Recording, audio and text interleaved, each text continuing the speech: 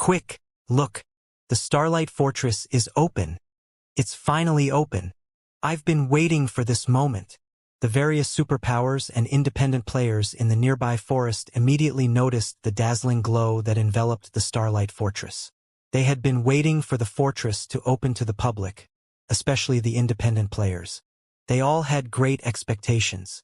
Independent players were unaware of Netherworld Empire's agreement, but some of Divine Tribe's members had leaked information about the situation within the Starlight Fortress. When they finally got to see the fortress's many benefits, the various independent players caused an uproar. Aside from the fortress's mana-dense environment, which would help them quickly recover from exhaustion, the fact that they could improve their mana control just by visiting the fortress made it far more impressive than any NPC city on the Western continent. Furthermore, the Starlight Fortress was located within Star Valley. Now that they could enter the fortress, they could grind in the Forbidden Land, boosting their leveling speed and resource acquisition. Naturally, they couldn't miss the opportunity to set up a base of operations within the Starlight Fortress. Although the various superpowers had dispatched many of their players, they were no match for the number of independent players eagerly waiting to enter the fortress. The independent players, who had been resting in the forest, charged toward the Starlight Fortress like a flood of madmen.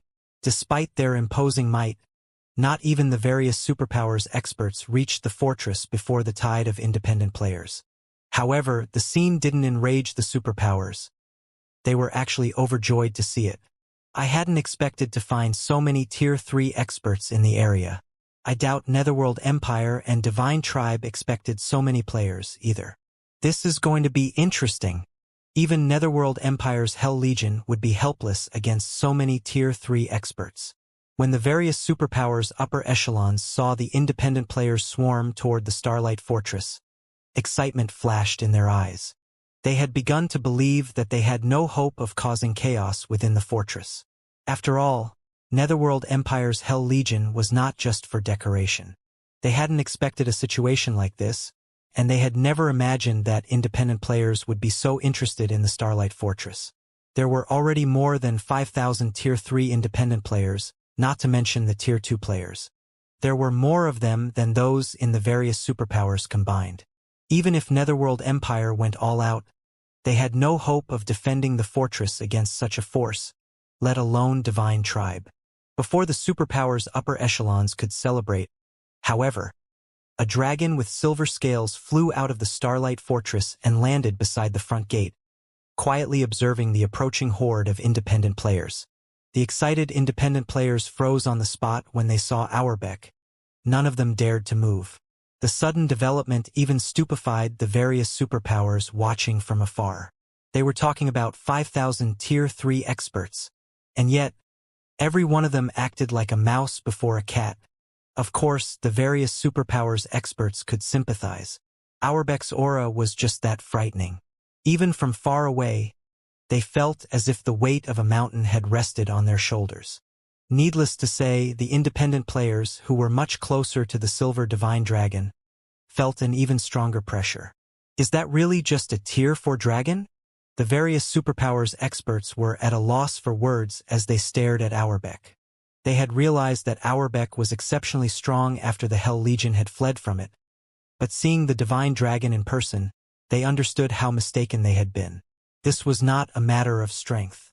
No one should be so foolish as to provoke Auerbeck. The Starlight Fortress is now open to the public. If you wish to enter the fortress, listen carefully. All combat is prohibited within the fortress walls. Not only will you be slain if you break this rule, but you'll also be imprisoned for 8 days in the fortress prison. McCaffrey, who stood on the wall above the main gate, announced as he gazed at the players below. If nobody has any questions, you may register to enter the fortress. As McCaffrey finished his statement, the nearby players' expressions changed. The announcement dumbfounded the various superpowers members. In particular, Fortress Prison. What is he talking about? The superpowers' upper echelons, who had laughed at the Starlight Fortress's latest predicament, could no longer muster the strength to laugh. They were familiar with the concept of God's domain's prisons. Once players were jailed, they'd have to serve their time unless someone destroyed the prison from the outside. It was this moment when the various superpowers understood, more or less, why Netherworld Empire had decided to compromise. With a fortress prison around, who would dare cause a scene in the fortress? The various superpowers began to despair when McCaffrey began to speak once more. Due to the fortress's limited space, players may only remain inside for one natural day. Each consecutive day you spend in the fortress will cost one magic crystal. In addition, all basic services the fortress offers cost magic crystals. If you fail to pay for the services you've requested, you will also spend 8 days in the prison. Please keep this in mind during your stay. After listening to McCaffrey's speech, every player in the area was stunned again. Normally, the various powers did everything they could to increase a fortress's player population after capturing one, which, in turn, would transform the fortress into a trade hub. This would also give the ruling power access to a huge amount of resources. Yet the Starlight Fortress's owner had decided against that. They showed no regard for attracting players to the fortress. The entrance fee alone cost a whopping 20 silver per person, and players were only allowed to spend a day in the fortress. Once that day was up, every additional day would cost a magic crystal. To make matters worse, they had to pay magic crystals for the services within the fortress. This was basically daylight robbery. Only a fool would enter the fortress. On the Western continent, magic crystals were incredibly rare, which made them far more valuable than coins. Moreover, most high-value transactions involved magic crystals. Tier 2 experts would be fortunate to earn 3 or 4 magic crystals per day, and Tier 3 experts only earned around a dozen. After deducting daily expenses, they'd be lucky if they kept half of their remaining magic crystals. With how the Starlight Fortress operated, Tier 2 experts had no hope of setting up a base within the fortress. Are the fortress's managers insane? Their greed for magic crystals certainly is.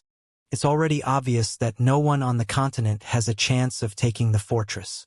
The fortress can slowly develop and grow without worry, and yet they're chasing people away. I can't wait to see how they'll survive against the demonic creature armies.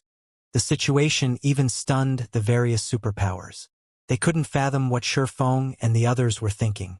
If they had so many magic crystals to spare, they might as well spend them in the Divine Colosseum's trial tower. Moreover, players could afford a luxury meal, which would help them recover from exhaustion far faster than within a mana-dense environment, with 20 silver to spend. In truth, the pricing had left McCaffrey speechless when he had heard it, but Shurfeng had insisted that the fortress would only conduct business using magic crystals, so he couldn't do anything about it. The Starlight Fortress belonged entirely to Zero Wing after all. Divine Tribe was only helping manage it. While some powers and players left in a huff, a 500-man team watched the events unfold from a short distance away from the main gate. "Are we still going in, Commander?" A ruthless, level 106 man asked the robust man in leather armor next to him. The robust man was Crow, the Storm Heart Adventure Team's commander. "Of course. We might as well take a look since we're here," Crow said, gritting his teeth. The 20 silver entrance fee wasn't a major concern for Stormheart, but the fact that the fortress's basic amenities cost magic crystals wasn't something Stormheart could afford to play with. But Crow's curiosity was too strong to ignore. Thus, he decided to go in and look around. At worst, they'd have paid the entrance fee for nothing. Having given his answer, Crow led his team toward the Starlight Fortress's front gate.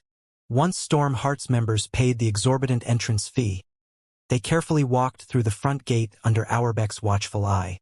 What? Some players are actually willing to pay such a fraudulent fee. Maybe they've decided to do some sightseeing, since they've already gone to the effort of reaching the fortress. The players that had been preparing to leave the area watched Crow and his team with contempt as they entered the Starlight Fortress. A 20 silver entrance fee was unheard of on the Western continent. With 20 silver, a player could fully repair their weapons and equipment in an NPC city. Some Tier 2 players only made that much after a full day of grinding. Yet, Stormheart's members were investing so much money just to sightsee or experience the fortress's mana-dense environment. Moreover, they could only spend one day in the fortress. They were foolish to waste their money like that. After spending a moment to ridicule Stormheart, the surrounding players packed up and left.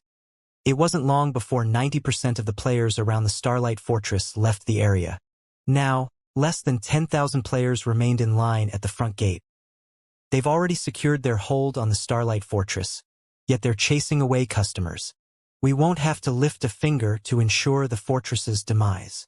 They want to charge magic crystals for all basic expenditures made inside the fortress? They certainly know how to dream. How foolish. Do they really think they can squeeze players for all they've got just because the Starlight Fortress is the only open fortress in Star Valley? The various superpowers' upper echelons couldn't help but laugh when they saw how few players were willing to enter the Starlight Fortress. They had been afraid that the fortress would make some bold move to widen the gap between them, but it seemed their concerns had been meaningless. 20 silver to enter a fortress was a high price to pay, but many expert players could tolerate the cost. With the resources available in Star Valley and the Starlight Fortress's benefits, they could easily earn back the coins and more. However, the Starlight Fortress had crossed the line by charging magic crystals for its basic services. On the Western continent, magic crystals were players' foundation. Without magic crystals for their combat runes, players' combat power would decrease significantly. Unfortunately, as luck would have it, magic crystals were painfully rare in the West. Obtaining a single magic crystal was a challenge. If it weren't so difficult, the continent's various powers wouldn't fight so desperately over veins that had a chance of producing magic crystals. Although players could obtain magic crystals by grinding in Star Valley, it wasn't easy. Star Valley was still a level 100 plus forbidden land and far more dangerous than other maps where magic crystals dropped. If a player decided to focus their development around the fortress, they'd only be cheap labor for the ruling power. Only a fool would accept that burden. Following which, the various superpowers' upper echelons commanded their teams to turn around and leave. They had no intention of entering the Starlight Fortress. They had learned of the fortress's situation from the spies they had planted in Divine Tribe before the Starlight Fortress had opened to the public. They had no reason to enter the fortress to verify the reports. They'd only be handing over their hard-earned coins by doing so. McCaffrey felt frustrated as he watched so many players walk away from his position on the fortress's wall. Those players were potential money and resources. Surephone could have easily transformed the Starlight Fortress into a prosperous trade hub by lowering his prices. Yet he had insisted on charging magic crystals for all basic services. That condition alone had deterred the majority of players from visiting the fortress. While the various superpowers walked away from the Starlight Fortress, the Storm Heart Adventurer team had made it inside. So this is the Starlight Fortress? The mana density is so high.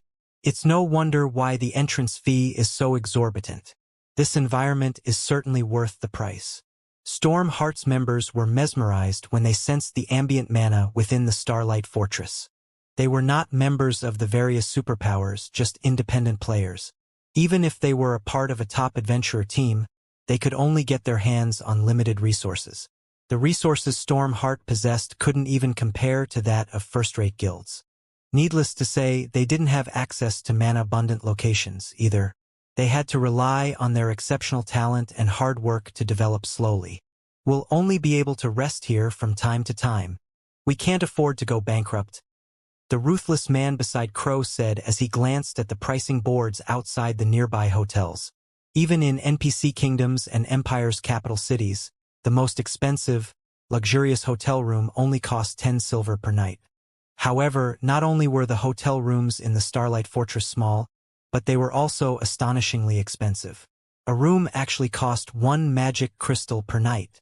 Their team currently had 500 players. If they rented hotel rooms for the night, they'd have to pay a total of 500 magic crystals. The rest of Storm Heart's members could only nod in agreement. Not even first-rate guilds could afford such a costly expenditure, let alone Storm Heart. Only superpowers would have the funds to rent these hotel rooms. Wait, the mana here is different somehow. A Tier 3 female elementalist suddenly spoke up. Different. Curious, the ruthless man began to pay more attention to the mana around him, but he failed to find anything unusual about it. How is it different? No. She's right, Crow exclaimed. To be precise, This area has different types of elemental mana. MHM. I can sense the 3 supreme elements, and the mana is growing even denser, the female elementalist explained. Ordinary Tier 3 experts would likely struggle to sense the differences in the ambient mana, but she had a special mana legacy which allowed her to notice the minute oddity. The 3 supreme elements? The ruthless man was stunned. Excitedly, he asked, "Doesn't that mean that this fortress's environment is similar to the environment of ancient times?" Experts constantly researched and tried to understand more about God's domain's current affairs and history every day. The information hid many opportunities, and for independent players and adventurer teams who lacked resources, this was one of the few reliable ways to encounter fortuitous opportunities. Naturally, Stormheart and its members were no exception. In fact, their knowledge of God's domain was vast, especially regarding the ancient area when gods had still roamed the land. The ancient era had been the peak of God's domain. Humankind had been far more powerful then. Ancient human civilizations had developed their individual strength and technology to unbelievable levels. In comparison, current humans hit their limit after reaching Tier 5. Moreover, most Tier 5 powerhouses nowadays were far weaker than those of the past. The biggest difference between the past and the present was the composition of ambient mana. During ancient times, ambient mana had been composed of all 7 elements, but now it only included the 4 major elements. The remaining 3 supreme elements could only be found in certain locations and in almost negligible amounts. This was why God's domain's creatures couldn't fully comprehend and control mana, which made it harder to reach new tiers. And yet, within the Starlight Fortress, the 3 supreme elements had gathered, creating an environment reminiscent of ancient times. This was a heaven-defying opportunity. As soon as the ruthless man finished speaking, excitement flashed in his Tier 3 comrade's eyes. If the Starlight Fortress's environment were reminiscent of ancient times, consisting of all 7 elements, it would be a true paradise for players. Not only would players have a much easier time controlling mana in such an environment, but it would also help them unlock their mana bodies.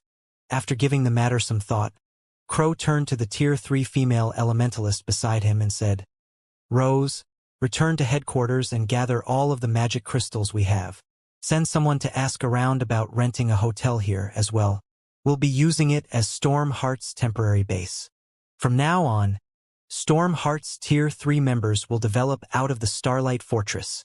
Although living in the Starlight Fortress was costly, if the benefits allowed one to improve their mana control and unlock their mana body's potential with ease, it was worth the price.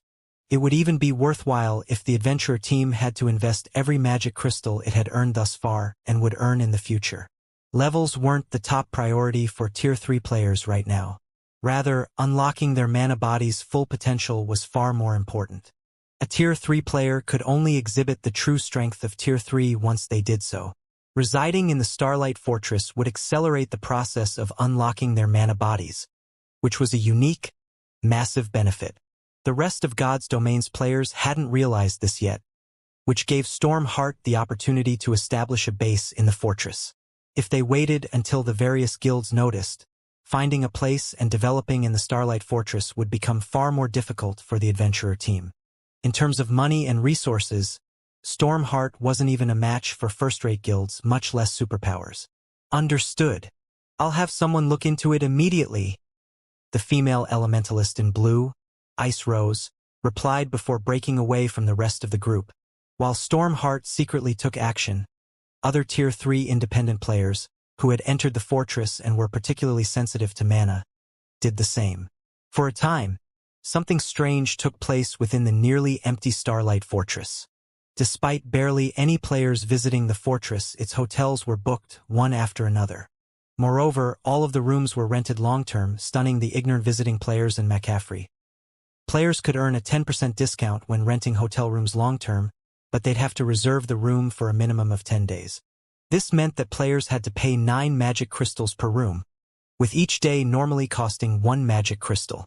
Including the fact that all of the fortress's basic amenities cost magic crystals, the cost was even extravagant to Tier 3 experts. Regardless, nearly 100 players had rented rooms in the Starlight Fortress long-term. Some players had even rented out an entire hotel. As a result, the fortress had earned nearly 5,000 magic crystals in less than an hour after its grand opening, and the crystals continued to roll in. Meanwhile, inside the Star Tomb, Shifeng and his team ventured farther into the Star Tomb, and the Hell Legion faced one bitter battle after another. Even Tier 3 experts struggled to move within the regional dungeon, their mobility reduced to that of Tier 1 players. Fortunately, their basic attributes hadn't been affected. The reduced mobility had, however, considerably limited everyone's individual combat power. In the outside world, every member of the Hell Legion could solo a level 105 Great Lord, but in the Star Tomb they could barely defeat a level 105 High Lord. The Earthen Giants in the regional dungeon's outer region typically moved in groups consisting of several hundred, with each having at least 100 Great Lords. These small armies were an extraordinary challenge for the Hell Legion. Every time they encountered a group of monsters, the Legion spent over an hour to defeat them, and once the battle was over, they had to retrieve their tents to recover their lost stamina. If they didn't take the time to rest, their chances of defeating the next monster army would plummet.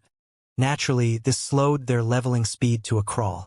However, the Hell Legion members had to admit that the God Mode regional dungeon was a wonderful location. Not only was the monsters' drop rate impressive, but the loot they acquired was top quality as well.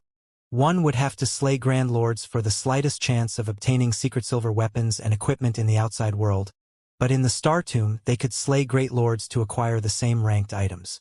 Furthermore, the dungeon's Great Lords had a chance of dropping level 105 secret silver set equipment. After over 20 hours of battle in the Star Tomb, the Hell Legion had completed 2 secret blue sets and 1 thorn set. The secret blue set was a set equipment for magical classes, while the thorn set catered to plate armor classes. Although both were only 6-piece, level 105 secret silver set equipment, they were definitely considered top tier in an era when most guild experts hadn't yet reached level 105. Even the Hell Legion's members coveted the set equipment. Although the weakest piece of equipment among them was level 105 secret silver rank, with a few players having level 105 fine gold and dark gold equipment, the benefits of a complete secret silver set equipment were slightly greater than the items they currently wore. If they were willing to part with the set equipment, they could easily demand astronomical prices. Star Tomb's monsters also dropped plenty of magic crystals and mana stones. The Legion had even acquired 3 combat techniques and Tier 2 skill books. Unfortunately, the Hell Legion had entered an agreement with Shifeng before they had entered the regional dungeon. Since Shifeng had employed the Legion for this expedition, all loot they acquired would belong to him. The Hell Legion would only gain EXP within the dungeon. Guild leader Black Flame, we found the path to the Star Tomb's 2nd floor ahead, Hellrush reported, gesturing to a massive tunnel not far from the team. The monsters in the area are too concentrated, however, and there are a few Grand Lords in the mix. Pushing past them is impossible. I'm afraid we'll be limited to this area. The Star Tomb's interior had a similar structure to a tower, separated into multiple floors. Each floor was the size of a level 15 map in the outside world was more difficult to clear than the last. As players ascended, they'd also be subjected to higher gravitational force. None of the various superpowers had made it past the central area of the Star Tomb's 1st floor, near the passage to the 2nd. Reaching the 2nd floor proved almost impossible for current players. To make matters worse, players couldn't use summoning tools or war weapons in the Star Tomb. They couldn't even activate their berserk skills. Combined with the intense gravitational force, the Hell Legion was limited to taking on a few dozen Great Lords and a Grand Lord at a time. If the Legion tried to take on 3 or 4 Grand Lords at once, they'd be eliminated. They wouldn't even have the chance to flee. With their suppressed movement speed, they were considerably slower than the Earthen Giants. Their only option for survival was to slay the monsters. That won't do.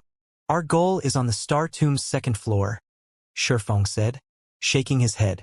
The Star Tomb had a total of 11 floors, and the first couldn't even be considered the outer region's outer area. They'd barely make it to the dungeon's outer region once they made it to the 2nd floor, and they'd only have a chance of securing a Star of Light by slaying the monsters in that area. It's not that we don't want to reach the 2nd floor, Guild leader Black Flame, we just can't make it that far. If we start a fight near the tunnel, we'll attract all of the earthen giants in the area. Not only will we have to face nearly 1,000 earthen giants, but there are also 5 Grand Lords. We're no match for them with our current combat power, Hellrush explained. The various superpowers had tried to reach the second floor as well, but even after trying various methods, none had succeeded. The 5 Grand Lords were especially challenging. Even a 1,000-man, Tier 3 team would struggle to defeat them, much less 300 Tier 3 experts. Rest assured, Commander Rush. I can't make any promises regarding the rest of the earthen giants, but you can leave the Grand Lords to us, Shifeng said, chuckling as he gave the 8-meter-tall earthen giants an anticipatory look. You'll deal with them? Hellrush swept his gaze across Shifeng and his companions. Their team only included 10 of Zero Wings members, and although he hadn't seen these players fight yet, he recognized that they all had extraordinary combat power. If these 10 players worked together, they might be able to take on a Grand Lord-ranked earthen giant by themselves. Unfortunately, 5 Grand Lords guarded the passage ahead. No matter how Hellrush thought about the idea, it seemed like a joke. That's right. Do you think you and your legion can take out the rest of the monsters? Shifeng asked, nodding. If you can stop the Grand Lords, the rest won't be a problem, Hellrush said, flashing a confident grin. But, are you sure that you can defeat the 5 Grand Lords? Don't worry about them. Shifeng then turned to Yan Tianqing and the others and asked, you guys can deal with the Grand Lords, right? No problem. Leave it to us. After watching the Hell Legion, we've been itching for a fight. Yan Tianqing replied with a wide smile. All right, let's lure the 5 monsters away from the rest of the group first. Then, Shifeng decided. 5 of his companions then walked away before charging at the 5 Grand Lords guarding the tunnel. They're just going to do it? Are they insane?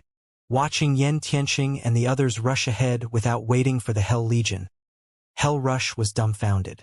Hellrush wasn't the only one dumbfounded. The rest of Hell Legion's resting members were stunned as they watched the 5 Zero Wing members charge toward the Grand Lords. There were nearly 1,000 earthen giants near the passage, and the weakest was a level 109 High Lord. There were over 100 Great Lords as well, and if they surrounded a 100-man Tier 3 team, the players would be done for. The earthen giants weren't affected by the Star Tomb's gravitational force, and thus, both their movement and attack speeds were higher than Tier 3 players. As a result, players had to rely on their basic attributes to block the earthen giants' attacks and their techniques to minimize the damage. The Hell Legion could only take on 3 or 4 earthen giants at one time. Even if they had superior combat standards, they wouldn't be able to face a larger group and emerge from the battle unscathed. Yet, Yan Tianqing and his 4 comrades charged toward so many of these monsters with no hesitation. Just as Hellrush came to his senses and turned to tell Shifeng to stop his players, what he saw next left him flabbergasted. Yan Tianqing, Fire Dance, Aqua Rose, Violet Cloud, and Luofei were simply too fast. Despite the Star Tomb's painful gravitational force, those 5 players closed the distance of several hundred yards in 5 seconds, reaching the monsters guarding the tunnel. Impossible! How are they so fast? Did they find a bug? All of the Hell Legion's members were surprised and confused by Yan Tianqing and his party's movement speed. Even with superior basic attributes, attaining such speed in this environment should be impossible. The increased gravitational force had a massive impact on players' speed. Even if a Tier 2 player had double or triple their basic attributes, the Star Tomb's gravitational force wasn't something that could simply be overcome. The Hell Legion's members even suspected that reaching Tier 4 would only boost their speed to the Tier 2 standard. And yet, Yan Tianqing's group moved as easily as they did outside of the regional dungeon. It was unbelievable. Wait, why is the mana around them so dense? Hellrush watched Yan Tianqing's group carefully for a moment, and a thought popped in his mind. Could they have already unlocked their mana bodies? Even as he wondered if it were possible, he found the idea laughable. Most of the various superpowers experts hadn't even begun to unlock their mana bodies, much less to their full potential. The Hell Legion member who had progressed the furthest had only unlocked 20% of their mana body. They still had a long road ahead to reach 100%. They'd likely need 1 or 2, perhaps even 4 or 5 months to accomplish the task. One couldn't simply unlock their mana body's full potential overnight. Players would have to continuously try to understand and control their mana bodies, starting the process from the very beginning. Hence, it was a long and arduous process. However, the mana surrounding Yen Tianxing's group was so strong that it puzzled Hell Rush. Thus far, Yen Tianxing and the others hadn't participated in any of their battles, so Hell Rush hadn't noticed anything different about the mana around them. He had assumed that they used some special weapon or equipment piece that made the mana around them so dense. Now that these players were on the move, however, the mana around them grew denser, and it wasn't a result of attracting ambient mana.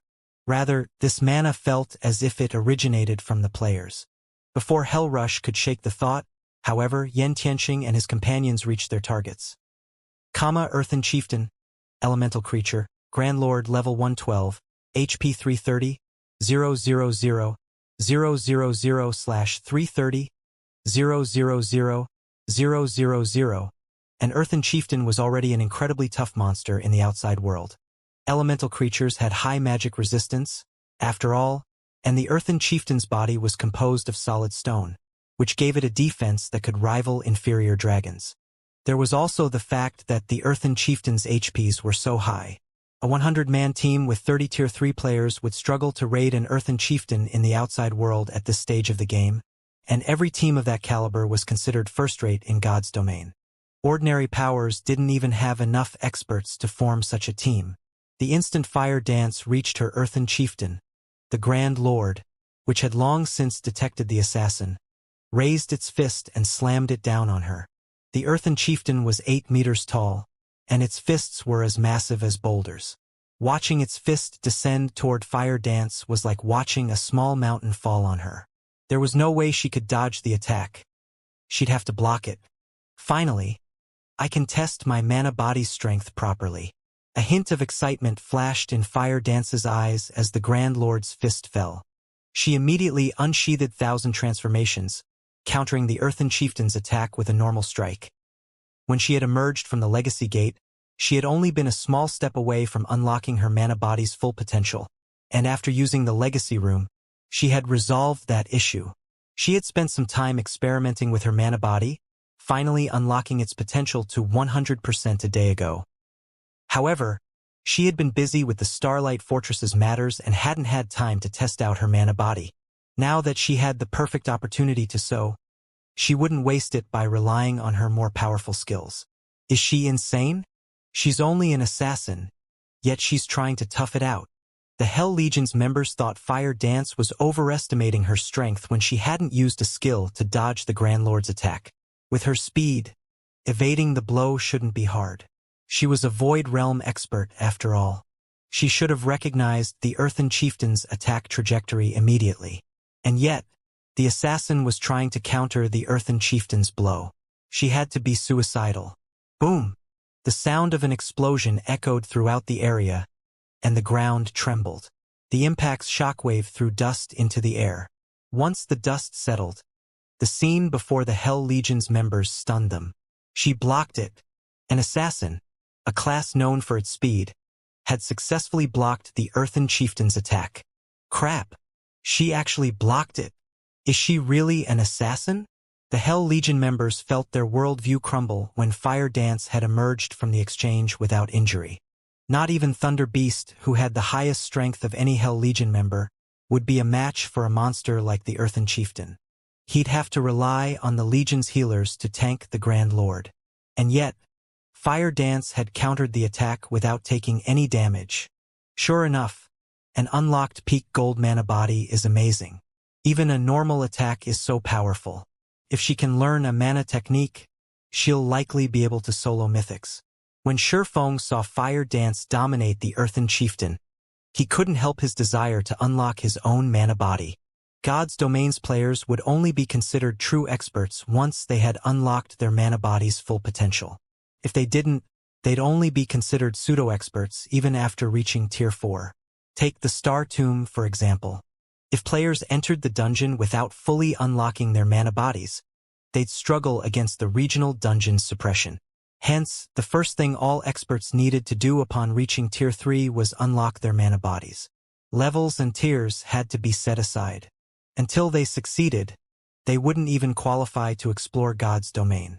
While Shifeng admired Fire Dance's display, the assassin used shadow steps to appear behind the Earthen Chieftain. "It's my turn." Fire Dance raised 1,000 transformations, aiming for the back of the Grand Lord's head. Absolute strike. Darkness immediately surrounded Fire Dance. Minus 424,538. A damage of over minus 400,000 appeared above the Earthen Chieftain's head, and silence fell over the Hell Legion. Over 400,000 damage. Is she even human? Every member of the Hell Legion wondered if they were hallucinating when they saw the bright red numbers above the Earthen Chieftain's head. For a moment, they even wondered if Fire Dance was an NPC disguised as a player. Even they, experts who stood at the pinnacle of God's domain, could barely cause over minus 70,000 damage to the Earthen Giants with Tier 3 skills and spells. Hell Rush, one of the Legion's strongest players, could only deal around minus 150,000. These monsters' ridiculously high defense and magic resistance could practically rival archaic species of the same rank.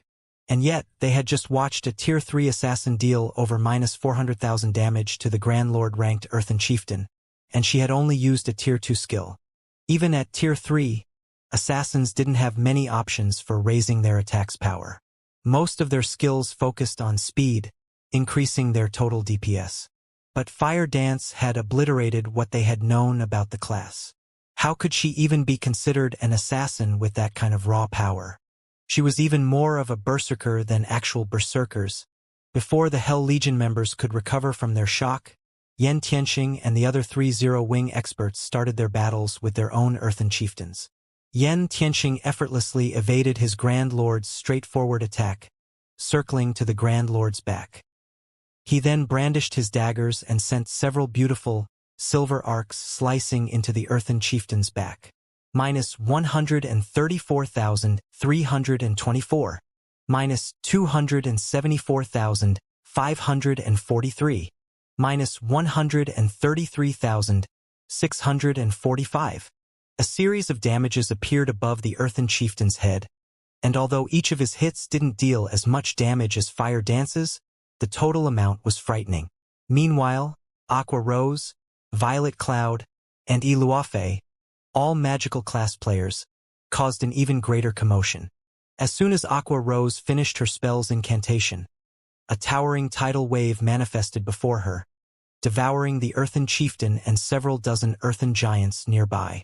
In one move, Aqua Rose heavily injured the Earthen Giants and Earthen Chieftain, which boasted high magic resistance. She also dealt over 1 million damage to each of them.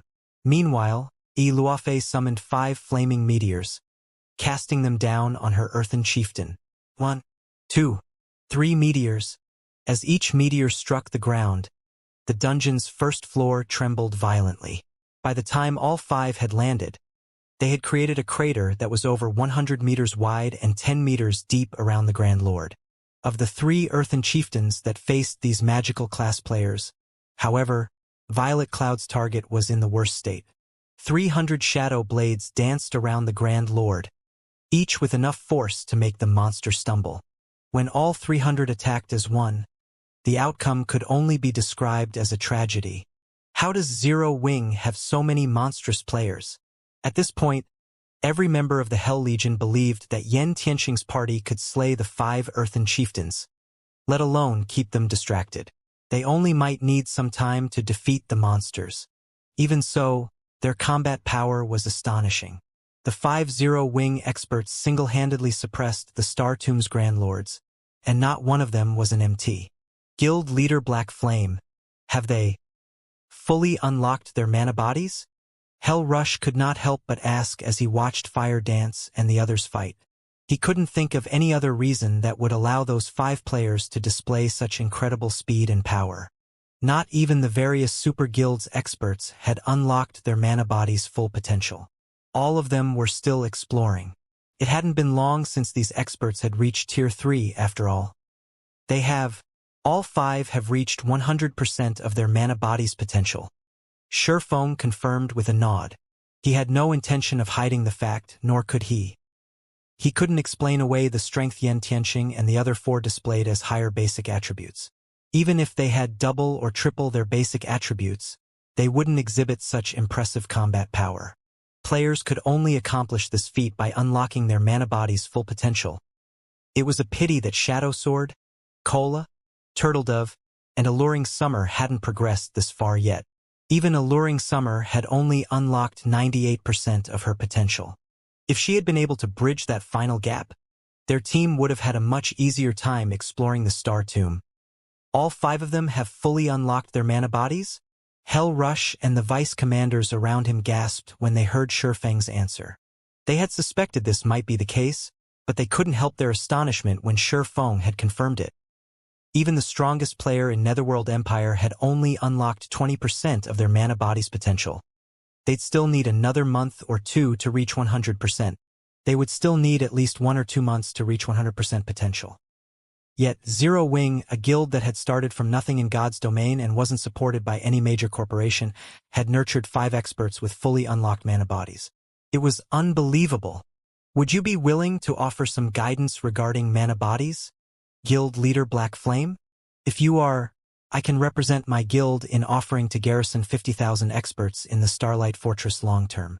Netherworld Empire will also supply Zero Wing with various rare materials from the Western continent. Hellrush proposed, trying to contain his excitement.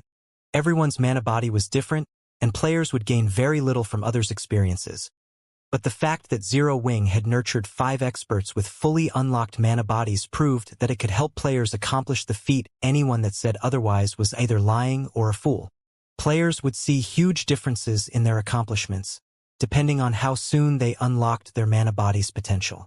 The difference between the combat power Zero Wing's members displayed and that of the Hell Legion made that much obvious. After Hell Rush presented his offer and request, the rest of his comrades grew restless watching Shifeng. They all wanted to hear his answer. Before this, they hadn't realized how effective a fully unlocked mana body would be on one's combat power. But after seeing Yen Tianqing and his companions' performance, they were sure of one thing. Tier 3 players that hadn't unlocked their mana bodies were pests in comparison. Many of the Hell Legion's members had just as high combat standards as Fire Dance and the others, but if they had to fight any of those 5 players, they'd refuse. The difference between their overall combat power was like the difference between heaven and earth. They even suspected that Fire Dance and her party could take on 30 Hell Legion members simultaneously. The more Hell Legion's experts thought about it, the more restless they became. Rather than their earlier prideful attitude, they all watched Shifeng with anticipation and hunger. Weapons and equipment were secondary concerns for experts like them. Their individual strength was far more important. In fact, they had joined their guild in the pursuit of greater strength. Don't worry about the 50,000 experts. Shifeng dismissed the offer. He could not help but shake his head and chuckle when he saw everyone's eager looks. Offering guidance for unlocking your mana bodies isn't necessarily impossible, but in exchange, I'd like Netherworld Empire to help me with another matter. In exchange, I will offer some advice. Although I cannot help all of you unlock your mana body's full potential in a short time, I can help you complete the task with a little more speed. Hell Rush had to calm his heart again when Shifeng had agreed. He responded immediately, Guild Leader Black Flame, please, state your demands. If I have the authority to agree to them, I can do so on my guild's behalf. It's very simple. I need 1 month. I want Hell Legion under my command for 1 full month. Shifeng raised a finger and swept his gaze across the Hell Legion members. When Shifeng finished speaking, Hell Rush and the others revealed astonished expressions on their faces. You want to employ us for a month? Hell Rush could not help hesitating upon hearing Shifeng's demand. Had the swordsman asked for financial assistance, he could have easily approved the request with his authority. However, hiring the entire Hell Legion for 1 whole month was a different story. The Hell Legion was one of Netherworld Empire's trump card legions. The Legion's first priority was the improvement of its members' strength and level, which was why the guild would invest tons of resources in the Legion. It might be fine if Shifeng wished to employ the Hell Legion for 1 or 2 days, but an employment period of 1 whole month was something else altogether. A month might not be particularly long, but it wasn't particularly short, either. Netherworld Empire might be willing to use money and resources to exchange for the improvement of its members' combat power, but not a large amount of its trump card Legion's time. After all, the reason behind Netherworld's considerable investment of resources in the development of its members was to buy time for itself. To be precise, it was to save time and gain an advantage over their competitors. Selling the time of one of its trump card legions would be akin to putting the cart before the horse. Moreover, the Hell Legion had plenty of tasks it needed to handle. If it operated under Shurfeng for a month, these tasks would have to be set aside. You can rest assured that during this 1 month, your level won't fall behind others in the slightest. In fact, your equipment standard won't fall behind either. You'll also be free to do whatever you want for most of this 1 month. I will only need your help during certain times, Shurfeng said, chuckling when he saw the hesitation on Hellrush's face.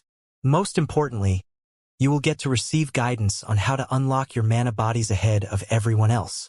I can guarantee that all of you will unlock your mana bodies within this 1 month. Shurfeng understood Hellrush's concerns. After all, the Hell Legion was Netherworld Empire's strongest trump card legion. Although the Great Super Guild invested the best resources it had in the Legion, that did not mean the Legion would automatically grow stronger. The Legion still had to cherish every second available to improve itself so that it could compete and surpass the teams and legions of other superpowers. No guild would be willing to let its strongest legion waste 1 whole month working for someone else, even in exchange for the method to accelerate the process of unlocking one's mana body. I'm afraid I don't have the authority to decide on this matter. I need to report this to my superiors first and leave the decision to them, Hellrush said. Although Shurfeng's words were tempting, he still shook his head and did not give a definitive answer. The Hell Legion was Netherworld Empire's trump card legion. The resources Netherworld Empire could obtain and invest in the Hell Legion were not something Shurfeng could possibly get his hands on. Moreover, Netherworld Empire might not have any methods to accelerate the unlocking process of a player's mana body now. But that might not be the case a few days later. If the Great Super Guild happened to come across such a method soon after signing a contract with Shurfeng, the Hell Legion would waste 1 month of its time for nothing. With the Hell Legion's capabilities, the opportunities it stood to lose out on from 1 month's idleness were massive. All right, I'm not in a hurry to settle this deal. You can think it over once you return, Shurfeng said, not the slightest bit surprised by Hellrush's reply. After all, this was no longer a decision Hellrush could make as the Hell Legion's commander. Only Netherworld Empire's guild leader and grand elders could. Thank you for your understanding, Guild Leader Black Flame. We will give you a reply as soon as possible, Hellrush said, nodding. Inwardly, though, he felt that the likelihood of his higher-ups approving this transaction was minimal. After all, a month was simply too long, especially with the number of Tier 3 players in God's domain rapidly increasing. Meanwhile, Kola, who had overheard the conversation, looked at Shurfeng in confusion. Guild leader, are you really planning to let them enter the Legacy Gate? Kola asked in a quiet tone, a pained expression appearing on his face. Kola had personally experienced the Legacy Gate's benefits. It was undoubtedly the best place to improve one's mana body. However, the number of slots to enter the Legacy Gate each month were limited. Zero Wing barely had enough for itself. He felt that giving the slots to Netherworld Empire would be a huge waste. After all, a Tier 3 expert with a fully unlocked mana body brought plenty of advantages. Moreover, letting the Hell Legion use the Legacy Gate would expose the Starlight Fortress's true value. Although the Hell Legion indeed possessed a lot of Tier 3 experts, Zero Wing wasn't weak either. Zero Wing might not be capable of producing 300 Tier 3 experts in the next 10 or 15 days, but producing up to 200 Tier 3 experts should be no problem. By then, Zero Wing should also have a few more experts that had fully unlocked their mana bodies. I have an important use for the Hell Legion's experts, Shurfeng said, nodding. An important use? Shurfeng's words confused Kola. He simply couldn't understand what Shurfeng would need the Hell Legion for. In terms of combat power, the Hell Legion's experts were far inferior to Fire Dance's group of 5. In fact, the 5 could beat up the entire Hell Legion handily. At best, the Hell Legion would be useful for raiding dungeons. Fire Dance and the others are indeed very strong after unlocking their mana bodies, but there are many things that cannot be solved with just a handful of players, Shifeng said, chuckling at the look of disdain Kola was giving the Hell Legion. Fire Dance's group of 5 might be capable of suppressing the Hell Legion now.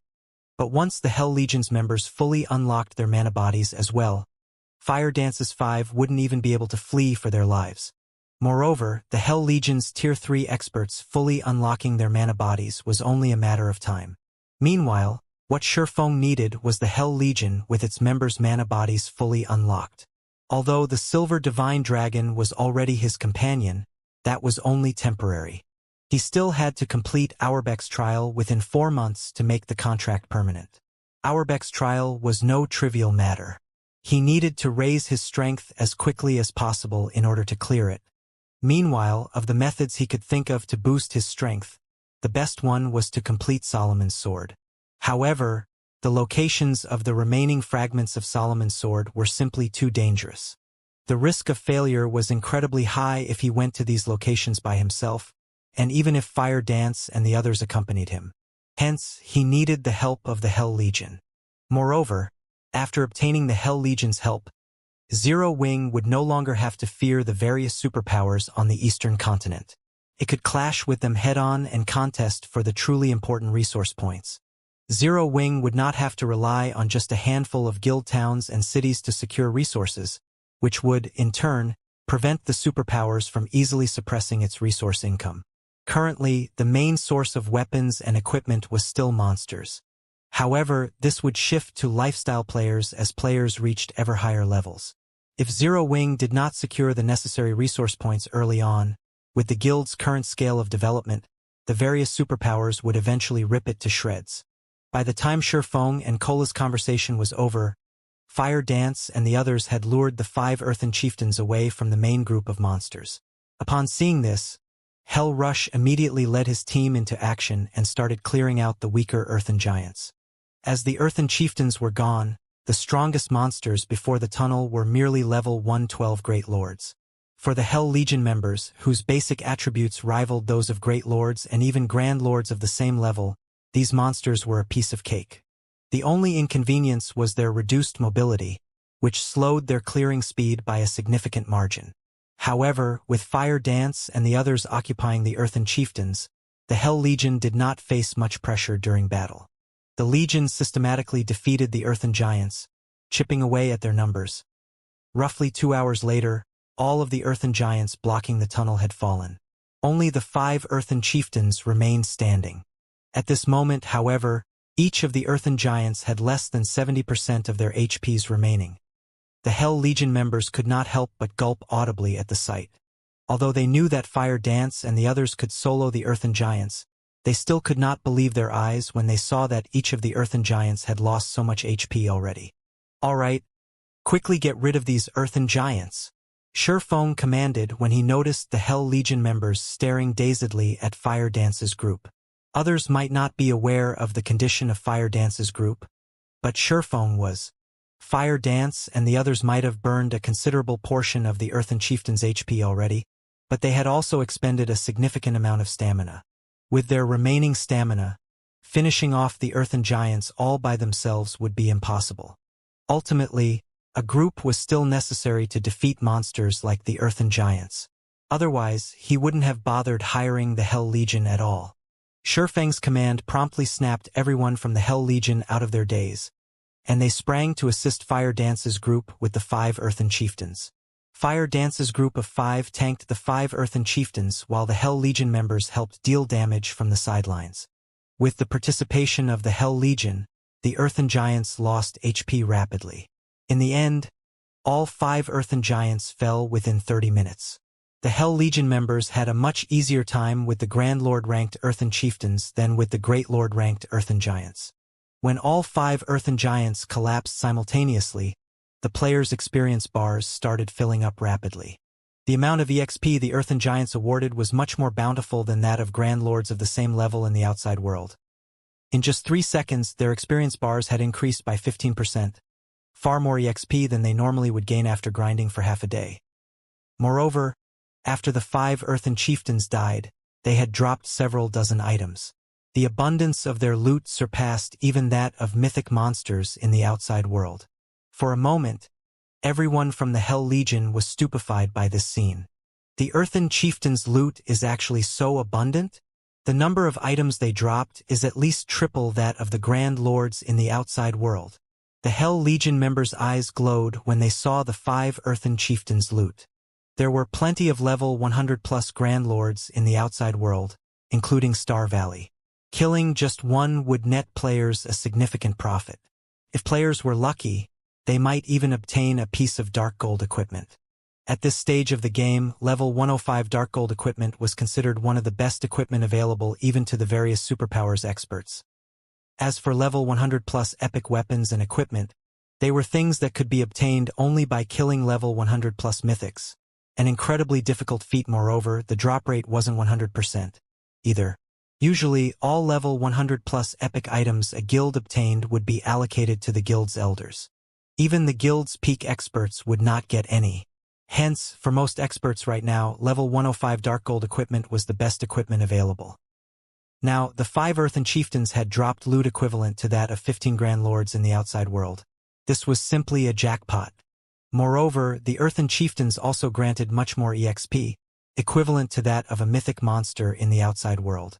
While the Hell Legion members were quietly discussing this matter among themselves, Aqua Rose and the others quickly collected the Earthen Chieftains' loot. Guild leader were quite lucky this time. These 5 Earthen Chieftains dropped a total of 7 pieces of level 110 fine gold equipment and 12 pieces of level 110 secret silver equipment.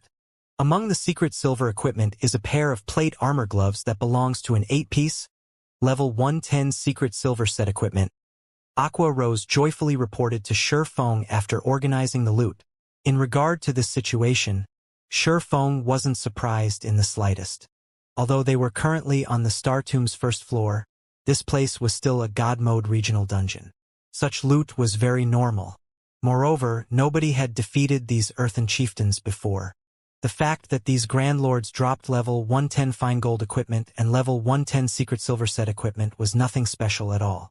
Level 110 fine gold equipment and level 110 secret silver set equipment? Hell Rush was astonished when he overheard Aqua Rose's report, because the weapons and equipment the Earthen Chieftains dropped were slightly better than even some of the items he had equipped. His equipment already ranked among the best available in the entire Netherworld Empire. Only a select few in the guild had better.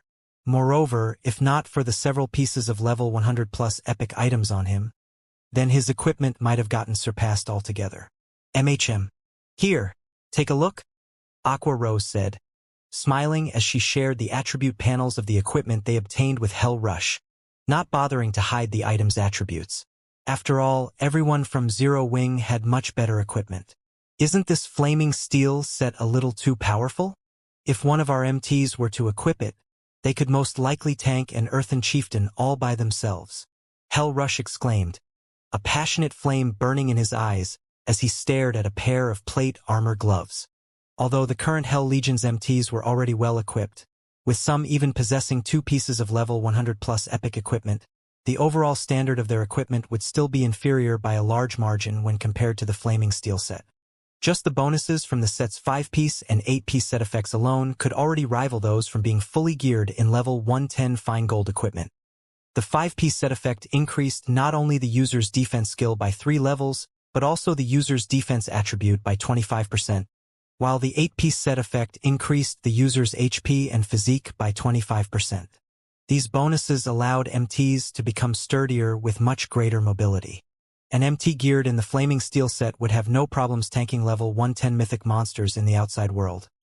Upon thinking up to this point, Hell Rush had the urge to have the Hell Legion continue grinding in the Star Tomb even after working for Feng. After all, if the Hell Legion secured a complete Flaming Steel set, it would have a much easier time raiding level 100 super large-scale team dungeons. However, Hell Rush soon shook his head and smiled bitterly. Although the temptation was strong, nobody in the Hell Legion was capable of tanking the Earthen Chieftains right now. If not for Aqua Rose and the others keeping the Grand Lords in check, the Hell Legion would have been helpless against the monsters. If Commander Rush likes this Flaming Steel set, once we collect a full set, I don't mind selling it to you, Feng said, smiling when he saw Hell Rush fall silent after seeing the Flaming Steel set's attributes. Guild Leader Black Flame? Are you serious?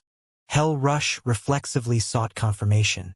The Flaming Steel set was top-tier set equipment for MTs, which definitely could not be bought in the outside world. In fact, even the various super guilds did not possess such excellent set equipment right now. Moreover, one could use the Flaming Steel set up to level 115. Actually, although the set could grow only up to level 115, with how excellent its attributes were, players should still be able to use it even after reaching level 120. Only epic equipment could surpass the Flaming Steel set. Of course, I never joke. In fact, if the Hell Legion accepts my condition, let alone one Flaming Steel set, even obtaining 20 or 30 sets of set equipment on par with the Flaming Steel set wouldn't be a problem, Shifeng said, nodding. The Flaming Steel set was indeed excellent for current Tier 3 players. However, as more players fully unlocked their mana bodies, such set equipment would become very common. Not to mention, after a certain point, experts should only be geared in Dark Gold equipment or set equipment at the very minimum because past level 100, only Dark Gold equipment or better could adapt to players' mana bodies. If players with fully unlocked mana bodies fought using equipment at the Fine Gold rank or below, they would rapidly deplete the durability of their equipment. In fact, after reaching Tier 4, players couldn't even consider using secret silver weapons and equipment since such low-caliber weapons and equipment couldn't endure the power of a Tier 4 mana body, becoming useless after the execution of one skill or spell. This was the eternal pain that all expert players that had fully unlocked their mana bodies faced. Only very few players in God's domain had fully unlocked their mana bodies, so players were still unaware that having an overly powerful body was also a problem. 30 sets. Hell Rush could not help being tempted. Previously, he had felt that the 1-month employment period Shifeng proposed was too long. However, he started wavering after hearing that the Hell Legion could get its hands on 30 sets of set equipment that was on par with the Flaming Steel set equipment. After all, even if the Hell Legion desperately grinded for 1 month, few of its members could reach level 120 in that period. Meanwhile, the Flaming Steel set equipment was top-tier set equipment that could still be used even after players reached level 120. In other words, even after working for Shifeng for a month, the Hell Legion would retain an edge over the teams of other superpowers when it came to equipment standards. Now, he felt that he needed to have a proper discussion with his superiors in the guild. Since we've taken care of the monsters already, we should head to the second floor. If we continue resting here, the monsters might respawn, Shifeng said after seeing that everyone was sufficiently rested. Everyone promptly stood up from the ground and entered the tunnel leading to the Star Tomb's second floor. The tunnel was long and narrow. Not only did it not have any monsters, but the ambient mana inside was also incredibly dense. This situation allowed everyone to relax their mental states considerably. Meanwhile, after walking for around 5 minutes, the team arrived on the Star Tomb's second floor, where a strong pressure greeted everyone. Why is the gravity here so much higher than on the first floor? Aqua Rose immediately felt uncomfortable when she stepped onto the second floor. On the first floor, she had barely felt the effects of the increased gravitational force. Now, however, she could actually feel her body growing significantly heavier. Even her mobility was negatively affected.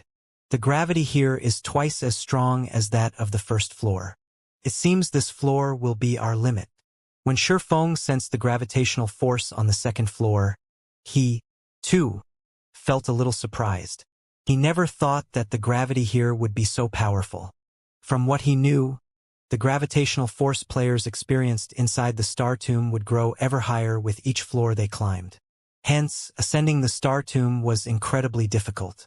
After reaching the 4th floor, even Tier 3 players that had their mana bodies fully unlocked would be incapable of combat without anti-gravity equipment. However, anti-gravity equipment had always been considered incredibly rare in God's domain. In fact, lifestyle players couldn't produce it, as its creation involved ancient technology. Following which, Shifeng and the others started clearing out the monsters outside the tunnel's exit. Although the gravitational force on the second floor had doubled, the monster's strength and levels had barely increased. The only obvious difference was the larger number of Great Lord-ranked earthen giants in each group of monsters. However, this change did not affect Shifeng and the others at all. Moreover, to everyone's surprise, the monsters here granted at least 3 times more EXP than the monsters found on the first floor. As a result, everyone's leveling speed was now at least 50% faster than if they grinded in the outside world. In addition, the loot the monsters dropped was also much better. Even the Great Lord-ranked Earthen Giants occasionally dropped level 110 fine gold equipment. Aside from having better loot, the Star Tomb second floor had much thinner mana than the first floor. Hence, everyone could actually improve their control over the mana inside their mana bodies as they fought, which inspired everyone to fight much more fervently. In such a way, the team grinded on the second floor for 2 whole days, moving from the outer area to the inner area. Many players on the team leveled up from the abundant EXP.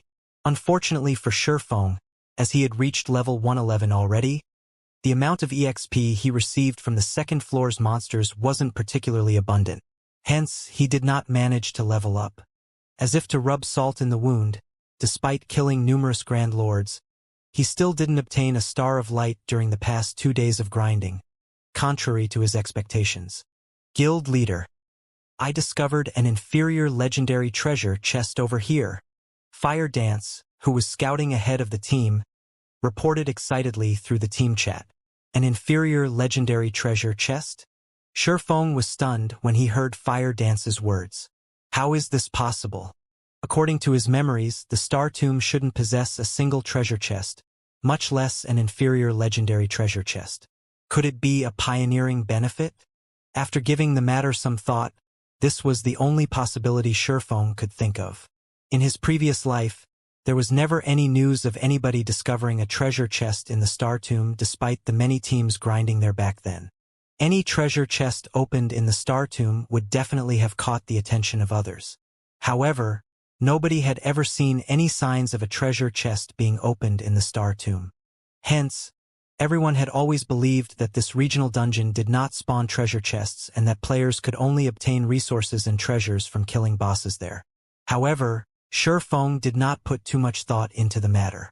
After all, that was an inferior legendary treasure chest they were talking about, an opportunity that was incredibly difficult to come by. He immediately led Kola and the others toward Fire Dance's location. At the same time, Fire Dance's report in the team chat had set the team abuzz. Crap! There's actually an inferior legendary treasure chest here? Zero Wing has struck gold this time. It might even get a fragmented legendary item. Only our guild leader has a fragmented legendary item currently. Zero Wing is truly lucky. The several vice commanders of the Hell Legion grew incredibly envious upon hearing about the discovery of an inferior legendary treasure chest. If not for Zero Wing being their ally, they would have most likely done everything they could to contest for it. Currently, in the opinion of most experts, epic weapons and equipment were the highest-ranked items available in God's domain, while fragmented legendary items and the like were mere rumors. After all, items of such caliber had yet to appear on the market. In fact, the majority of the various superpowers still didn't have any concrete information relating to fragmented legendary items. According to Netherworld Empire's investigations, there shouldn't be more than 10 fragmented legendary items in the hands of players right now. Moreover, only a few in the guild's upper echelon knew about this information. As for the strength of fragmented legendary items, the guild upper echelon, like themselves, had personally witnessed it before. It was not something epic weapons and equipment could hope to match. Fragmented legendary items allowed players to undergo a qualitative transformation. If they could obtain just one fragmented legendary item, they would instantly soar to the apex of God's domain. Most importantly, fragmented legendary items could be used forever, continuously growing stronger as players reached higher levels, and would never fall behind the times. Hence, Netherworld Empire had always been frantically searching for clues to fragmented legendary items, and would go all out in following any clues it found. In fact, the guild wouldn't even mind letting the entire Hell Legion suffer annihilation if it meant obtaining a fragmented legendary item. However, according to Netherworld Empire's research, the chances of getting a fragmented legendary item from epic treasure chests were minimal. Only inferior legendary treasure chests had a significant chance of awarding such an item. The Star Tomb's pioneering benefits are this excellent. Hell Rush also could not help growing envious in this situation. It seems we'll really need to go all out in exploring the Star Tomb after this job. Although he knew that the Star Tomb definitely contained bountiful resources and treasures as a God Mode regional dungeon, he never imagined that it would be to such an extent. They were only on the Star Tomb's second floor, yet they had already come across an inferior legendary treasure chest. If even the second floor had such amazing treasures, he simply could not fathom how amazing the treasures on the higher floors would be. After the Hell Legion's members discussed this matter briefly among themselves, they quickly followed Sherfong toward Fire Dance's location. The environment of the Star Tomb's second floor was a tropical rainforest. However, unlike the rainforests in the real world, the rainforest here was home to colossal trees. Entering this place felt like entering a land for giants. Ordinary humans would look incredibly small here.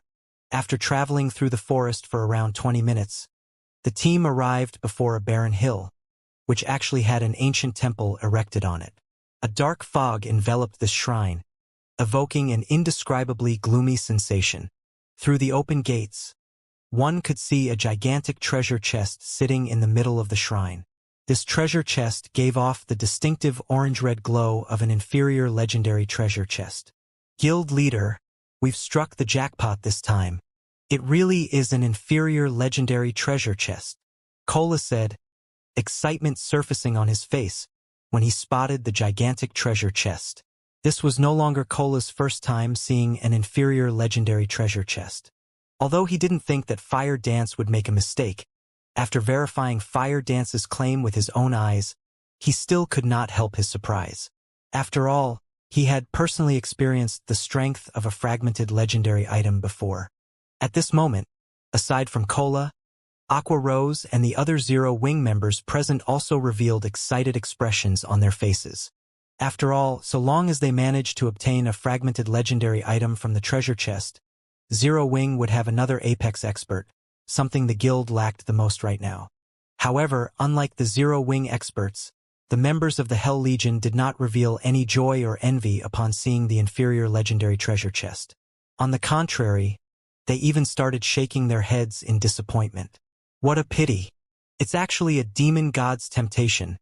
Hell Rush sighed as he gazed at the gloomy temple. After calming herself, Aqua Rose turned to Hell Rush and asked curiously, Demon god's temptation? What do you mean, Commander Rush? Previously, she had clearly sensed Hell Rush and the others' passionate response to the discovery of the inferior legendary treasure chest. Now, however, after seeing the treasure chest itself, they were suddenly indifferent toward it. This was truly strange. You arrived on the Western continent not long ago, so you might not know about this, but strange temples randomly appear in some of the dangerous locations on the Western continent. Not only are these strange temples filled with dense dark energy, but these temples also house incredibly precious treasures, Hell Rush explained. However, these temples are merely traps set up by demon gods. If players fail to resist the temptation and get lured into these temples, they are forced to undergo a trial and challenge the phantom of the demon god that set up the trial. Meanwhile, these trials are simply impossible to complete. To make matters worse, if players don't complete the trial, they not only fail to obtain the treasure but even have their level returned to 0 and half their soul devoured, which would place them in a weakened state for a very long period, at which point, players have no choice but to remake their accounts. Hence, we have labeled these temples as the demon god's temptation. As Hell Rush finished speaking, many of the Hell Legion's members revealed grim expressions. This was because several of the Hell Legion's members had fallen for these traps and were forced to remake their accounts, an irrecoverable blow. Moreover, Netherworld Empire wasn't the only guild that had fallen for these demon gods' temptations. Many other superpowers had too. Many famous experts had disappeared from God's domain, victims of these traps. Hence, whenever the demon god's temptation was mentioned, the various superpowers experts would turn pale with fright. So, that means we came here for nothing? Aqua Rose grew dejected upon hearing Hell Rush's words. Although she still had the urge to challenge the demon god's temptation even after hearing Hell Rush's explanation, reason stopped her. Her current combat power might be far superior to Hell Rush's and the others, but some trials in God's domain did not just test players' combat power but also their combat standards. Players would need to meet the requirements for both to pass those trials. Meanwhile, when it came to combat standards, Hell Rush was leaps and bounds above her, and considerably superior even to Yen Tianxing, who was a domain realm expert. If even an expert of Hell Rush's caliber had given up on the demon god's temptation without hesitation, how could someone like herself possibly succeed? Don't even think about it. The greater the treasure stored inside a demon god's temptation, the more difficult the trial would be. Previously, a trial that housed an epic treasure chest already forced players to go up against a demon god's phantom of the same level and tier. With the reward being an inferior legendary treasure chest right now, I'm afraid the phantom summoned will be at least one tier higher than the challenger, Hell Rush advised. He, too, was tempted by the prospects of obtaining an inferior legendary treasure chest. If there were even the slightest possibility of success, he would most likely give the trial a try. However, that was not the case for the trial before him. Challenging it would be akin to making a bet guaranteed to lose. After all, the opponent summoned would be a Tier 4 phantom of a god. The other members of the Hell Legion also agreed with Hell Rush's words. With their current strength, they could only admire the inferior legendary treasure chest from afar. They had to be tired of living to try to obtain it. No, we're not completely without options, Shifeng suddenly said. Hell Rush and the Hell Legion's other members gave Shifeng a strange look after he spoke up. They had already explained the demon god's temptation to the Eastern players. They hadn't expected that Shifeng would still aim to claim the inferior legendary treasure chest. Trying to take that chest would be the equivalent of trading one's life for wealth. Guild leader Black Flame, you won't be able to use your berserk skills or any magic tools once inside the temple. You'd have to face the demon god's phantom by relying on your own power. Although the phantom isn't a true demon god, a demon god did create it. It's far stronger than a hero of the same level and tier, Hell Rush explained. If you fail, you'll have to remake your account. Hell Rush could sympathize with Shifeng's desire. An inferior legendary treasure chest was just that tempting. That treasure chest had a very high chance of bestowing a fragmented legendary item to whoever opened it. But Shifeng didn't know how powerful a demon god's phantom was. Hell Rush might have considered the task of obtaining the chest, too, if he hadn't seen a demon god's phantom for himself, but he had. The Hell Legion's members nodded in agreement with their commander. They acknowledged Shifeng for his strength, but the man wasn't powerful enough to challenge a demon god's phantom and survive. Guild leader. Shifeng's statement even made Aqua Rose a little nervous. He hadn't even unlocked his mana body's full potential, and in the Star Tomb, he had slightly less combat power than she did. If Shifeng failed the trial, he'd take Zero Wing down with him. The man was the symbol of Zero Wing, and if he were forced to remake his account, the guild would quickly crumble. You misunderstand. I have no intention of challenging the demon god's phantom directly, Shifeng explained, noticing his comrade's anxious expressions. I'm just saying that obtaining that treasure chest is possible. Obtaining the treasure chest without challenging the demon god's phantom? Hell Rush gave Shifeng a confused look. He thought the man must be joking. Once players entered the temple, they couldn't leave until the trial until they completed it. If Shifeng didn't defeat the demon god's phantom, how would he claim the treasure chest? Yes, though it will be somewhat difficult, Shifeng answered, nodding. He then turned to Aqua Rose and said, set up a starlight gathering magic array around the temple. Then, I want you to stand guard and prevent any monsters from approaching. Shifeng knew far more about the ancient gods and their phantoms than anyone in God's domain. Not even a dragon of the same tier would approach an area guarded by an ancient god's phantom. The phantom's strength was on par with that of a divine dragon. As he was now, he wouldn't last 3 or 4 hits against a demon god's phantom of the same tier, much less against a phantom that was 1 tier higher. While he might not be able to defeat a demon god's phantom, however, obtaining that treasure chest was a different story. Many confident experts had challenged demon god's temptations during his previous life, but they had all been forced to set up new accounts. Not even Apex experts had succeeded.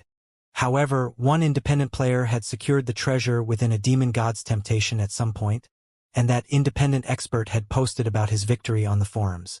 The incident had shaken God's domain to its core, inspiring curiosity in every player. The various superpowers had even tried to recruit this independent player, offering an elder position, even a grand elder position, within their guilds.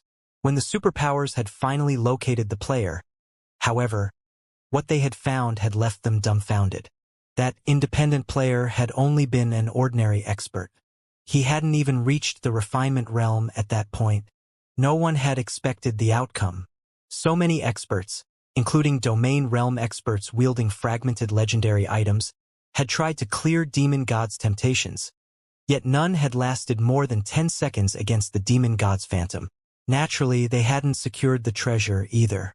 After detailed interviews, the various superpowers had learned that the independent player hadn't actually challenged the demon god's temptation.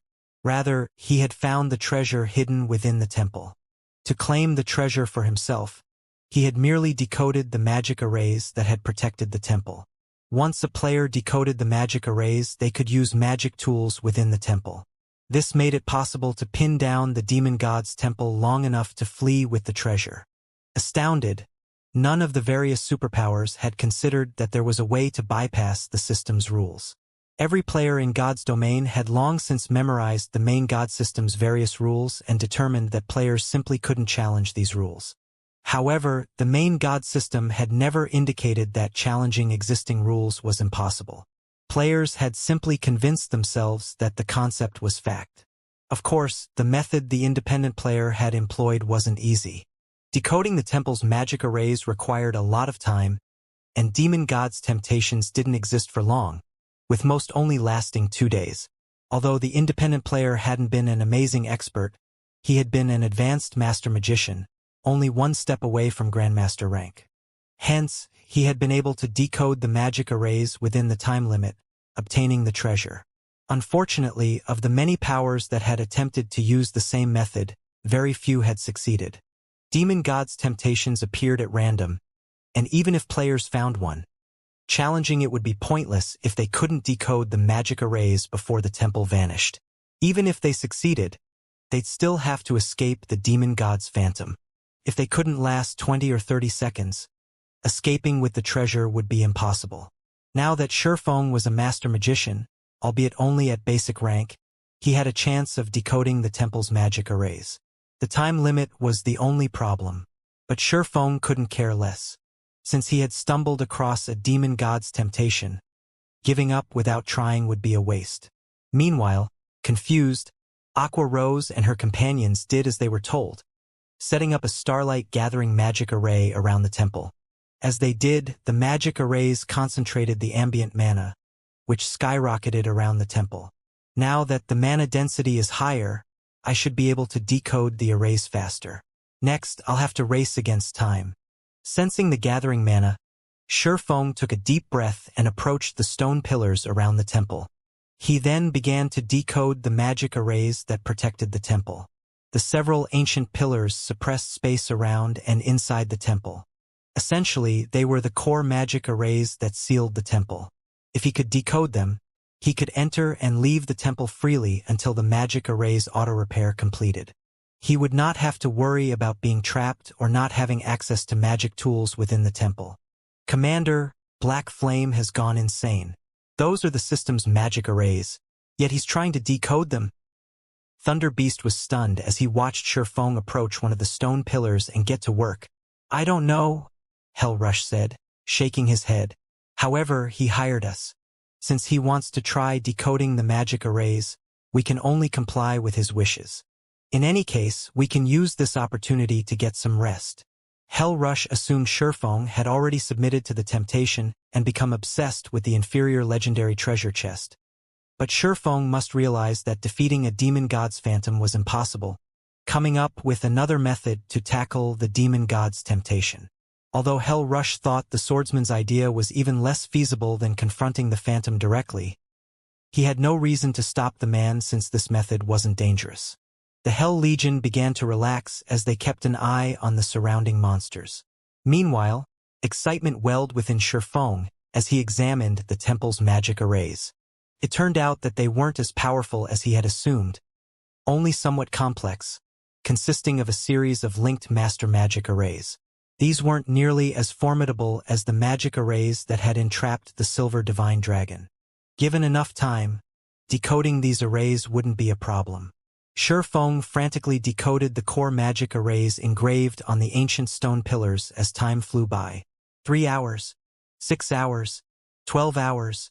The harder Shifeng tried to decode the magic arrays, the more impressed he became. These arrays offered a lot of insight into magic arrays' structure and manipulations. Unfortunately, the more magic arrays Shifeng decoded, the slower his progress became. Not only were the engraved arrays more complex than the last, but they also required more mana and more precise mana control. In the end, Shifeng had only decoded half of the magic arrays after more than a day had passed. He began to feel a little dejected. It's no wonder why only a few powers had ever successfully obtained the treasures, even after learning how to secure them without facing the Phantom. The last magic arrays aren't testing players' knowledge of magic arrays, but their mana control. Shifeng gave the next magic array a bitter smile. It seems that I won't be able to claim the treasure chest after all. Guild leader, your mana control is too rough. Like combat techniques, mana operates within certain rules. It's easier to control if you work within those rules. Aqua Rose?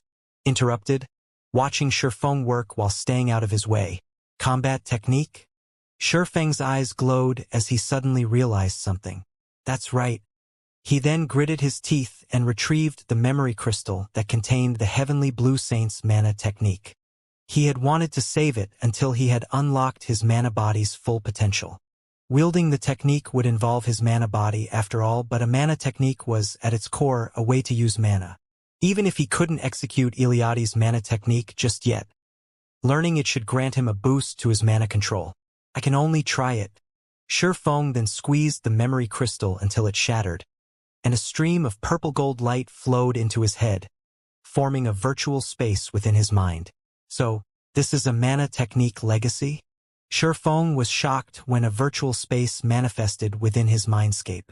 Within the virtual space, his body performed the 3 sword strikes Iliadi had used against him in the legacy trial. It almost felt as if someone were controlling him, yet he could feel the flow of movement and mana inside him. He could also sense how his body and mana were controlled. This simulation was far more effective than watching someone else perform the technique. It's no wonder why so few people learned mana techniques in the past.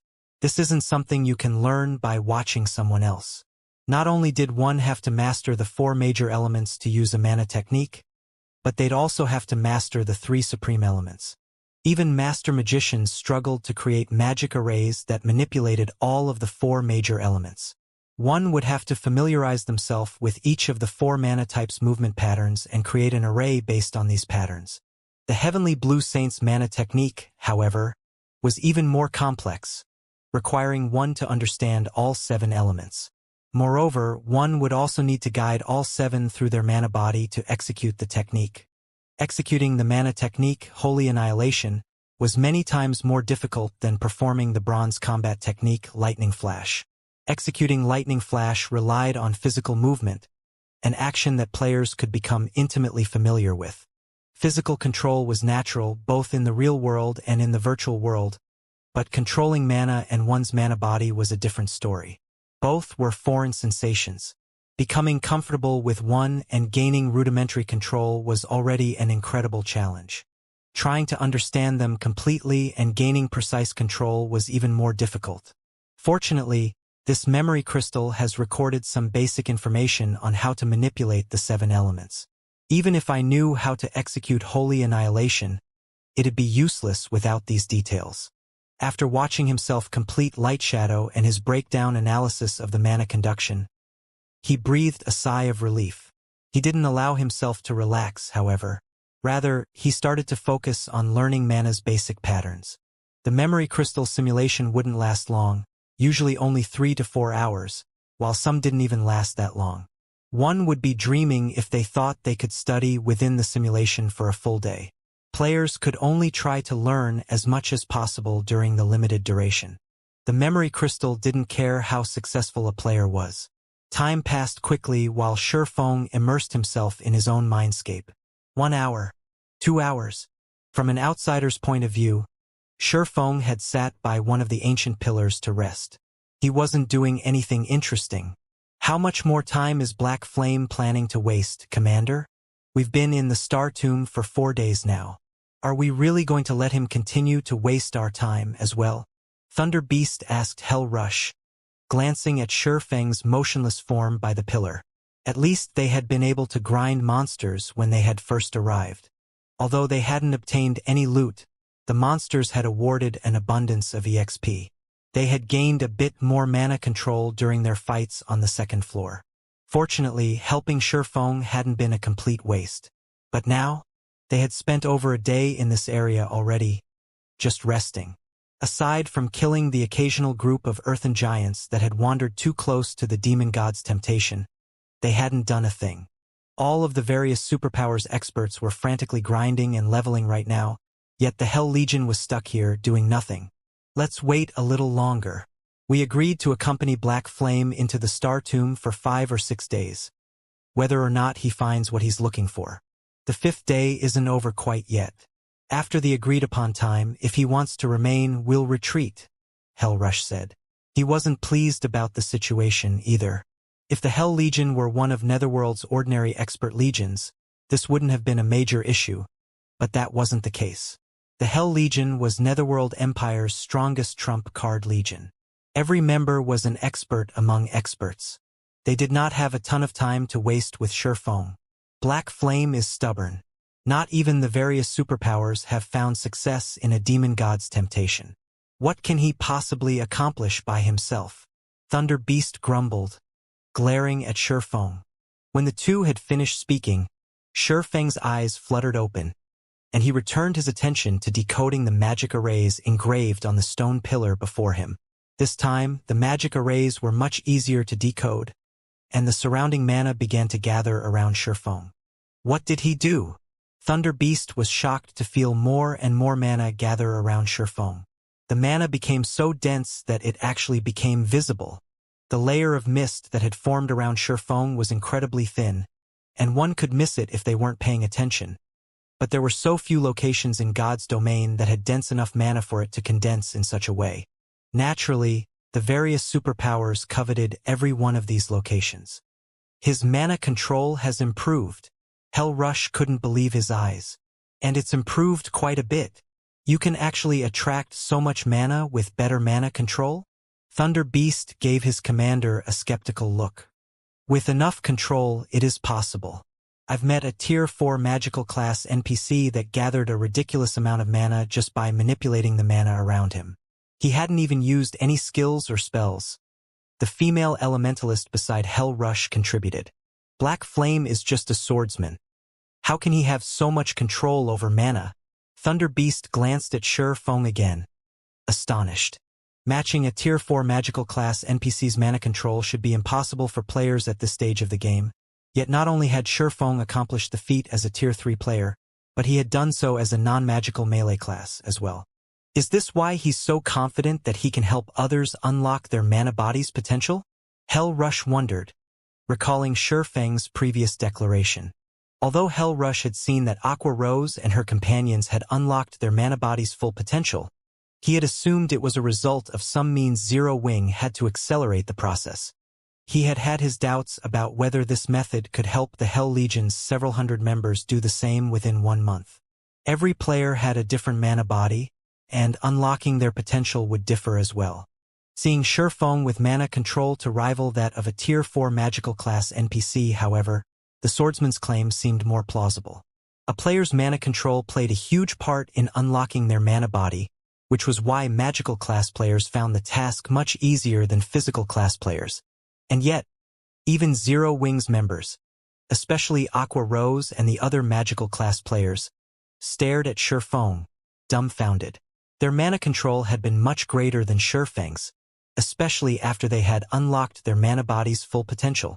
After resting for 3 short hours, however, Shifeng had gained far more control, pulling leagues ahead of them. Just what was going on? But before anyone could regain their senses, the glow from the magic arrays on the stone pillar began to fade. As it did, the faint layer of black fog around the temple began to dissipate, and the gloomy atmosphere vanished completely. He decoded it?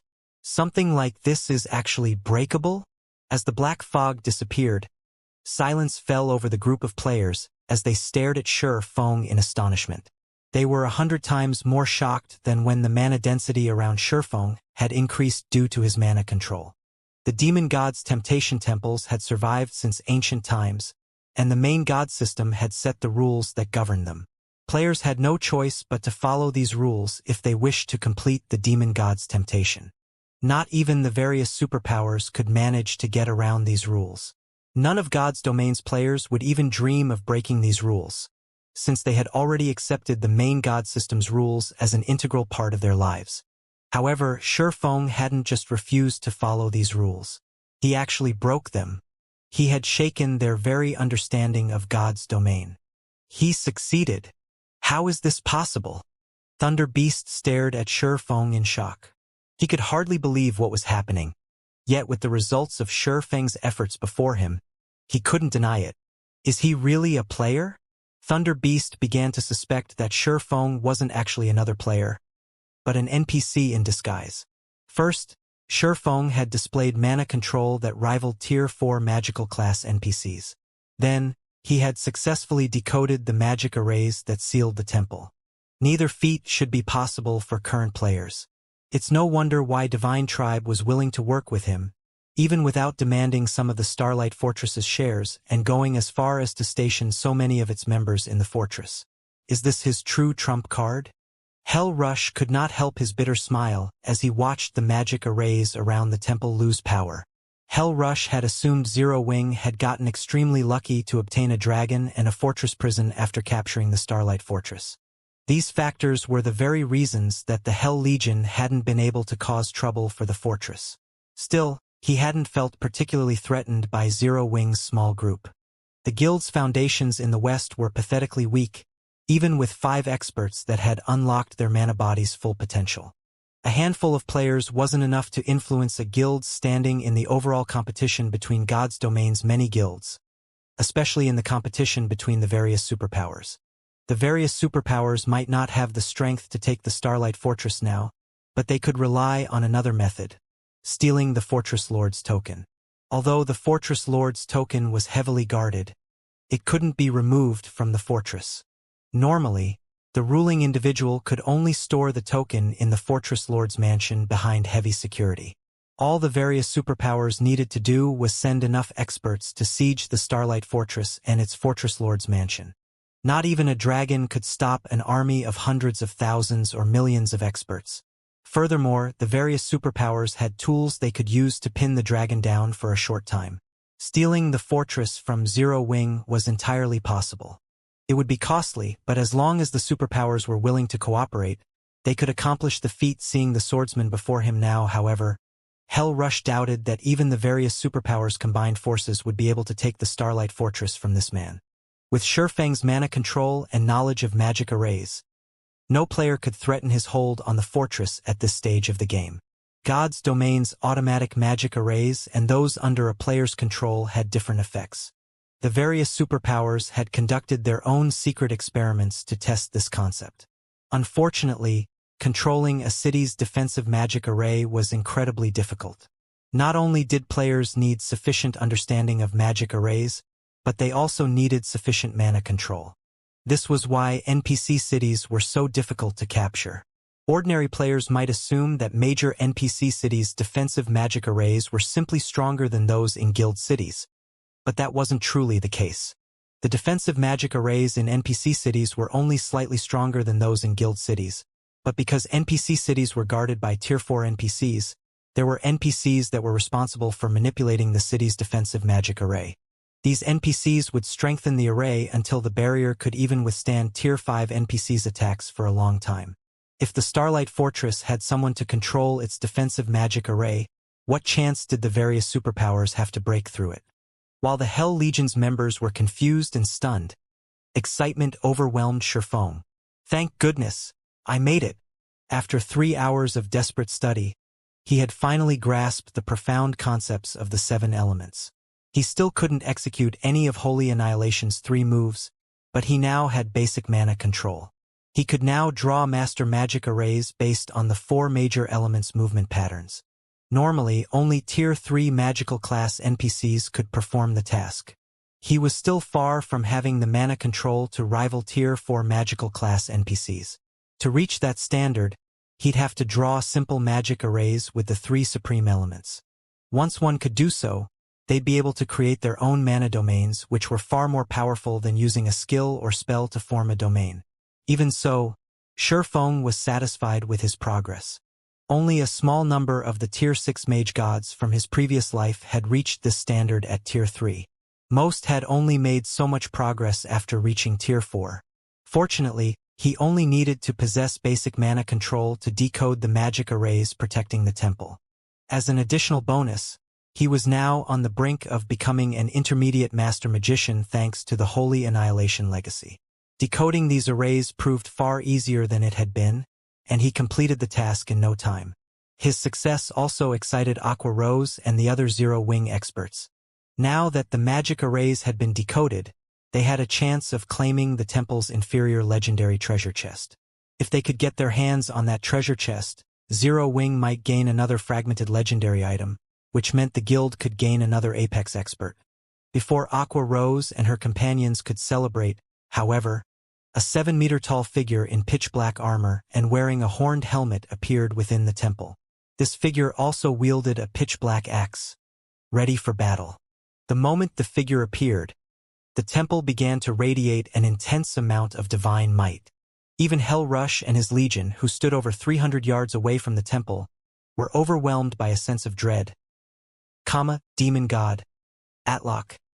God's Phantom, Mythic, level 120. HP unknown/unknown. Everyone gasped when they saw Atlock's attributes. Level 120. Even Shifeng stared at Atlock with a grim expression. NPCs weren't like players. Every 5 levels, they received a massive strength boost. A level 120 NPC's combat power was in a completely different league than that of a level 110 NPC. Right now, Atlock was even stronger than the Silver Divine Dragon, Auerbeck. "Are you really going in there, guild leader?" Aqua Rose asked worriedly. She had been confident of their chances of securing the inferior legendary treasure chest before she had seen Atlock, but after witnessing the demon god's phantom for herself, she realized how wrong she had been. She wouldn't last more than 5 seconds against the phantom. Even from so far away, the demon god's divine might reduced her combat power by at least 30%. She'd lose even more once she was within attack range. "I've already gone this far. I have to try," Shifeng said, gritting his teeth. The demon god's temptation appeared at random. One would have to be incredibly lucky to encounter one. If this demon god's temptation had only housed an epic treasure chest, he would have dismissed it without a thought, but he'd be wrought with regret if he gave up on an inferior legendary treasure chest without trying his best. Even after a decade in God's domain, fragmented legendary items had been extremely rare, and every one was a priceless treasure. Although Shifeng remembered a few clues that would lead to fragmented legendary items, whether or not he could claim them was another matter altogether. Since he had a high chance of securing a fragmented legendary item now, how could he walk away without putting up a fight? His opponent might be a level 120 Tier 4 demon god, but he still had a chance of victory. He didn't actually have to fight the phantom. He just needed to buy enough time to take the treasure chest and get out. After giving his answer, Shifeng approached the temple. "What? He's really going in?" Thunder Beast gaped in shock. Words were no longer sufficient to describe the demon god's strength. Just having the courage to enter the temple was impressive, not to mention fighting Atlock. That demon god could likely even instant-kill Tier 4 NPCs, let alone current Tier 3 players. There was no way to buy time with such an opponent on one's heels. Shifeng had decoded the temple's outer magic arrays, allowing players to enter and leave the temple freely and use magic tools. But the temple's inner magic array remained intact. The inner magic array ensured that only one player could enter the temple at a time. In other words, Shifeng would have to face the Tier 4 demon god by himself. How much time could he possibly buy himself? "Puny adventurer, you are capable and brave. You've decoded the magic array I had set up outside, And you even dare to enter my temple after seeing my phantom? Atlok addressed Sherfong, a hint of recognition lacing his tone. However, his words also contained a trace of anger. But this ends now. Since you have dared to break my trial, I will eliminate you from this world. After saying so, the intensity of Atlok's divine might skyrocketed, and it felt as if a 1-ton weight had been dropped on Sherfeng's shoulders. Even walking became a challenge. Sure enough, taking on a Tier 4 God's Phantom won't be easy. Sherfong flashed Atlok a bitter smile as the Phantom's divine might swept over him. I can only try my luck. Following which, Sherfong pulled a summon guard scroll from his bag and called Anna to his side. Now that the temple's outer magic array had been disabled, players could summon personal guards inside the temple. As Sherfong activated the summon guard scroll, a summoning array appeared before him, and as it completed, a blonde woman in luxurious crimson robes emerged. The moment this woman appeared, the mana, which had frozen due to Atlok's incredible divine might, began to relax and move. Sherfong also felt some of the pressure on him subside, making it far easier to move. What a high-leveled personal guard! Thunder Beast exclaimed when he saw Anna. Anna had already reached level 119, while the strongest personal guard in Netherworld Empire had only reached level 115. Anna was undoubtedly the highest-leveled personal guard Thunder Beast had ever seen. Although the gap only consisted of 4 levels, the amount of EXP those 4 levels required was astronomical. What is he trying to do? Is he planning on throwing away his personal guard's life as well as his own? When Hell Rush saw Sherfong summon Anna, he was sure the swordsman had gone mad. Anna's level was high, but Atlok was level 120. There was a considerable difference between a level 119 NPC and a level 120 NPC. Most importantly, Anna was only Tier 3 whereas Atlok was Tier 4. Factoring in the difference between their life ratings, Anna didn't even have a chance of serving as a distraction to buy time. The demon god would kill her instantly. Sherfong was simply insane for summoning his personal guard here. Before Hell Rush and his companions could say more, however, Anna began to chant an incantation. A gigantic, 3-fold magic array then appeared on the temple's ceiling, illuminating the dusky temple and surrounding area with its dazzling, golden glow. After a moment, a woman in silvery white armor with 3 pairs of pure white feathery wings slowly descended from the golden magic array. How is that possible? A Tier 4 higher Valkyrie? Every member of the Hell Legion stated at the Valkyrie with wide, shocked eyes. Players on the Western continent were quite familiar with the concept of Valkyries. The continent's major NPC cities generally summoned these beings when they fought powerful demonic creature armies. Valkyries were considered major NPC cities' trump cards. Higher Valkyries, on the other hand, had the life rating to rival dragons. They were nigh invincible among those of the same tier. A dark dragon had once assaulted a border city in the west, and the War God's Temple's branch temple master had stepped up and summoned a higher Valkyrie to save his city. Facing both the branch temple master and his higher Valkyrie, the dark dragon had been forced to retreat. And now Sherfong revealed that he, too, could summon a higher Valkyrie. Even if he did so by relying on his personal guard, the fact that he had this ability would shock all on the Western continent. A Tier 4 higher Valkyrie was even stronger than a Tier 4 hero of the same level, and the Valkyrie would have no issues destroying a minor NPC city by themselves. Moreover, unlike the Silver Divine Dragon, Sherfang's higher Valkyrie wasn't chained to the Starlight Fortress, L. He could take this Valkyrie wherever he went and summon her to aid him in battle. Just how many trump cards does he have? Hell Rush was at a loss for words. Not only was Sherfang's mana control and combat power extraordinary, but he could also summon a higher Valkyrie whenever it pleased him. He was practically a one-man army. If the various superpowers that wanted to assassinate Sherfang found out about this, they'd likely abandon any such thought in an instant. Once the higher Valkyrie had joined the battle, Sherfang activated the Ring of Gospel's miniature world and Ring of Brilliance. The projected world extended its power to suppress the demon god, while Ring of Brilliance boosted the higher Valkyrie's attributes. A higher Valkyrie and world projection? A hint of interest flashed in Atlok's gaze when he saw his new opponent. "It seems you are quite capable, adventurer. Unfortunately, all your efforts are useless against my phantom doppelganger." Suddenly, Miniature World's power stopped 100 yards away from the demon god. Not even Miniature World's projection can suppress him?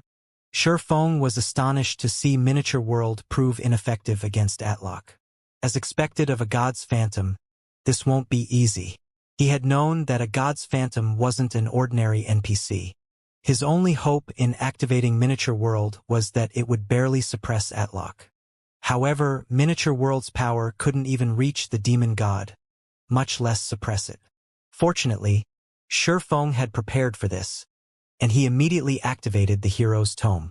A pillar of light then rose within the temple, and a man in white clothing and wielding a golden sword stepped out of the light. Arslet, Hero, Tier 4, Sword Saint, Level 131, HP 112, 000, 000/112, 000. This was the main reason Shurfeng had dared to challenge a demon god's phantom. A Tier 4 hero's life rating couldn't compare to that of a demon god's phantom, but with Arslet's higher level, he could be able to mitigate much of Atlok's advantage. Meanwhile, Arslet's arrival had rendered the Hell Legion speechless. First, Shurfeng had called forth a Tier 4 higher Valkyrie, and now a Tier 4 hero. He was practically out to decimate both heaven and earth. Go! Once Arslet had joined the battle, Shurfeng didn't hesitate to give the command to attack. The higher Valkyrie and Arslet attacked the demon god simultaneously, moving so fast that not even Tier 3 experts could keep up. Only Fire Dance and the others, who had fully unlocked mana bodies, barely caught sight of the two Tier 4 beings as they moved. While the two NPCs began their assault, Shurfeng activated Heavenly Dragon's power and charged toward the inferior legendary treasure chest in the core of the temple. Normally, the combination of a Tier 4 higher Valkyrie and a Tier 4 hero would be a disaster wherever they went, but against the Tier 4 demon god's phantom, they were nothing. Short of enlisting the help of a divine dragon of the same level, stopping an ancient god's phantom would be utterly impossible. Shurfeng only hoped that the two summoned NPCs could buy him as much time as possible. He didn't need a lot. 20 or 30 seconds would be enough. Treasure chests within Demon God's Temptations were never locked, and inferior legendary treasure chests were no exception. Players would be able to open any treasure chest they found in a Demon God's Temptation, although activating the chest would still require 20 seconds. During his previous life, the first independent player to successfully loot a demon god's temptation had only succeeded because he had possessed an ancient magic crystal and the Tier 5 defensive spell it had contained. Although the ancient magic crystal had been a single-use item, the spell within had allowed the independent player to survive the 20-second activation time and retreat from the temple with the prize. If not for that Tier 5 defensive spell, the independent player would never have survived to claim the treasure, even after decoding the temple's outer magic array. Unfortunately, Shurfeng didn't have a Tier 5 defensive magic scroll or any tool that could protect him from a Tier 5 being's attacks. He could only rely on the higher Valkyrie and Arslet to distract the demon god's phantom long enough for him to escape. As Shurfeng slid up to the inferior legendary treasure chest, two explosions rang out behind him. Two figures had been thrown into one of the temple's walls, the higher Valkyrie and Arslet. Both bore visible wounds. Obviously, the demon god's attack had repelled them, and they had each lost a significant chunk of their HPs. The difference between the two sides' combat power was clear. This was more of a one-sided slaughter than a battle. Every player outside of the temple gaped in shock after witnessing that first strike. The two NPCs could decimate a minor NPC city on their own, yet the demon god had sent both powerhouses flying with a single attack. None of them could imagine what kind of power a player would need to clear this trial. Shurfeng had already found a cheat-like loophole to tackle the demon god's temptation, allowing him to use magic tools in the battle, and yet he was still at such a despairing disadvantage. If one tackled this challenge normally, not even a Tier 5 player would survive, much less a Tier 4 player. Moreover, that was assuming the demon god's phantom would still be Tier 4. Fortunately, neither summoned being was a player. They had incredibly high HPs. Even for the demon god, Killing them should take at least 20 seconds. Foolish human. You dare to steal my treasure. I will obliterate you. Atlock bellowed when he noticed Shi Feng activating the inferior legendary treasure chest. A ball of silver fire then appeared in Atlock's free hand, and it grew as the seconds ticked by. After just 2 seconds, the fireball had grown to the size of a 2-story building. Once Atlock was satisfied with the size of his fireball, he hurled it at Shi Feng. Shi Feng felt the threat of death as the silver flames approached, and he immediately instructed the higher Valkyrie and Arslet to use their strongest moves to defend him. The higher Valkyrie responded by throwing her Spear of Thunder at the demon god, while Arslet executed a Tier 4 taboo skill, Dimensional Flurry. Boom! The temple shook violently when the attacks landed, and the silver fireball dissipated, saving Shi Feng from certain death. Despicable ant! Do you think your little tricks are enough to stop me? Atlock's rage grew after the higher Valkyrie and Arslet countered his fireball, and he raised his axe, swinging it at both summoned beings.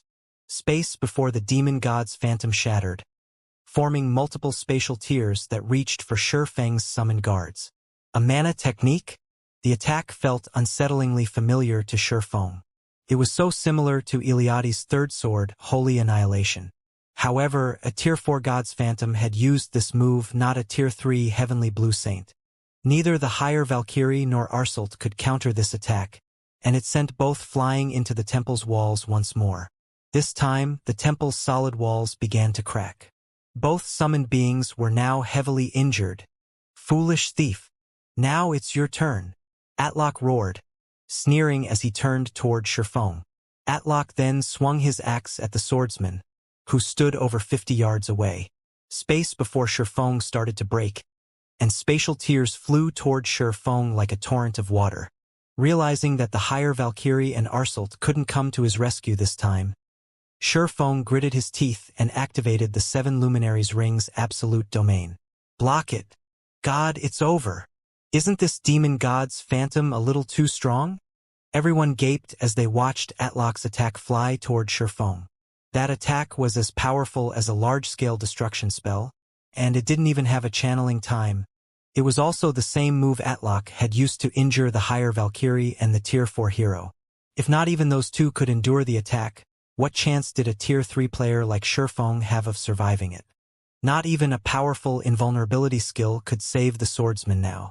There was no such thing as a true invulnerability skill in God's domain. The game's so-called invulnerability skills and spells were merely defensive skills and spells that could block an opponent's attack and absorb the damage. However, if the opponent's attack were more powerful than the defensive skill or spell's damage tolerance, players would receive some of the damage. Based on Atlock's displays of power thus far, he definitely had Tier 5 strength. He might even be powerful enough to rival Tier 5 dragons. Not even an NPC's defensive magic array could handle that kind of power. At most, players' current invulnerability skills and spells could block Tier 4 attacks. They'd be utterly useless against Tier 5 attacks. The few horribly unlucky players to encounter Tier 5 beings had tried to use invulnerability skills and spells, yet they had died instantly. The shattered space within the temple rapidly reached toward Shi Feng, covering a large enough area that it was impossible to evade.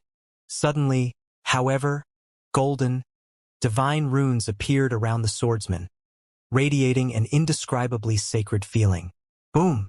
An intense explosion shook the temple, and the impact's shockwave even reached the Hell Legion. Atlock certainly had the power to decimate heaven and earth. Sure enough, this trial is a trap. There's no way players can clear it. Every member of the Hell Legion shook their head and sighed as clouds of dust obscured the temple. If Atlock hadn't used such an unbeatable move, Shi Feng might have secured the inferior legendary treasure chest with the help of his higher Valkyrie and Tier 4 hero. Unfortunately, the demon god's phantom was too powerful. Current players had no hope against it. Seeing this, Zero Wing's members wore grim expressions. Shi Feng and Zero Wing could recover if he suffered a normal death, but if he died in this temple, he'd have to remake his account. Wait! I see a golden light within the temple.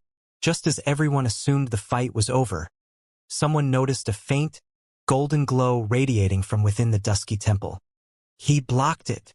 Hell Rush stared at the settling dust clouds and quickly spotted Sherfong, still standing before the inferior legendary treasure chest. The swordsman was battered and had lost more than half of his HP, but the demon god's attack hadn't slain him. Is he even human? When the other Hell Legions saw this, they were beyond astonished. A Tier 5 dragon could destroy an entire city in one hit, but even after taking an attack of that caliber, Sherfong had survived, only losing a little over half of his HP. His defenses were heaven-defying. You're quite lucky, puny adventurer. You managed to break through at the last moment and strengthen the magic array in that despicable ring of yours, Atlock said, glaring at Sherfong. The mana within the temple then turned frosty. However, your luck ends here. That ring can only save you once. Do you think you can block my next attack? Atlock gripped his axe in both hands and raised it above his head. He closed his eyes and began to gather the ambient mana to his weapon. The gathered mana grew so dense that it soon took on physical form. Black hole. With the axe as its core, a miniature black hole formed above Atlock, swallowing everything nearby. Its incredible gravitational pull twisted space around it. Sparing nothing, he still hadn't used his full strength? Sherfong could only watch the demon god's phantom with a bitter smile. As Atlock had said, Sherfong had broken through to the intermediate Master Magician standard at the last moment and manipulated the 7 Luminaries Ring's magic array. Even so, Absolute Domain hadn't been strong enough to block all of Atlock's attack. Worse yet, he couldn't use Absolute Domain again for another several minutes. Even if he could use the skill right now, it wouldn't be able to stop Atlock's miniature black hole. Run while the demon god is charging his attack, guild leader. If you let it hit you, everything we've worked for will be over. We'll have plenty of chances to acquire fragmented legendary items in the future. Aqua Rose shouted in the team chat.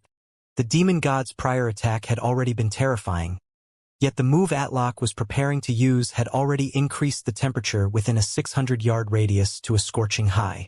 This attack was far more powerful than the previous one. If it hit Sherfong, not even ashes would remain. There's 6 seconds left? Hearing Aqua Rose's urgent advice, Sherfong glanced at the loading bar hovering over the treasure chest. What he saw left him speechless.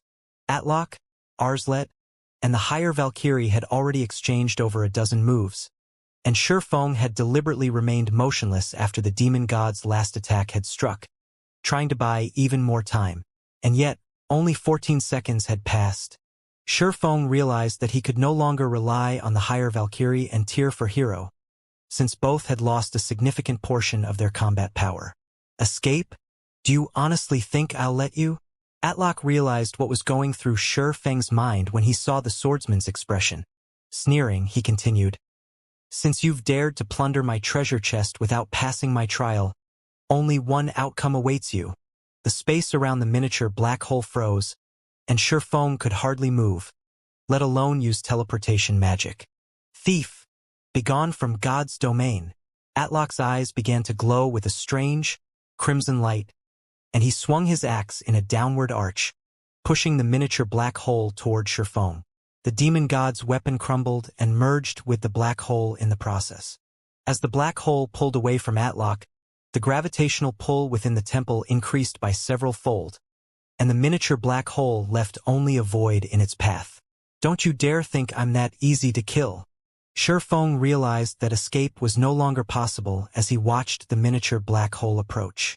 He decided to go for broke, pulling the Crimson Dragon flying ship from his bag and using a Tier 4 defensive magic scroll to bolster the ship's defenses. The Crimson Dragon flying ship had upper-rank Tier 3 defensive capabilities, which was only slightly weaker than a major NPC city's walls. Normally, only Tier 4 existences could damage the flying ship. The Crimson Dragon flying ship's colossal hull manifested between Sherfong and the incoming black hole. Once it grew to full size, a magic barrier appeared around the ship. Block it! The miniature black hole that slammed into the Crimson Dragon flying ship. As the attack made contact, the Tier 4 magic barrier around the flying ship disappeared, melting like a candle in a firestorm. Fortunately, the Crimson Dragon flying ship had fared better than that, although it rapidly disintegrated, losing durability by the hundreds. After 3 short seconds, the flying ship's durability had fallen from 5,000 to less than 2,000. Although the flying ship continued to lose durability, the loss slowed. It was clear that the miniature black hole had lost a considerable amount of power. You must block it. Shifeng's anxiety spiked as he watched the Crimson Dragon flying ship's durability fall to 500. If not even the flying ship could block the miniature black hole, it would kill him instantly with how little HP he had remaining.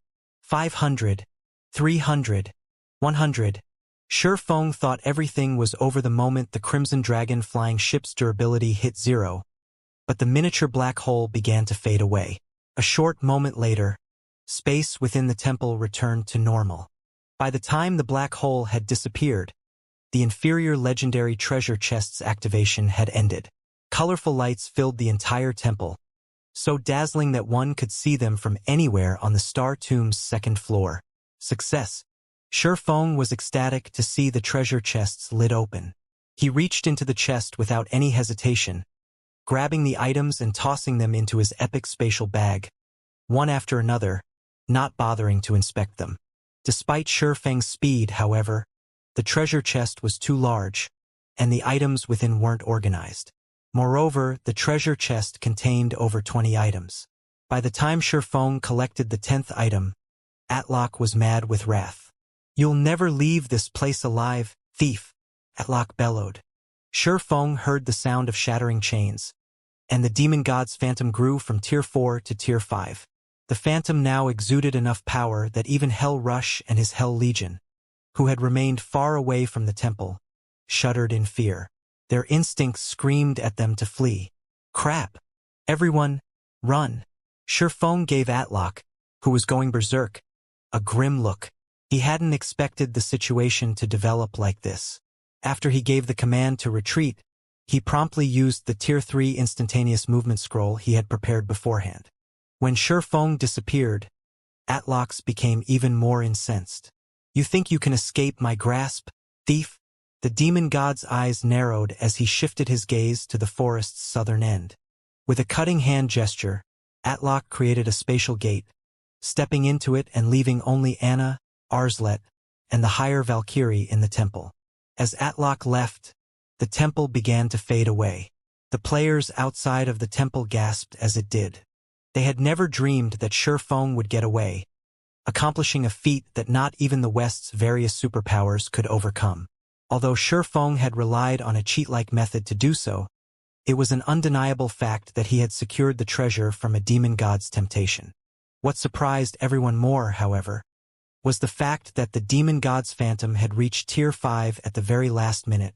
After witnessing the demon god's phantom's combat power at Tier 4, they all knew that it was practically invincible at this stage of the game now that it had reached Tier 5.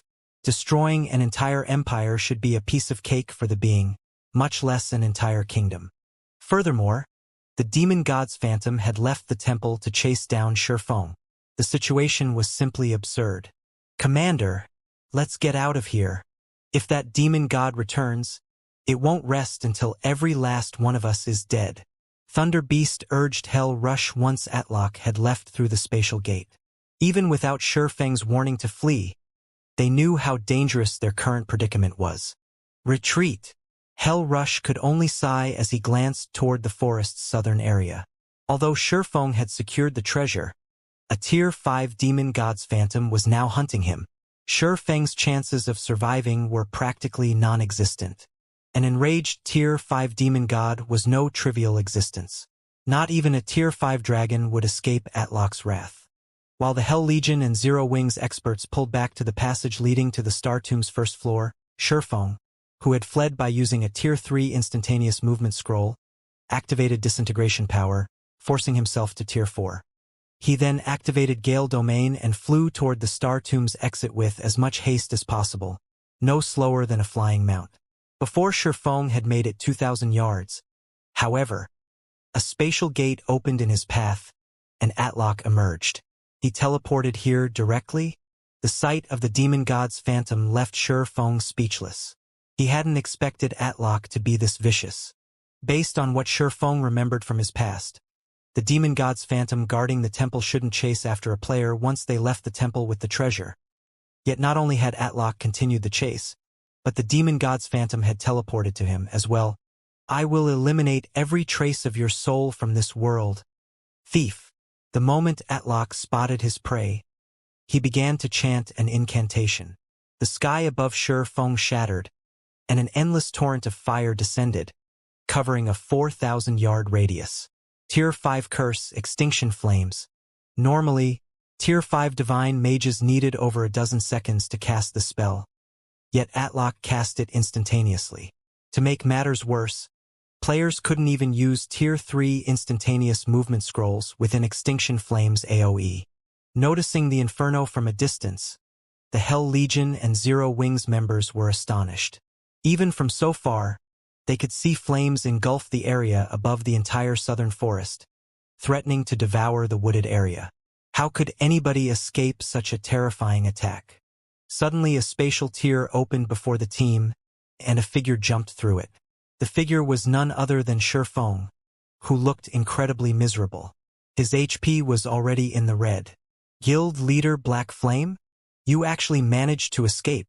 Hell Rush was surprised to see the swordsman. The rest of the team could only stare at Shi Feng in shock. The demon god had clearly used a Tier 5 curse against Shi Feng, yet he had escaped with his life. It was unbelievable. Everyone, get ready. The demon god's phantom hasn't noticed me yet. I'll open a spatial gate that teleports us to the first floor. As soon as it opens, go through it. Shi Feng shouted his command when his teammates only stared at him. The only way to flee from a Tier 5 curse like Extinction Flames was to teleport out of range with a Tier 4 instantaneous movement scroll. Although Shi Feng didn't have one on hand, he had the 7 Luminaries Ring, an extraordinary life-saving tool. With the 7 Luminaries Ring space movement, he could teleport to any location within a 600,000-yard radius, but when he had jumped into the spatial tear the skill created, the curse's flames had followed, scorching him and nearly taking his life. Fortunately, he had activated disintegration power, which temporarily granted him a Tier 4 player's defense and HP. If he had only relied on Heavenly Dragon's power's defense and HP, that attack would have been the end of him. However, space movement had a 3-minute cooldown. If the demon god came at him again, he wouldn't survive. He couldn't just leave the Hell Legion and his comrades here, and now that Atlock was so furious, the demon god's phantom would transform every inch of the Star Tomb into a land of death. Aqua Rose and the others could only survive if they left the regional dungeon now. Shi Feng didn't waste any time in summoning the spatial gate. The rest of his team realized that they were in a race against time as well, and they charged through the spatial gate the moment it was complete, vanishing from the Star Tomb's second floor. By the time Atlock had realized what was happening and used space movement himself, everyone had fled through the spatial gate already. Despicable thief! I will never let you get away with this! Atlock roared as the spatial gate disappeared as well. Meanwhile, once Shi Feng was outside of the Star Tomb, he received a system notification. System, you have triggered the legendary quest, Demon God's Wrath. You have stolen Demon God Atlock's treasure, and the Demon God has employed the soul curse against you in retaliation. Not only will Demon God Atlock and his kin hunt you, but you will suffer triple the death penalty. In addition, you will lose 1 level every 7 days. Once your level falls below level 100, the Demon God will find you. Quest content. Kill Demon God Atlock's phantom doppelganger. No time limit. Quest reward unknown. As Shi Feng received the system notification, everyone else heard the sound of a system announcement. Star Valley Region System Announcement. A player has triggered Star Valley's legendary event, Demon God's Wrath. A Demon God's Shrine will activate in Star Valley in 1 day. Players will have the opportunity to receive the Demon God's legacy at that time. The system announcement repeated 3 times, and all players within Star Valley heard it clearly. For a time, an uproar shook Star Valley to its very core. Star Valley has a Demon God's legacy? What's going on? The system is releasing a God's legacy? Won't it make players invincible in God's domain? The Demon God's Shrine? I have to check it out. After the system announcement, many players in Star Valley practically glowed with excitement. They wanted nothing more than to charge toward the demon god's shrine to investigate the event. In God's domain, legacies were even more important than weapons and equipment. Legacies could transform players' foundations, setting them up with a more advanced starting point than others. With a powerful legacy, players could also learn stronger skills or spells. They could even obtain top-tier weapons and equipment that were specific to their legacy. An ordinary legacy could boost an ordinary player into the ranks of experts. However, legacies were incredibly rare in God's domain, even rarer than epic items. Most importantly, legacies weren't publicly available. Players could only obtain one through luck. And yet, not only did the demon god's shrine offer a legacy to the general public, but the system had also declared that it was a demon god's legacy. This wasn't just some random legacy, barely related to the demon god. Why wouldn't players go crazy over this news? God's legacies were the highest-ranking legacies in God's domain. Even the various super guilds' big shots dreamed of obtaining one. Unfortunately, God's legacies were so rare that players could only find them if they were truly lucky. While the players in Star Valley were in an uproar, news had reached the various superpowers. What? A demon god's legacy? Someone has managed to uncover a demon god's legacy? Look into this matter immediately. Find out who was responsible for activating the demon god's shrine. That player must have more details about the development. I want all of our guild's Tier 3 experts sent to Star Valley immediately. We must secure the demon god's legacy before the other powers. The various superpowers went mad when they learned of the demon god's shrine, dispatching organized expert teams to Star Valley. They also ordered investigations into the player responsible for activating the shrine. For a time, the various powers' experts and independent experts flooded Star Valley. While all of these players gathered, hunting for the demon god's shrine, silence reigned over the Hell Legion, which rested a short distance away from the Star Tomb. None of them were sure whether they should congratulate Shurfeng or pity him. None were more familiar with the situation than they were. Shurfeng was responsible for activating the demon god's shrine in Star Valley and for the availability of a god's legacy, yet he couldn't have anything to do with it. This legendary event was the main god system's way of ridiculing the swordsman. The situation also changed what they understood about God's domain. Shurfeng had already turned their understanding of the game upside down, yet this legendary event had gone beyond that. Despite contributing the most to this legendary event's activation, Shurfeng had the lowest chance of obtaining the event's reward. It almost seemed like the demon god, Atlok, were deliberately spiting Shurfeng for his wit.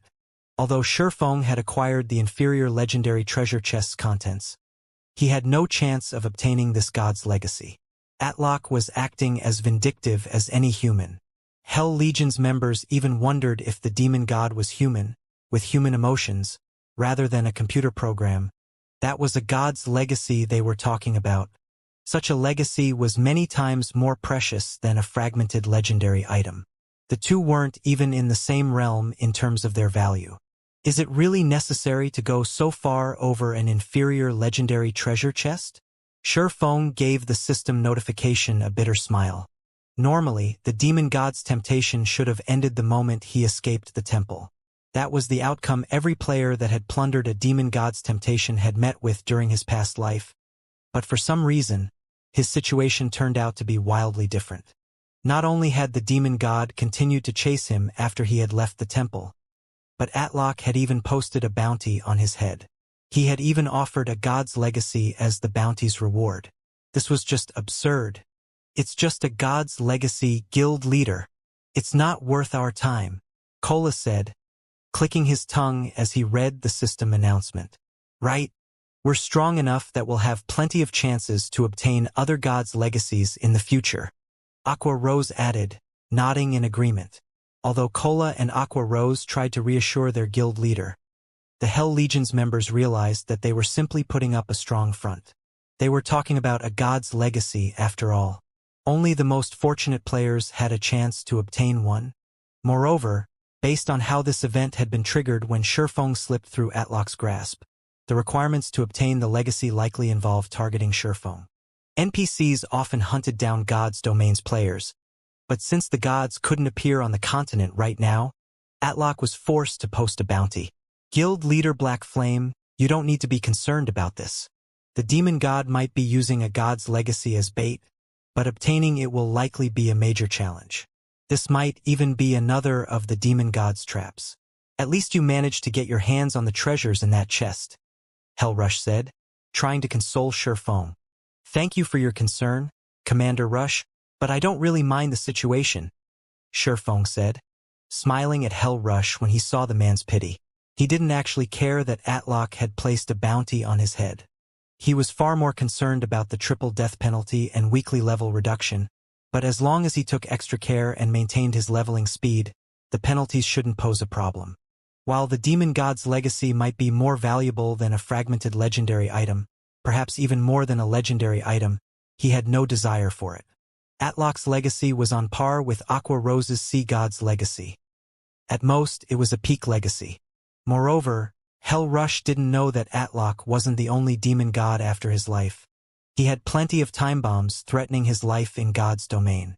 What was one more? If offending a demon god meant that he could get his hands on a fragmented legendary item, he didn't mind offending a few more. None of the Hell Legion's members believed Shurfeng's claim, however. They had all witnessed the swordsman's strength. If anyone had a chance of obtaining the demon god's legacy, it'd be Shurfeng, but since the man in question had brushed the issue off, they could only nod and smile in response. Right, guild leader, what did you get from the treasure chest? Kola eagerly asked, ignoring the Hell Legion's skeptical looks. Kola's question reminded Shurfeng that he hadn't inspected the items. He immediately opened his back to see what he had won. He had been too busy fleeing for his life earlier, so he hadn't had the time to investigate his loot. Once he had escaped the Star Tomb, his personal system notification and the regional announcement had demanded his attention. As Shurfeng inspected the items, he was stunned. It's no wonder why that demon god's reaction was so extreme. If I had been in his position, I'd have gone crazy too. When Shurfeng saw the crystal radiating divine might in his bag, realization dawned on him. What's wrong, guild leader? Aqua Rose asked, curious when she saw Shurfeng's odd expression. They had gone to great lengths to loot the shrine's treasure chest. If the items weren't valuable, they'd have suffered a great loss. It's nothing. I'm just surprised by how excellent our harvest is, Shurfeng said, chuckling. Not only did we obtain a few legendary materials and the Star of Light I was after, but we've also obtained an epic weapon set, a fragmented legendary item, and a dark gold set equipment forging design. Shurfeng then shared the information on the several weapons, equipment, and design he had obtained in the team chat. He had no intention of the items. Absolute Shadow, Dagger, Main Hand, Epic Rank, Level 100, Level 150. Equipment requirement, Strength 2300. Attributes adjust according to user's level. Attack power plus 6325, Level 100, Strength plus 422. Agility plus 376. Endurance plus 350. Attack speed plus 18. Attacks carry the power of shadows. During attacks, reduce target's defense by 30%. 35% chance to cause 270% damage. 10% chance to trigger Shadow Raid, increasing user's attack speed by 40% for 3 seconds. When equipped, main attribute increased by 10%. Secondary attributes increased by 8%. Reaction speed increased by 10%.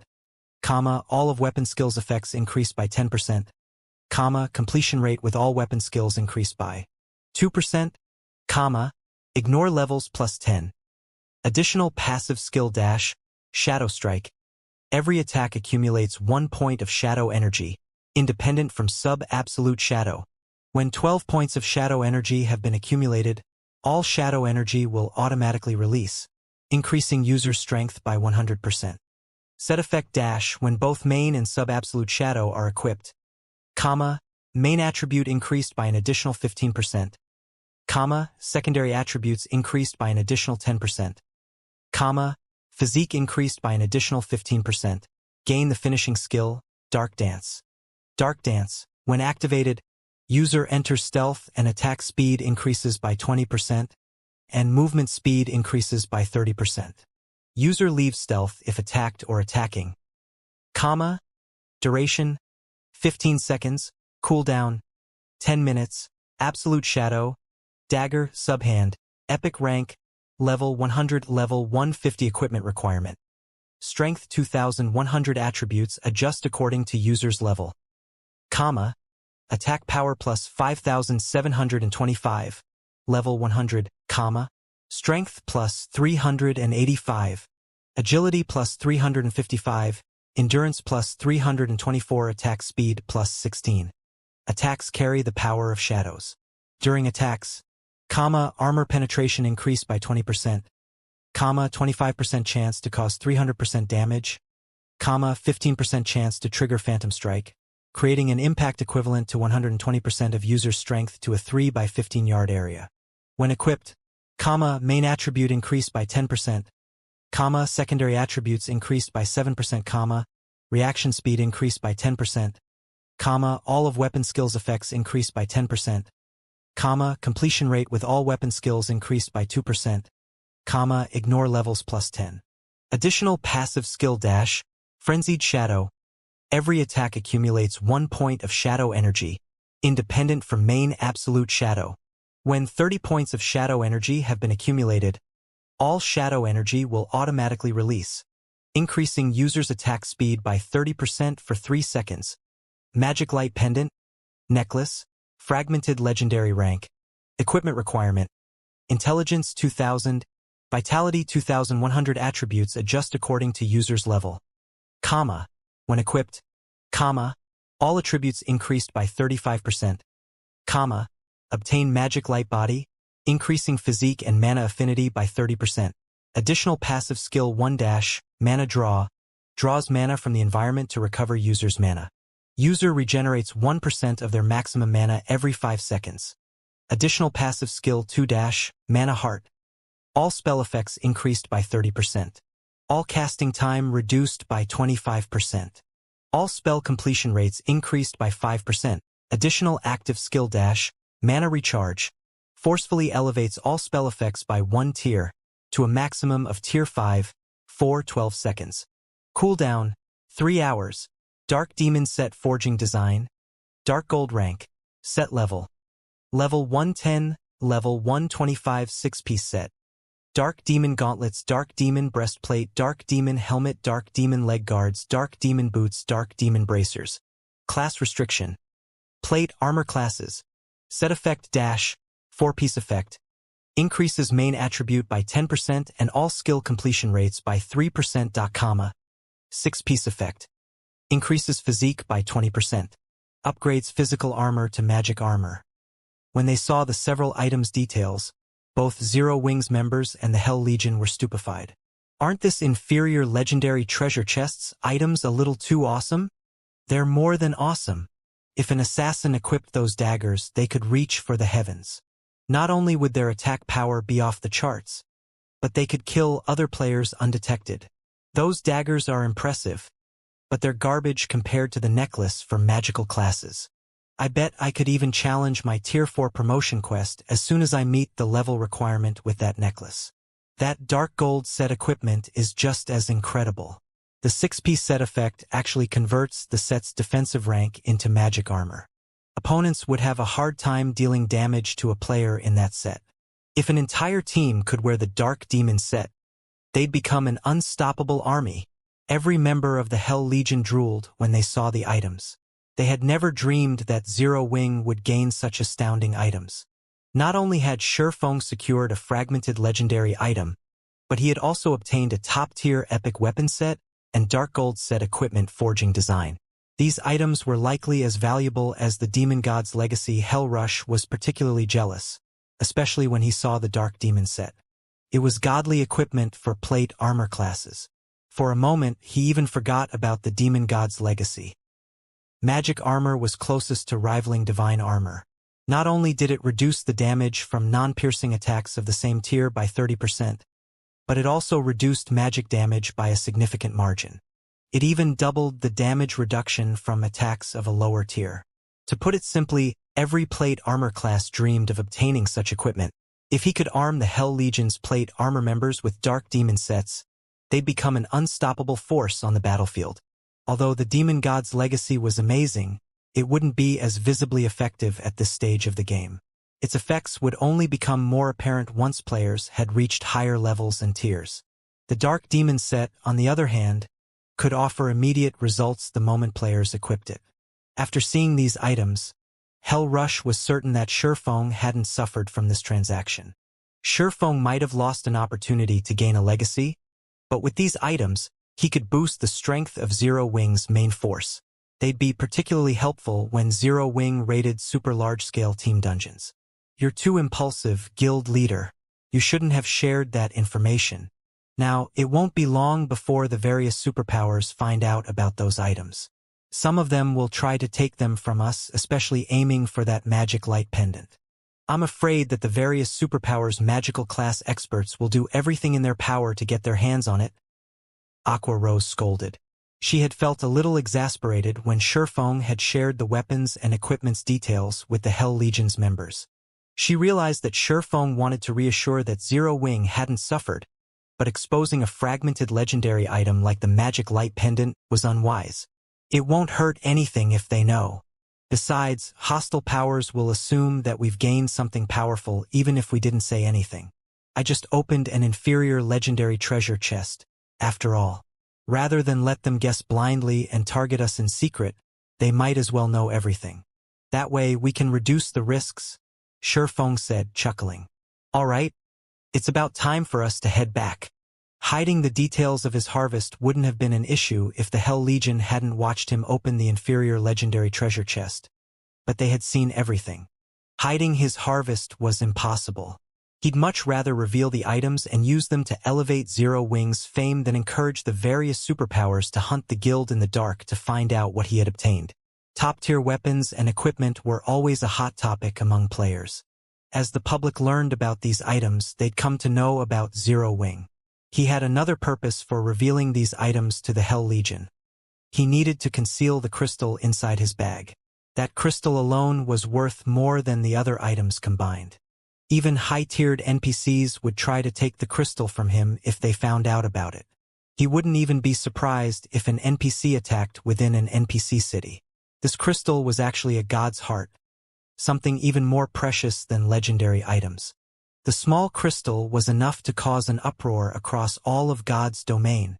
Shurfeng didn't even dare to appraise the crystal at the moment, much less take it out of his bag. On the off chance that the crystal caused a commotion, he'd die from regret. With that said, Shurfeng retrieved a return scroll and teleported back to the Starlight Fortress. He had lingered in the Star Tomb for long enough. Star Valley, Starlight Fortress. As Shurfeng and the others returned to the Starlight Fortress, they were surprised by the sight that greeted them. Players now crowded the previously unpopular Starlight Fortress, and some hadn't even reached level 100 yet. These players hawked their wares from the fortress's streets, selling all kinds of resistance potions and equipment. Some of them even sold level 100+ secret silver weapons and equipment. Such prosperity made it hard to imagine that the Starlight Fortress was a small fortress that had only opened less than a week ago. It looked more like a medium fortress that had been open to the public for several months. Why are so many players here? Thunder Beast was stunned and confused as he glanced at the crowded streets. He knew that very few players, other than Divine Tribe and his team, had been in the fortress before they had left on their expedition. The Starlight Fortress's entrance fee and general expenditures were exorbitant, after all. Remaining in the fortress for one extra day alone cost players another magic crystal.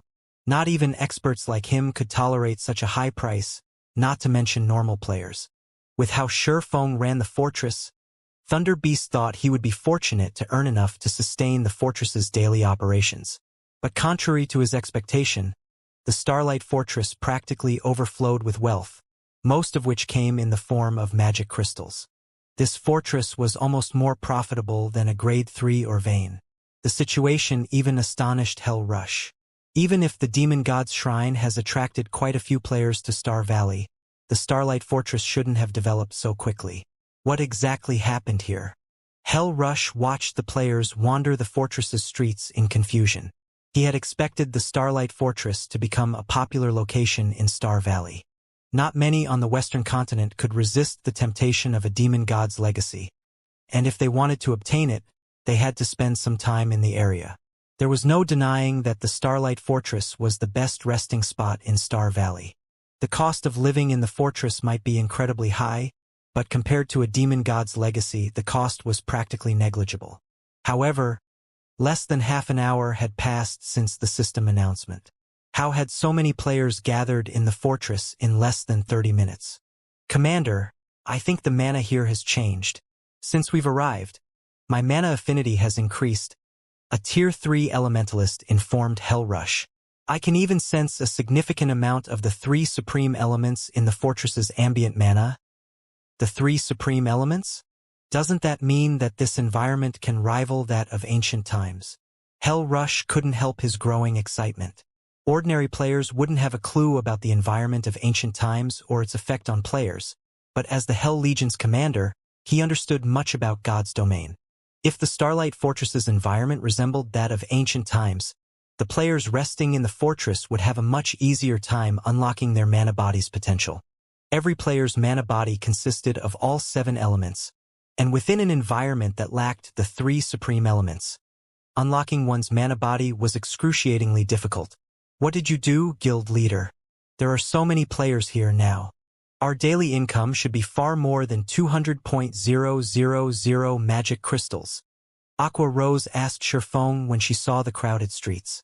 With so many magic crystals, we won't have to worry about producing the Dark Demon set. Not only did the Dark Demon set's production require a lot of rare materials, but it also required a ridiculous number of magic crystals. Forging a single set required 10,000 magic crystals, and the other rare materials could only be purchased with magic crystals. Overall, crafting each Dark Demon set would cost at least 20,000 magic crystals. Not even some ordinary powers could afford such an insane production cost. Zero Wing had already spent almost all of its magic crystals on materials from Divine Tribe and during the Starlight Fortress's capture. With how few they had left, developing the Starlight Fortress would prove challenging, not to mention crafting the Dark Demon set. The Starlight Fortress operated like a giant machine that relentlessly devoured magic crystals. Just keeping the fortress's magic array running was a huge expenditure, to say nothing of the summoning tower and fortress prison. Overall, the Starlight Fortress cost a minimum of 30,000 magic crystals per day. Zero Wing had already been forced to borrow magic crystals from Divine Tribe to sustain the fortress. However, now that the Starlight Fortress's player population had exceeded 200,000, the fortress earned a minimum of 200,000 magic crystals per day. Even after deducting the fortress's various expenditures, Zero Wing would earn more than 100,000 magic crystals in daily profit. Over 100,000 magic crystals of pure profit. Zero Wing wasn't even capable of earning so many magic crystals per day. Even with Stone Forest City, Zero Wing City, and the guild's several or veins. I haven't done anything. Players are just becoming more perceptive, Sherfong said, chuckling at Aqua Rose's excitement.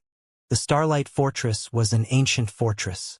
Once it opened to the public, it would gradually attract the 3 supreme elements from its surroundings to recreate its original environment. However, this was a very long and arduous process. It would still take some time before the fortress had an environment that could rival that of ancient times. Even so, the feature was incredibly precious to God's Domain's players. The environment wouldn't only be useful to players trying to unlock their mana body's potential. It would also help as players tried to climb through the tiers. As players aimed for higher tiers, they had to have a basic understanding and control of the 7 elements. Without this control and knowledge, they'd always be weaker than others of the same tier. As for the matter of the Dark Demon set, he had been nursing a headache over the issue as well. Forging a few sets might not be much of an issue, but if he wanted to mass-produce the Dark Demon set, he'd need enough magic crystals to give the various superpowers heart attacks. Fortunately, the Starlight Fortress had been developing wonderfully while he'd been gone. Without this progress, he would have only been able to stare at the forging design. While he had solved the problem of materials, however, he still needed sufficient manpower. He couldn't do it all by himself. He would need at least 2 other advanced master forgers to ensure a reliable success rate when producing the Dark Demon set. The cost of failure would even be enough to put a first-rate guild in the red. Suddenly, a party of level 106 plus peak experts, led by a beautiful woman, approached Shurfeng. The graceful woman was none other than Phythalia, the Divine Hymn Legion's commander. Surprisingly, Phythalia had lost a level, falling to level 106, and a faint, deathly aura surrounded her, signifying that she was currently in a weakened state. The revelation shocked Shurfeng and the others. "I've finally found you, Guild Leader Black Flame," Phythalia said with a somber expression. "Has something happened?" Shurfeng replied with a question. Communication between those within the Star Tomb and those outside of it was severed. To contact players on the other side, one would have to do so through offline means. However, Shurfeng hadn't been worried with Divine Tribe's forces and the Silver Divine Dragon protecting the Starlight Fortress, and as such, he hadn't left any of his guild's experts behind in the fortress. Mythology's people arrived. Not only have they demanded that Divine Tribe hand over the temporary residence, but they've also demanded that Zero Wing surrender 51% of the Starlight Fortress's shares, Phythalia said. "What about your level?" It didn't surprise Shurfeng that a super guild like Mythology had set its sights on the Starlight Fortress, but he was surprised to see that Phythalia had lost a level. "It's nothing. I fought Mythology's people and lost," Phythalia explained. "That's what I want to talk to you about. I don't know what kind of power Mythology's members have obtained, but they can completely conceal their auras. Even when they fought inside the fortress, the Divine Dragon needed some time to sense them. If Mythology causes more chaos in the fortress, I'm afraid that we won't be able to contain it. Even you weren't a match for them." Hell Rush was stunned to hear about the recent events. Hell Rush knew how strong Phythalia was. She was definitely as strong as he was. Even Mythology's old monsters should have a difficult time defeating her, and her guards followed her everywhere. Logically, no one should be powerful enough to kill her. They have a way to conceal their auras? Shurfeng fell into deep thought for a moment. He was aware of plenty of methods to conceal one's aura in God's domain, but none of those methods could hide one from a divine dragon, even for a short time. Mythology's people also asked me to relay a message. They've said that they will show up once more after the demon god's shrine has activated and hope that Zero Wing will have considered their proposal carefully. If Zero Wing refuses to cooperate, it will have to bear the consequences. Phythalia had a huge headache over the situation. The group of players Mythology had sent to the fortress was incredibly powerful, and they could completely hide their auras. If a fight broke out between them, the Starlight Fortress would pay the price. As Phythalia finished speaking, silence fell. Hell Rush frowned at hearing the news. Mythology is being too arrogant. Do they think Netherworld Empire is powerless? Thunder Beast, who stood nearly 3 meters tall, bellowed in rage. This was infuriating. Not only had Mythology extorted Zero Wing with its declaration, but it also ignored Netherworld Empire. The public had long since learned of Netherworld Empire's partnership with the Starlight Fortress. Every superpower on the Western continent knew of it. Naturally, there was no way a super guild like Mythology hadn't heard. And yet, Mythology demanded 51% of the Starlight Fortress's shares. Not even Netherworld Empire had any of the fortress's shares. By demanding 51% of the fortress, Mythology had essentially declared that it was more powerful and important than Netherworld Empire. Phythalia, do you know who's leading the team for Mythology? Hell Rush asked in a frosty tone. It seems it's been so long since our last battle that Mythology's people have forgotten about the Hell Legion. The temperature around the group dropped as Hell Rush spoke. The ambient mana began to freeze as if reacting to his emotions. Obviously, Hell Rush's mana control was already considerable. Commander Rush, you mustn't act rashly. These people belong to a newly formed team from Mythology. Their leader is a young, silver-haired man. He only looks to be around 22 or 23, and he has already replaced Trembling Hand as the first vice-commander of Mythology's strongest trump card legion. All of his teammates are roughly the same age, but they're all incredibly strong. Not even our team's strongest assassin is as fast as they are. They move like ghosts. When they had appeared behind me, I hadn't noticed their presence at all. Thalia elaborated when she realized that Hell Rush intended to pick a fight with these mythology members. Their team will be especially difficult to take down in the fields. She understood Hell Rush's rage, but this team had a little over a dozen players, and they could all vanish without a trace. If the Hell Legion fought these players in the Starlight Fortress, they might be fine, but the Legion would only be running towards its death if it tried to take them on in the fields. With the complex terrain in the fields, not being able to sense one's opponent would leave one blind. Even if Hell Rush and the others were strong, those mythology members were exceptionally fast. Pinning down just one of those players would require 5 or 6 peak experts at the very least. And there were over a dozen of those experts. When these players had attacked the dozens of peak experts under her command, she hadn't been able to stop them. These mythology members targeted a single player before fleeing once they killed their mark. It was easy to imagine how formidable they'd be out in the fields. He's replaced Trembling Hand? How is that possible? Thunder Beast was astonished. Trembling Hand had been known as a genius ever since he had joined the virtual gaming world. He had fought in virtual games for over a dozen years now and had long since reached the domain realm. He had achieved just as much in the domain realm as Hell Rush, and the man was still in his 30s. He was currently at his prime, and he still had plenty of room for improvement. The various superpowers upper echelons all believed that Trembling Hand was the most likely player to become the commander of mythology's strongest trump card legion, and yet, he had lost his position as first vice commander to a youth.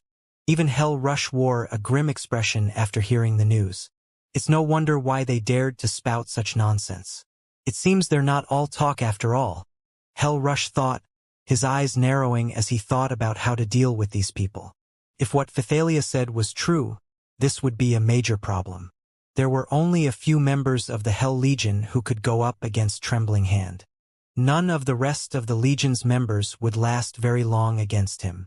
Meanwhile, the youth Thalia mentioned could evade detection and was even stronger than Trembling Hand.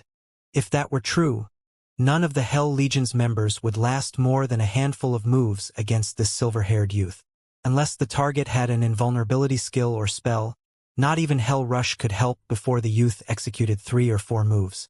Meanwhile, if this youth wanted to escape, they'd need at least 20 peak experts to stop him, and that was assuming that these experts didn't lose sight of the young man. Commander Thalia, do you have a record of their entry and exit from the fortress? Shifeng asked. No. They seemed to have just appeared, and based on their behavior, they had no issue slipping past the gate security. Not even the Tier 3 NPCs noticed them, Thalia said, shaking her head. Divine Tribe had stationed some of its Tier 3 personal guards to manage the Starlight Fortress's front gate, but when she had checked the NPCs' records, there was no mention of the players from mythology. It was as if these people had appeared out of thin air. Stopping these players at the fortress's gate wasn't even possible. This is interesting, Shifeng said, smiling. Interesting. Thalia could not help but roll her eyes. For a moment, she wondered if Shifeng understood the severity of this situation. With the ability to enter and leave the Starlight Fortress freely, no one could stop these players from causing chaos within the Starlight Fortress. The Starlight Fortress had just taken off. If chaos ensued inside, it would spell tragedy for the fortress's development. Nobody wanted to remain in an unsafe location, especially when important resource transactions were involved. Of course, leave the rest to Zero Wing, although I will have to continue to trouble you regarding the fortress's daily security, Commander Thalia. Shifeng said as he nodded confidently. If this had happened before he had obtained a god's heart, these ghost-like experts would have been a huge headache for him. Without the ability to instant-kill these players, they could disappear to any random comer of the fortress, and that would be the end of the story. He would have no choice but to let these people leave. However, the situation had changed. He now had a god's heart, a source of eternal energy that rivaled the value of divine artifacts. Not only could one use this god's heart as a power core, but one could also release the eternal energy it contained and use it to learn new concepts. It was the best item when trying to comprehend new information. Eternal energy was an even more powerful energy than mana. Only the gods could use and gather the energy, and even they struggled to collect it. Since the gods had long since removed themselves from the world, finding eternal energy had become incredibly difficult in God's domain, even for Tier 5 NPCs, who stood at the apex of this world. A single, small drop of concentrated eternal energy would be enough to incite an all-out brawl between Tier 5 NPCs and Tier 6 God-ranked players. Meanwhile, the God's Heart in Shurfeng's bag was a condensed form of eternal energy, which not even an empire's entire wealth could buy. Initially, Shurfeng had wanted to learn the rest of the memory crystal's content once he had returned to the eastern continent and found an ideal venue for studying the information. Tier 3 players' foundations were their mana bodies, and only by unlocking his epic mana bodies potential could he display his full strength. He'd then be able to explore the maps that contained Solomon's sword's remaining fragments. Hence, he needed a location that could help him gain the most benefit from the Iliades memory crystal. However, now that he had a God's Heart, he wouldn't have to go to such great lengths to learn the crystal's contents. Once he found enough privacy to take the God's Heart from his bag without exposing it to others, he could create his own venue, the best in God's domain. Fortunately, the Fortress Lord's mansion was the perfect location. Shurfeng then parted ways with Phythalia and the others, making his way to the mansion. Phythalia was dumbfounded as she watched Shurfeng and Zero Wings members walk away. She couldn't fathom what was going through the swordsman's mind. At such a crucial moment, Shurfeng had reacted similarly to Hell Rush, intent on taking his anger out on these mythology players. "What should we do now, Commander?" the Tier 3 shield warrior beside Phythalia asked. "The ruckus mythology caused has already scared plenty of merchant players away. If mythology causes another scene, I'm afraid everyone in the fortress will panic. Controlling the situation won't be easy. Forget it. I don't care anymore. Let mythology's people cause a scene if they want.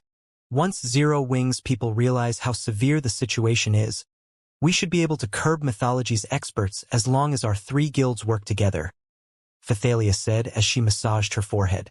She had already learned that trying to dissuade Shurfeng from doing anything foolish was a waste of time. She might as well let him try whatever he had planned.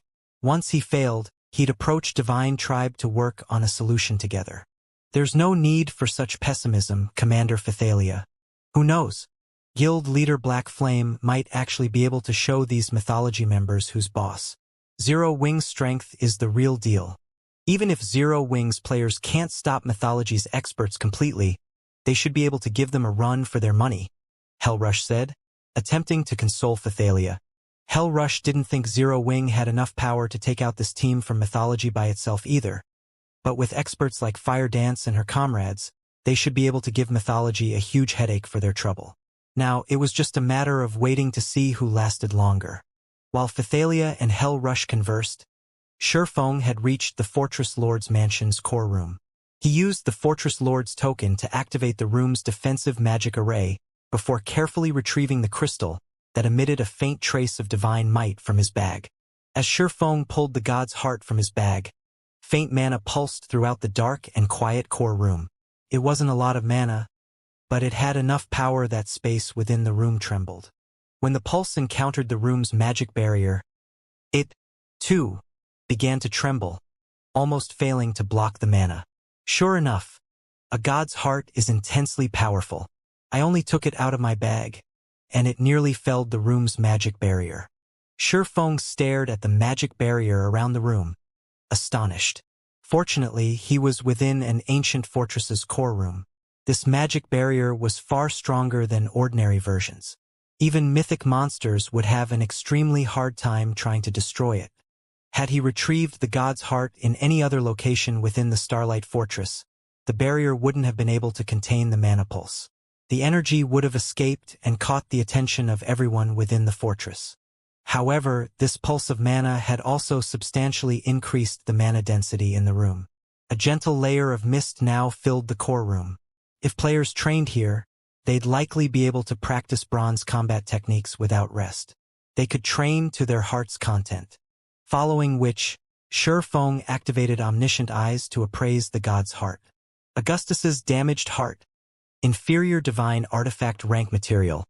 This is the barbarian god Augustus's heart and crystallization of eternal energy. When Augustus had fallen, the demon god, Atloc, had secured his heart and repeatedly modified it. Once one has activated the magic array engraved on the heart, the user will be exposed to dense eternal energy for 12 hours. The magic array will require 3 months to recover after each activation. Restoring the magic array's eternal energy is possible by sacrificing one god crystal. Amazing! Atloc had transformed a consumable god's heart into a tool that can supply endless eternal energy. When Shifeng read Augustus's heart's description, he was shocked. Gods' hearts were typically one-time use consumables. When players released the eternal energy contained within, the god's heart would release all of its energy.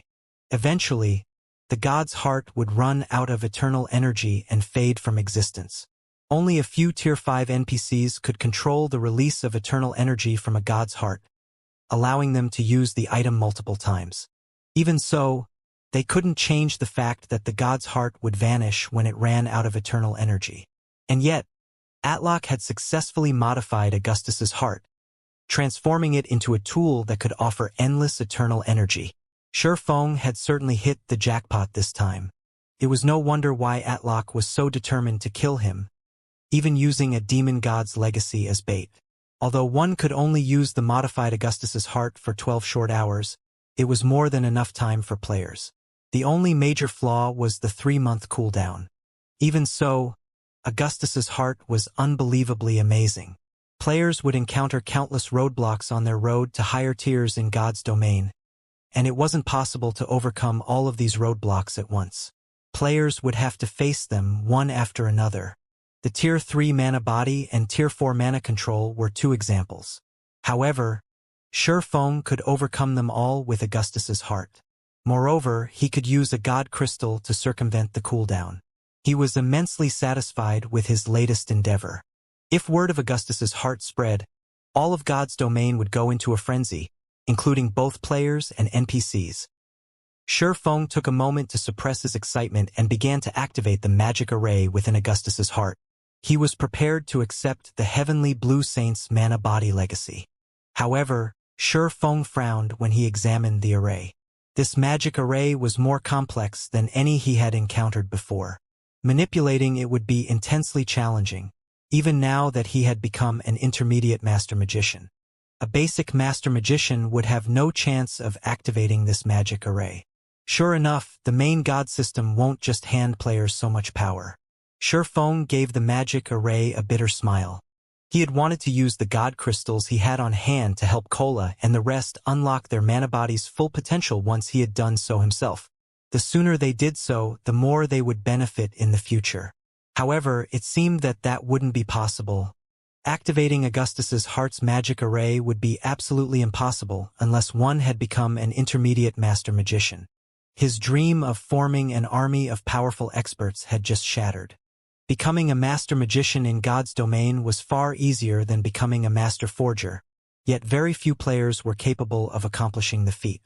Naturally, reaching every subsequent rank after becoming a basic master magician was incredibly difficult, even more so than rising through the ranks after becoming a master forger. In all of Zero Wing, only Aqua Rose and Violet Cloud had high chances of becoming basic master magicians. Everyone else would still have a long road ahead of them, and 2 players simply weren't enough to form an army. Shaking his head, Shifeng banished his thoughts and began to focus on learning and decoding the magic array.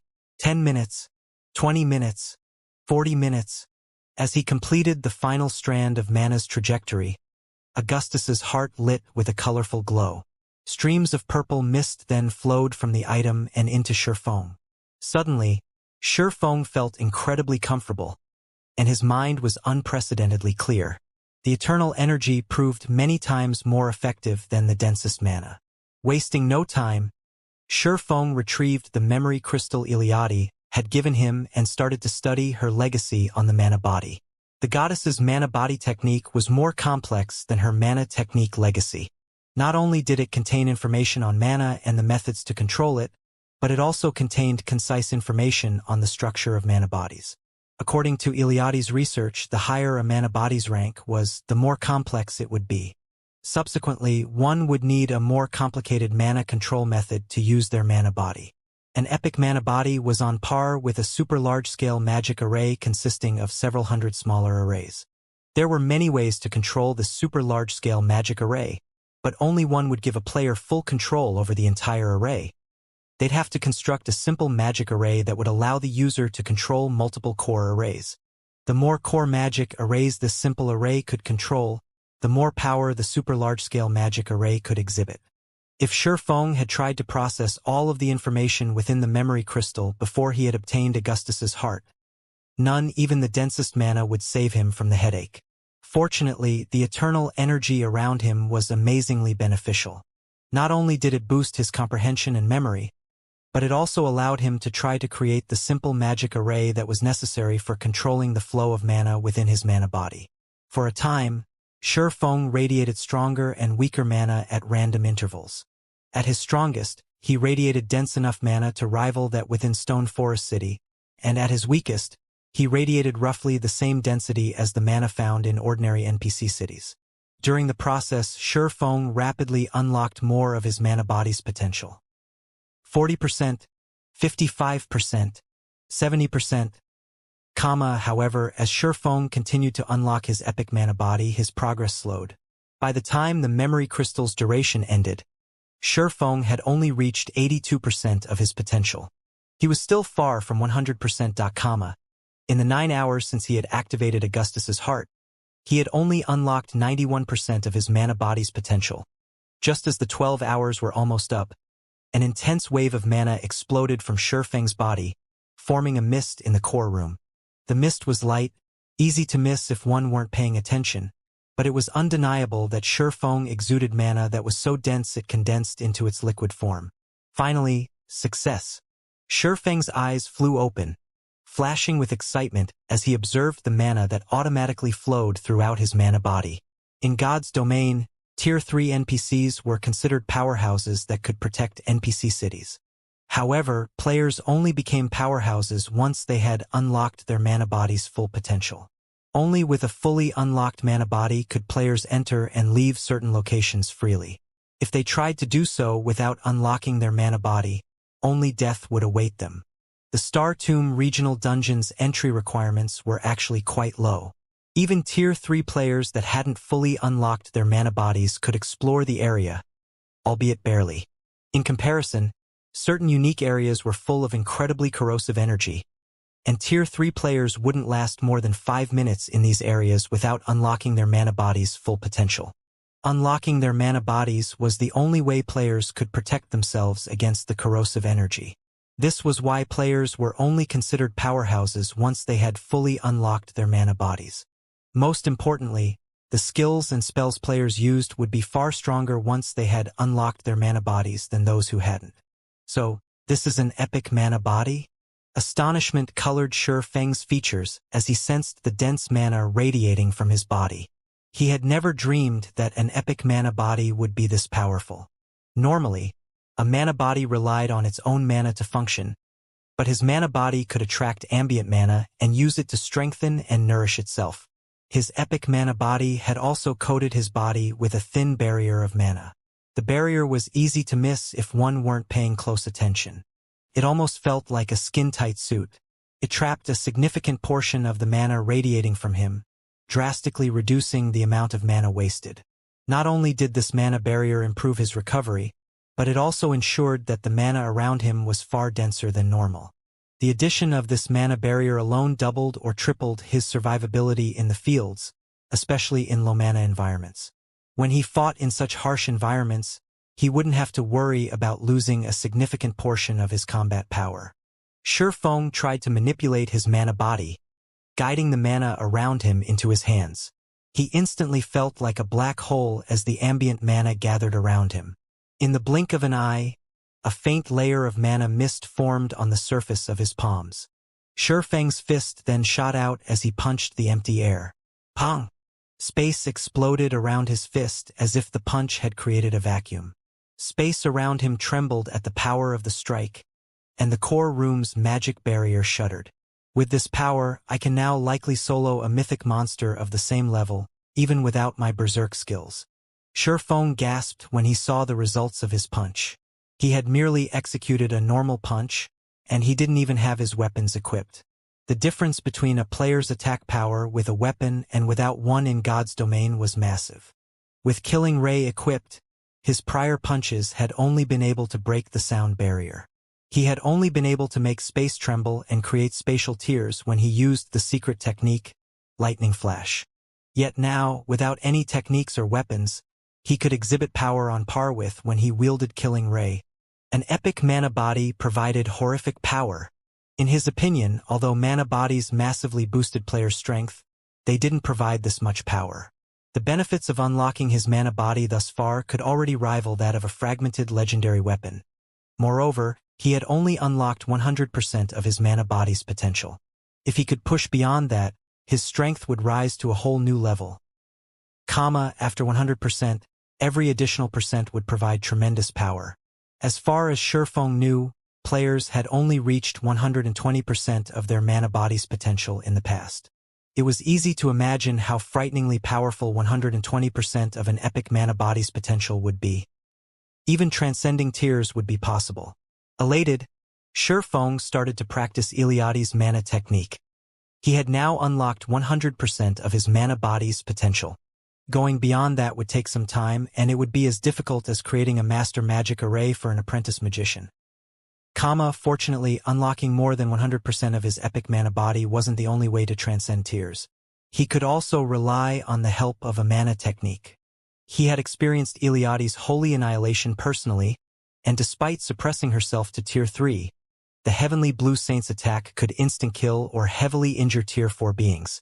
If Shifeng could master Eliade's Holy Annihilation, the mana technique would prove significantly helpful.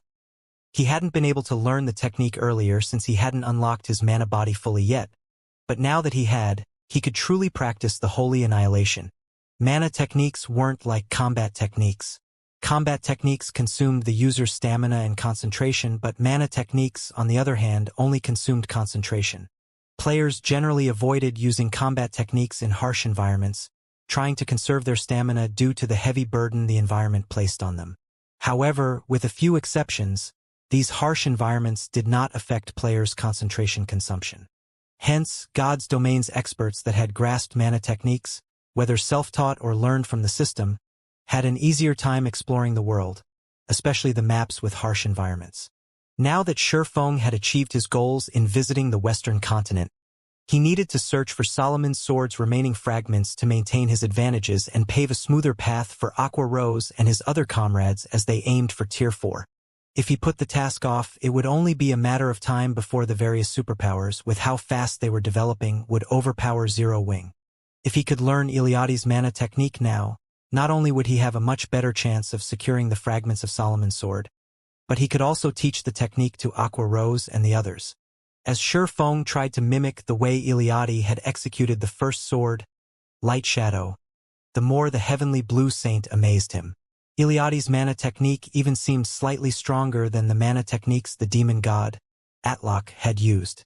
The first sword, Light Shadow, used all 7 elements, and executing the strike proved even more difficult than Lightning Flash, a bronze combat technique.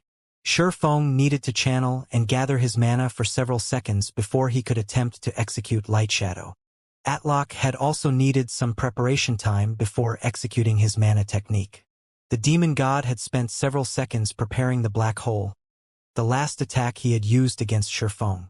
Even though Atlok had executed the mana technique through his phantom, that phantom had still been at the Tier 5 standard. The goddess, on the other hand, had executed Light Shadow, Holy Devour, and Holy Annihilation without any preparation time whatsoever. On the contrary, it has seemed as if she had been able to pause her technique, releasing her attack when she needed to in a systematic manner. When Shifeng thought about that fight, he realized the intervals between each of her attacks had been exactly the same. Even at the Tier 3 standard, Eliade had accomplished the feat as Shifeng continued to practice Light Shadow. However, he was able to reduce the time he needed before executing the technique. Initially, he spent nearly 8 minutes preparing his strike, but now he could do so after around 5 minutes. The more Feng practiced, the more he understood about mana control. 2 hours, 6 hours, 12 hours. While Feng was immersed in his training, he received a call request from Phythalia.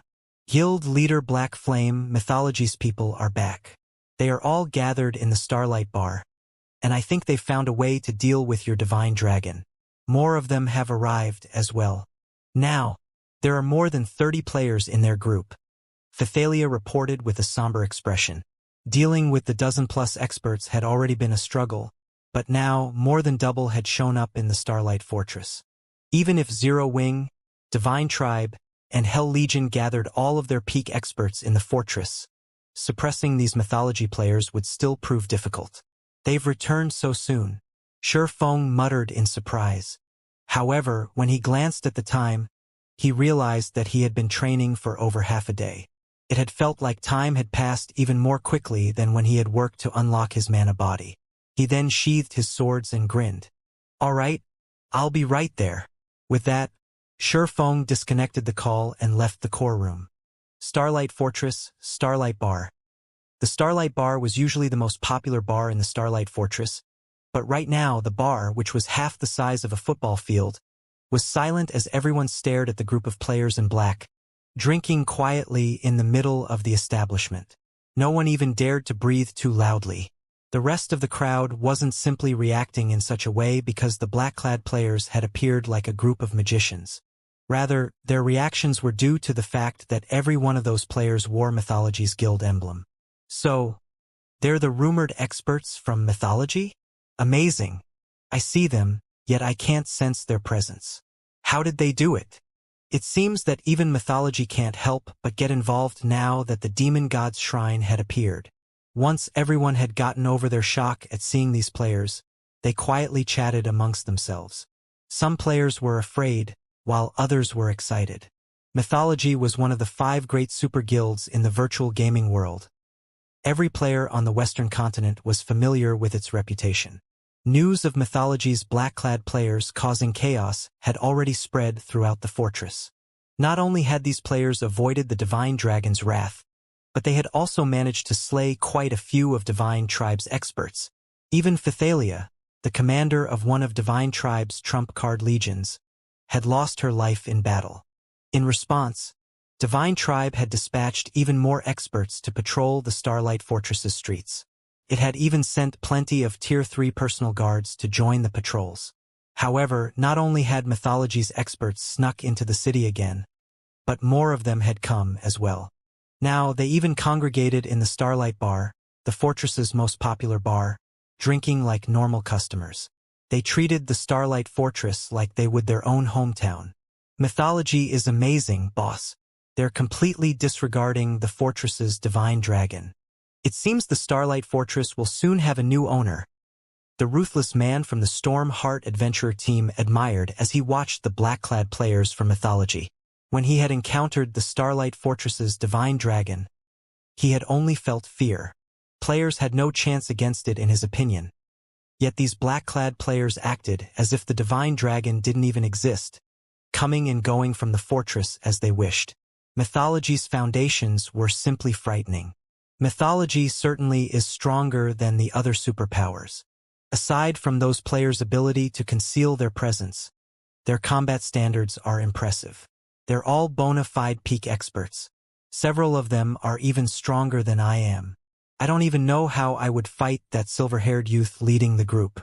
I don't think he's even human, Crow said as he observed Mythology's members, a trace of fear flashing in his eyes. If they decide to cause a scene in the fortress, there will be a mess, and no one will be able to do anything about it. With the situation as it is, even Zero Wing, with all its advantages, will have to make concessions for them. Crow knew that the various superpowers were no match for the 5 great super guilds, but he had never imagined that the gap between them would be this massive. Mythology's black-clad players were at least level 107, but their auras were even powerful enough to make an expert like him feel uncomfortable. The weakest member of the group had basic attributes to rival a Grand Lord of the same level. Fighting just one of those players would pose a huge problem for him. If he had to face 2 or 3 simultaneously, there was a very high likelihood that he'd fall.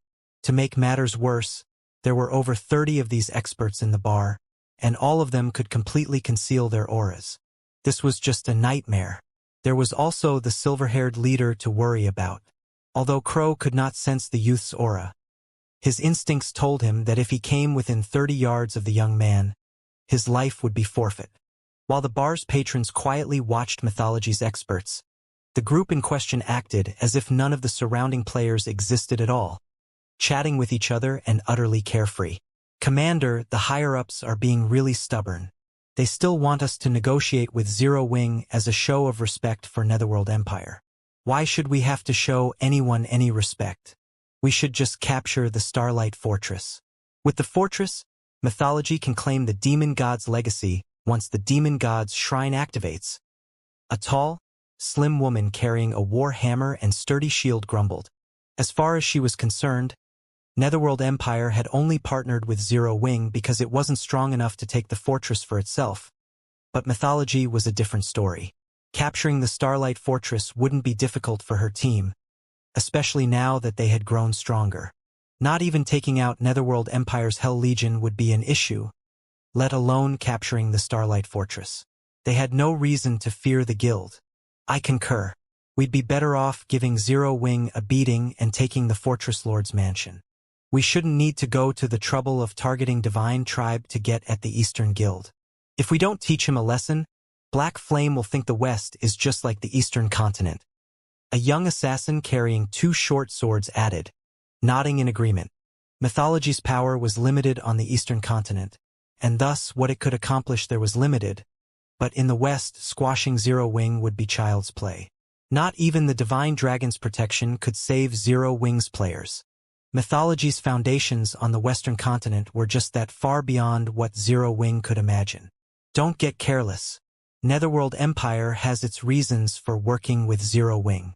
Based on recent reports, Zero Wing already has 5 members with fully unlocked mana bodies. Those players are extraordinarily strong. If they show up, follow the backup plan.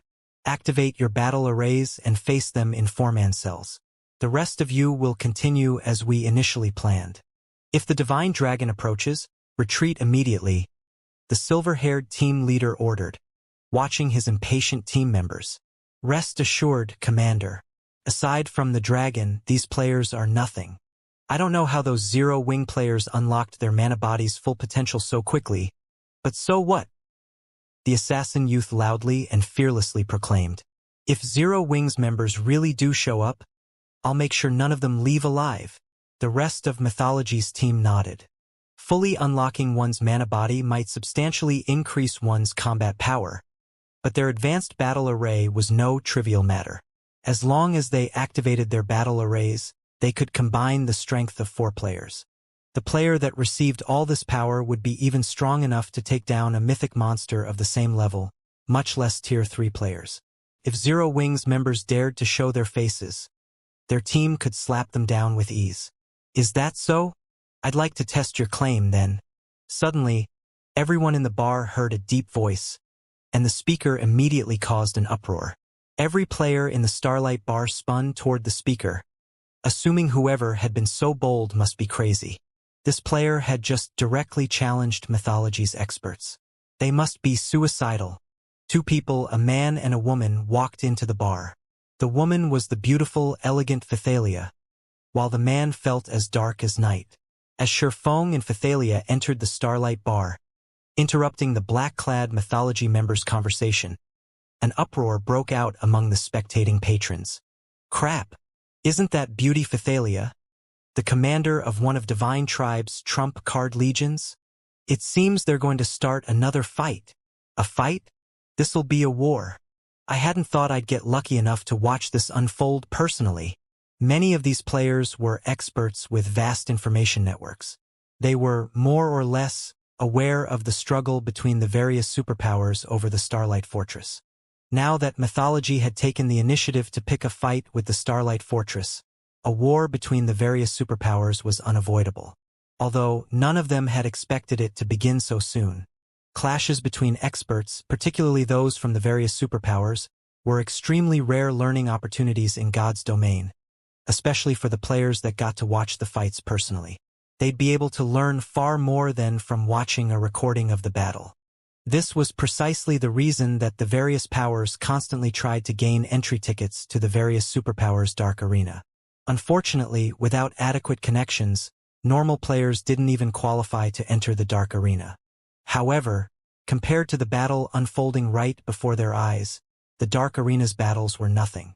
The various superpowers participants in the Dark Arena never went all out, but this situation would be different.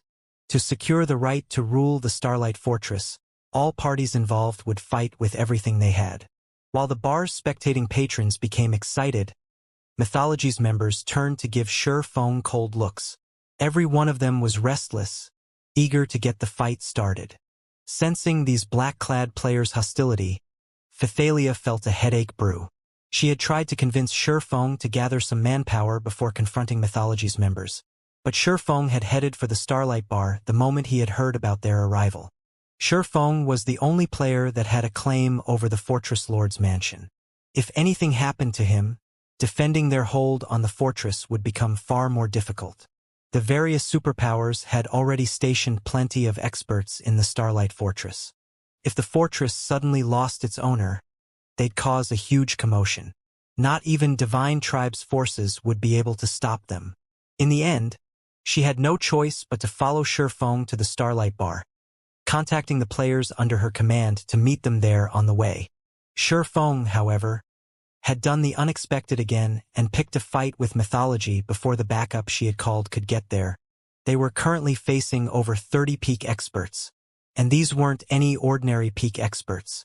Not only could they hide their auras, but they were all incredibly fast.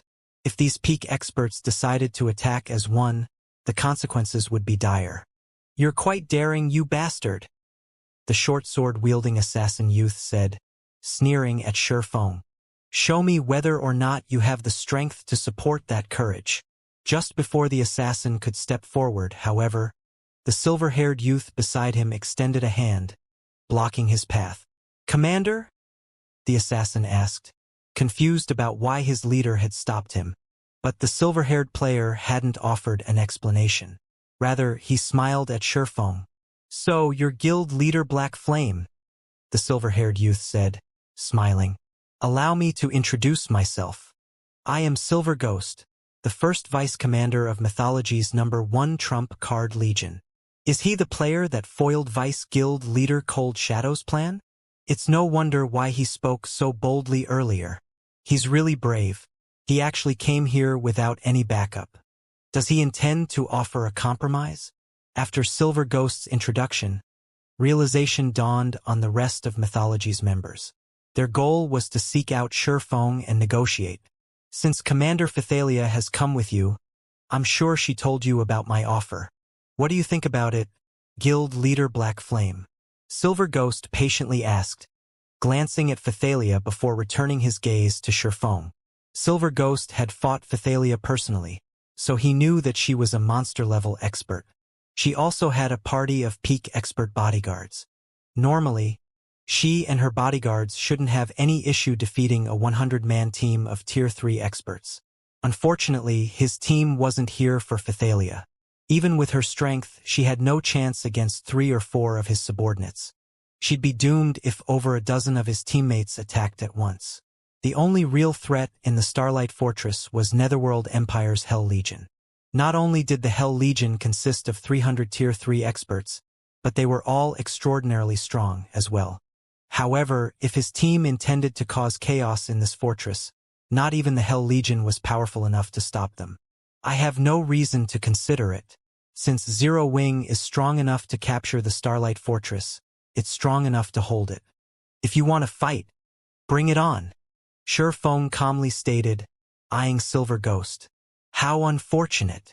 Silver Ghost could only sigh at Feng's reply. "Why are you still wasting your time with him, Commander?" the assassin youth sneered. "Let my group deal with him. If we don't teach him a lesson, he'll continue to assume that Mythology is powerless against him. That's right. If we don't show him our strength, he'll likely assume that we left earlier because we were afraid of him." The rest of Mythology's team nodded. Their previous visit to the Starlight Fortress had merely been a form of greeting. Now that Shifeng had rejected their goodwill, they had no reason to hold back. In fact, if they continued to act passively, Shifeng would treat their guild as a joke. All right, your group can deal with him, but make it quick. Everyone else, pay attention to your surroundings. Retreat as soon as the divine dragon approaches, Silver Ghost said, granting the assassin youth permission to take action. Thank you, Commander. I'll make sure to end the fight quickly. The assassin youth replied with a hungry expression. He turned toward Shifeng and continued, You've been pretty arrogant, bastard. Let's see if you can back up those words. Suddenly, divine runes lit up all across the assassin's body and enveloped another 3 mythology members behind him. A powerful aura began to radiate from the assassin youth, growing stronger by the second. After just 3 seconds, his aura was so intense that a sense of dread overcame everyone in the bar. How is his aura so powerful? It's almost as intense as a Grand Lord-ranked archaic species of the same level. The bar's patrons gaped at the young assassin. Is this a sample of mythology's foundations? The situation shocked the ruthless man from Stormheart. Although it wasn't possible to determine a player's strength based on their aura, that aura would at least hint at their strength. At this stage of the game, Tier 3 players still struggled to defeat Great Lords of the same level, and in Star Valley, players couldn't use their berserk skills. If a player had the strength of a Grand Lord-ranked archaic species of the same level, they'd be able to move through Star Valley unhindered. With that kind of power, even killing Tier 3 MTs would be as easy as swatting a fly. They hadn't actually used their full strength earlier? Thalia watched on with a grim expression. When she felt the assassin's violent aura, she was overcome with despair. She had hoped that the Hell Legion's experts and Zero Wing's 5 experts, those that had fully unlocked their mana bodies, would be enough to suppress mythology's invading experts, but seeing these black-clad players now, she found the idea laughable. A peak expert that was as powerful as a Grand Lord-ranked archaic species could even toy with a Tier 4 summoned creature. After all, players' combat techniques allowed them to push their combat power to its limits, perhaps even beyond them. Aside from the Starlight Fortress's divine dragon, no one in the fortress could stop the assassin before her. An advanced battle array? Shifeng muttered when he saw the divine runes coating the assassin youth's body. You seem to know a lot, bastard, but that won't change anything. Licking his lips, the assassin youth continued. Now, I'll teach you just how foolish your decision was. The assassin then took a step forward, instantly vanishing. Neither he nor his aura could be found within the bar. It was as if he had never been there in the first place. I guess Zero Wing's guild leader is going to die, Crow, Stormheart's commander, said, closing his eyes. Not only did that young assassin have basic attributes that could rival a Grand Lord-ranked archaic species, but he could also completely conceal his presence. Crow couldn't even sense the youth's life aura. With such capabilities, that assassin was practically invincible among players. Fights between experts were typically so fast that they were impossible to follow with the naked eye. Thus, experts usually had to rely on all 5 senses during combat. Otherwise, their opponent would quickly overwhelm them. Now that the assassin youth had vanished, players couldn't rely on their sight to keep up with his ghostly speed. Trying to keep up was a joke. How was one supposed to find an enemy they couldn't even detect? However, at the moment mythology's assassin had vanished, Shifeng unhurriedly unsheathed Killing Ray and slashed the empty air to his right. Boom! Suddenly, the sound of clashing metal filled the Starlight Bar, and an intense impact shattered the ground. All players within 30 yards of the Swordsman stumbled back from the shockwave. Almost as everyone heard the first collision, another loud bang followed. A figure then slammed into the wall to Shifeng's right, indenting the wall. It was none other than the assassin youth that had only disappeared a moment ago. Silence. Terror. For a time, everyone in the Starlight Bar became dumbfounded. Shifeng had deflected the young assassin, who seemed as strong as a Tyrannosaurus Rex and was fully capable of concealing his aura, with a normal attack. Who would ever believe this? Is he really a Tier 3 player? The ruthless man from Stormheart was stunned when he saw the assassin embedded in the bar's wall. The assassin youth still had most of his HP remaining, but that was precisely what frightened the ruthless man. If Shifeng had merely noticed the assassin's movement and found an opportunity to strike the youth's weak point, it would have still shocked the man, but he would have, more or less, understood how Shifeng's attack and thrown the assassin. However, seeing that the assassin had only lost a small amount of HP from the hit made it clear that Shifeng's sword hadn't struck the assassin directly. The youth had actually blocked the attack with his own blades. In a battle of brute force, the young assassin had lost. The assassin youth's basic attributes rivaled that of a Grand Lord-ranked archaic species of the same level. Not even ordinary Tier 3 players with active berserk skills were that strong. And yet, Shifeng had emerged victorious in a battle of strength. Moreover, the swordsman had done so without relying on skills or tools. He hadn't used a berserk skill either. He had merely executed a normal attack. When Mythology's other members saw the assassin embedded in the wall, they, too, were dazed. Sandstorm lost. How is that possible? Did he fail to control the battle array's power? All of these Mythology members knew just how powerful a player was after the boost from the advanced battle array the assassin youth Sandstorm had used. Sandstorm would even have the strength to take on Tier 4 mythic monsters, not to mention Tier 3 players. Using the advanced battle array was expensive, so they couldn't use it casually. The only reason that Silver Ghost had agreed was to prove Mythology's strength to Zero Wing. None of them had expected this outcome. Shifeng had sent Sandstorm flying with a normal attack. For a moment, they wondered if Sandstorm had been careless and failed to grasp the battle array's power. How is he so strong? Phythalia, on the other hand, stared at Shifeng's back with wide, astonished eyes.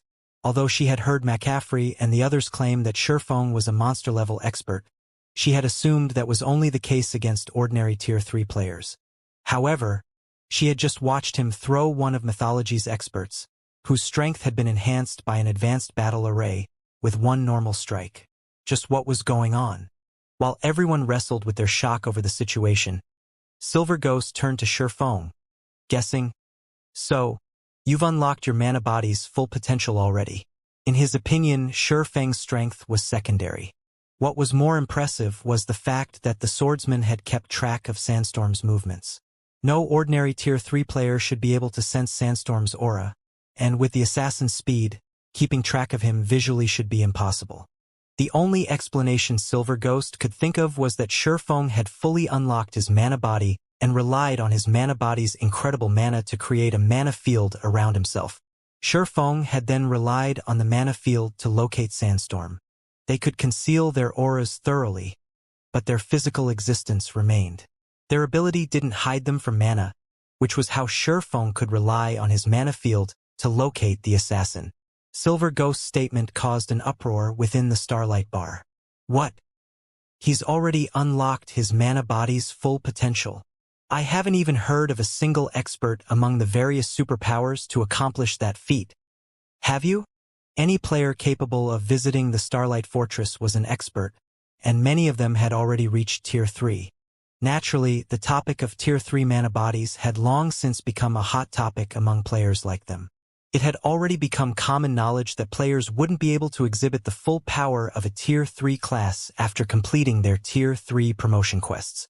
They still needed to unlock their mana body's potential. Unfortunately, that wasn't an easy task. Most players didn't even have a clue about how to go about unlocking their mana bodies.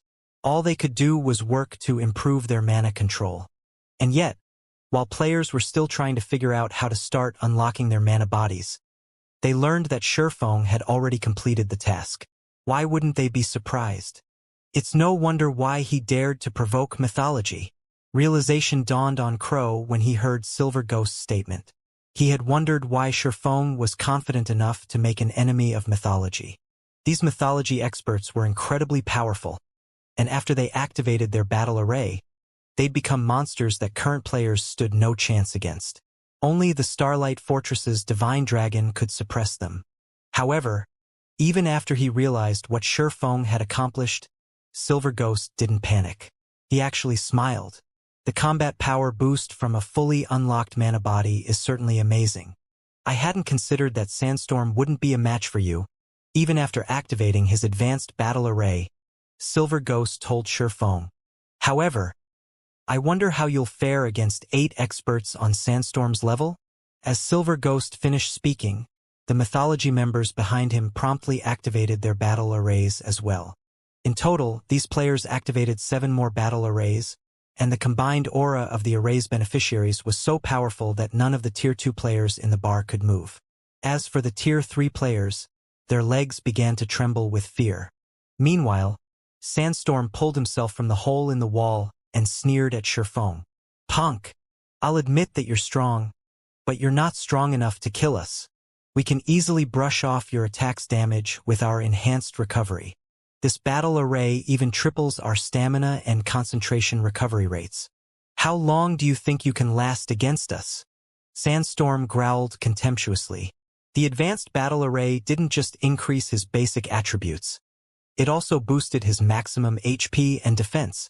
Right now, his defense was twice as high as Tier 3 MTs of the same level, and he had more than 2 million HP. Shifeng's attack might have had a lot of impact, but he had only taken a little over minus 10,000 damage. It wasn't even enough to itch. The spectators, who had relaxed after Shifeng's counterattack, fell silent again, and Phythalia continued to watch with a grim expression. She had never dreamed that mythology had prepared so many advanced battle arrays. Shifeng was likely at his limit dealing with 1 expert empowered by an advanced battle array, but now he'd have to take on 8 of these experts. Moreover, every one of his opponents had incredible defense and HPs. They could easily whittle Shifeng down until he died. "Let's see you try," Shifeng indifferently replied, sweeping his gaze over mythology's members. His comeback only incited another uproar within the bar. "What? He's actually going to fight such a force? Cool. Too cool." As expected of the expert that took down the Starlight Fortress. Very few players in God's domain can match his courage. They had all assumed that Shifeng would try to run from mythology's experts. Now that they had activated 8 advanced battle arrays, only the fortress's divine dragon could stop them. However, Shifeng chose to stay and fight. He was practically a hero from legend. "Are you crazy?" Phythalia hissed at her companion. "They're not going to fight you one-on-one. They're going to come at you together." Shifeng had repelled Sandstorm with a normal attack, but that was all. The outcome of an actual fight between the two wouldn't be over that quickly. If Shifeng could only deal a little over minus 10,000 damage, there was no way he could kill the assassin. The advanced battle array doubled Sandstorm's battle recovery, which meant that the assassin could easily chip away at Shifeng's HP while recovering his own. If 8 experts like Sandstorm attacked Shifeng together, Zero Wings Guild leader would be lucky to stay alive for a while, much less defeat these experts. Before Phythalia could try to dissuade Shifeng, however, Silver Ghost laughed. "Very good. You are truly brave. It's no wonder why you dare to make mythology your enemy," Silver Ghost said, smiling. He then turned to Phythalia and said, "I am a generous person. Why don't you both try to take us on? I'll even wait until your reinforcements arrive." "That won't be necessary. You should really face me together. I'd like to see if you're as powerful as you claim," Shifeng said, shaking his head. "Bastard!" Sandstorm snarled and raged. He immediately charged at Shifeng again. As the assassin moved, the 7 other empowered experts did the same, dashing toward Shifeng like a violent gale. All 8 of mythology's experts were in perfect sync as they attacked Shifeng simultaneously. As long as Shifeng tried to attack one of them, the other 7 would strike at his vitals. This was the same method they had employed to take down Phythalia. While they charged at Shifeng, however, he raised Killing Ray above his head and shut his eyes, patiently waiting for Sandstorm and his companions to reach him. 30 yards, 20 yards, 10 yards. Just as the assassin youth and mythology's other experts were about to strike, Shifeng's eyes abruptly opened, and he swung his sacred sword in a downward arch. First sword, Light Shadow. When Killing Ray descended, the mana around Shifeng immediately gathered to form a phantom greatsword around the sacred sword. Immediately afterward, the phantom greatsword, which was 20 meters long, tore apart space. Those looking at the Phantom Greatsword from a distance noticed a pitch-black trail in the Phantom Greatsword's wake. A skill!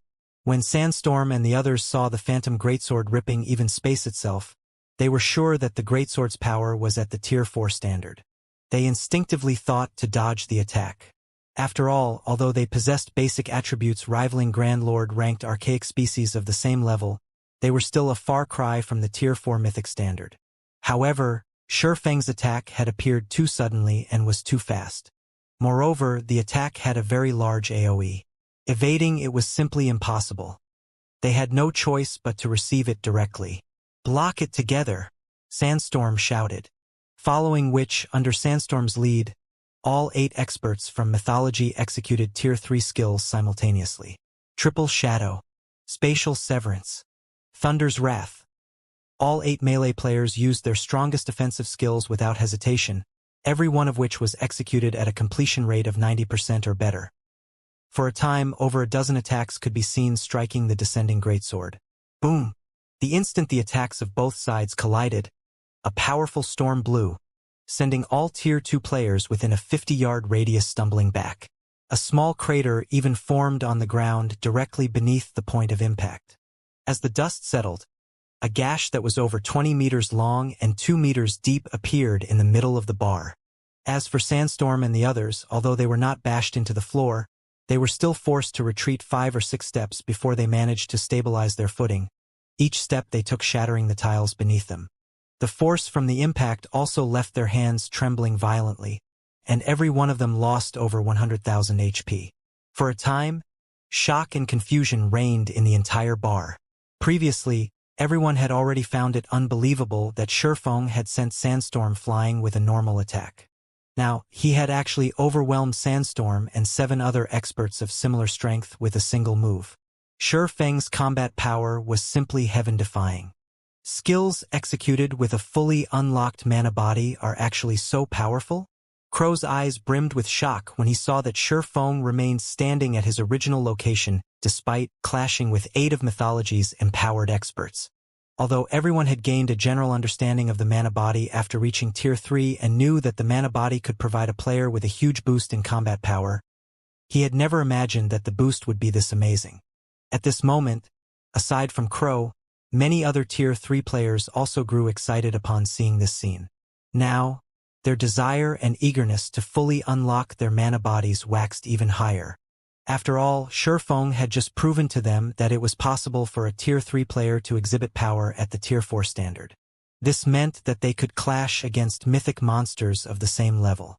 They might not be able to kill mythic monsters yet, even with that kind of power, but they would at least have the foundations to raid mythic monsters. Mythic monsters. At this stage of the game, level 100 plus mythic monsters were bosses that generally only first-rate powers or above could raid. However, players could get rich overnight from the loot these bosses dropped. Meanwhile, Phythalia, who stood behind Shifeng, was also momentarily stunned by this scene. She never thought that Shifeng's strength had reached such frightening heights. He had actually managed to overwhelm 8 of Mythology's empowered peak experts single-handedly. With this kind of strength, Shifeng alone would most likely be more than enough to safeguard the entire Starlight Fortress. Nobody would be capable of threatening the Starlight Fortress so long as he was present. However, just when Phythalia and the other spectating players thought that Mythology would retreat after this exchange, Silver Ghost, who had quietly watched the exchange from a corner of the bar, suddenly started clapping his hands. Amazing! Truly amazing! It's no wonder Vice Guild leader Cold Shadow praised you so much, Silver Ghost said, his joyful reaction making it seem as if the loss of Sandstorm's group had nothing to do with him. Chuckling, he continued, unfortunately, the moment Sandstorm and the others activated their battle arrays, the outcome of this battle was already decided. Even if you can exhibit power at the Tier 4 standard, you still can't stop us. As soon as Silver Ghost finished speaking, the healers that were powering up the battle arrays started casting healing spells on Sandstorm and the others. Not only did Sandstorm and the others recover all of their lost HP instantly, but their trembling hands also reverted to normal. Upon seeing this scene, Phythalia, who had previously breathed out a sigh of relief, wore a grim expression once more. Due to Shifeng's frightening display of strength, she had forgotten that this wasn't some official competition between experts, but a brawl between Shifeng and mythology's experts instead. Victory would be decided only when one side was annihilated. Meanwhile, in a team battle, it was very normal for melee players to rely on healers. You were pretty good before, huh, punk? Let's see how you're going to keep it up. Sandstorm, who had fully recovered, sneered as he looked at Shifeng. The swordsman's strength had indeed exceeded his expectations. However, the 8 of them weren't having a duel with Shifeng right now but a fight to the death. If Shifeng couldn't kill them, this battle would not end. Meanwhile, current Tier 3 players had a very limited number of Tier 3 skills and spells at their disposal. Moreover, unlike Shifeng, Sandstorm's side had healers. Just like Silver Ghost had said, the outcome of the battle between both sides had been decided since the very beginning. Is that so? Shifeng smiled. As soon as Shifeng finished speaking, he held Killing Ray with both hands and raised the sacred sword overhead once again. The mana inside the bar immediately swarmed toward the sacred sword. Impossible! Sandstorm fell into a daze at this extremely familiar scene. The cooldown of skills and spells generally increased, the stronger and higher-tiered they became. Since Shifeng had exhibited power at the Tier 4 standard with his attack, the skill he had used should have had a cooldown of several minutes or at least a few dozen seconds. However, only about 6 seconds had passed since Shifeng executed his attack, yet he was using the same move again. This shouldn't be possible. However, before Sandstorm and the others could snap out of their daze, Shifeng's Killing Ray was already chopping at them once more. Just like before, a gigantic, phantom greatsword appeared out of thin air and descended on Sandstorm's group like a mountain. However, after all was said and done, Sandstorm and the others were peak experts who had fought on many battlefields before. They immediately responded to the attack with Tier 3 skills of their own. Boom! When the attacks of both sides collided, another powerful storm blew. However, due to the Tier 3 skills used this time being weaker than the ones they used before, Sandstorm and the others ended up in a much more miserable state. Every one of them also sustained more than minus 130,000 damage. Even so, for Sandstorm and the others, who possessed more than 2 million HP, this amount of damage was negligible. Just as the slightly miserable Sandstorm was about to ridicule Shifeng once more, he suddenly sensed the mana inside the bar rushing toward Shifeng yet again. Moreover, the swordsman was gathering mana at a much faster rate than before. Before Sandstorm and the others could say anything, Shifeng's Killing Ray chopped at them anew. Boom! This time, Sandstorm and the others reacted too slowly to Shifeng's attack, so they failed to defend themselves using their Tier 3 skills. As a result, every one of them suffered over minus 300,000 damage. Bastard! I've already said that the outcome of this battle has been decided from. Although Sandstorm, who was close to kneeling on the ground, tried to retaliate with mockery, before he managed to finish his words, Shifeng swung Killing Ray down again. Once, twice, thrice. For a time, explosions rocked the entire Starlight Bar, one after another. Aside from this sound, nothing else could be heard inside. Finally, after Shifeng executed his 11th attack, the world around him fell silent as Sandstorm and the 7 other empowered experts from mythology collapsed on the rubble, their HPs zeroed out. Now they exhibited neither aura nor mana.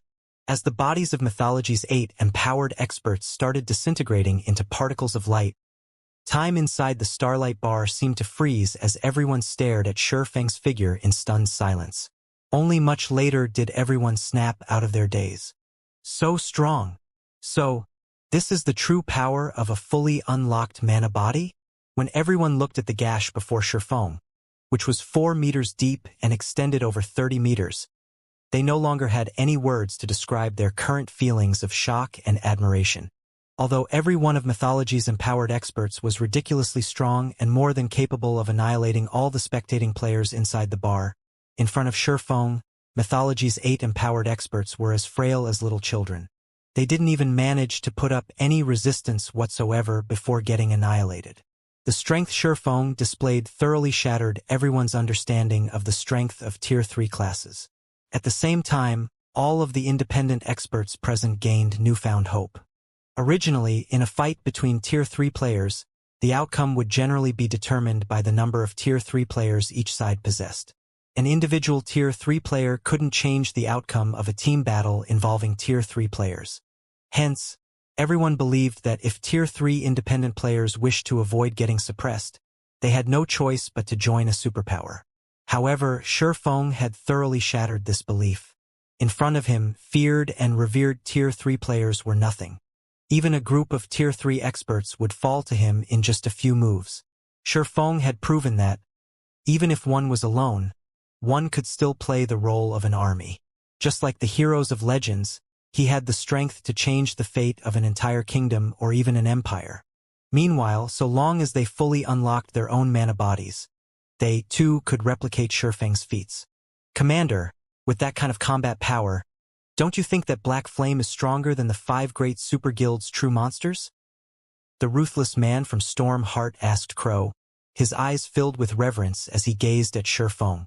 Since Shi Feng had single-handedly defeated 8 peak experts with combat power rivaling Grand Lord-ranked archaic species of the same level, his strength could definitely rank at the top among the experts on the Western continent.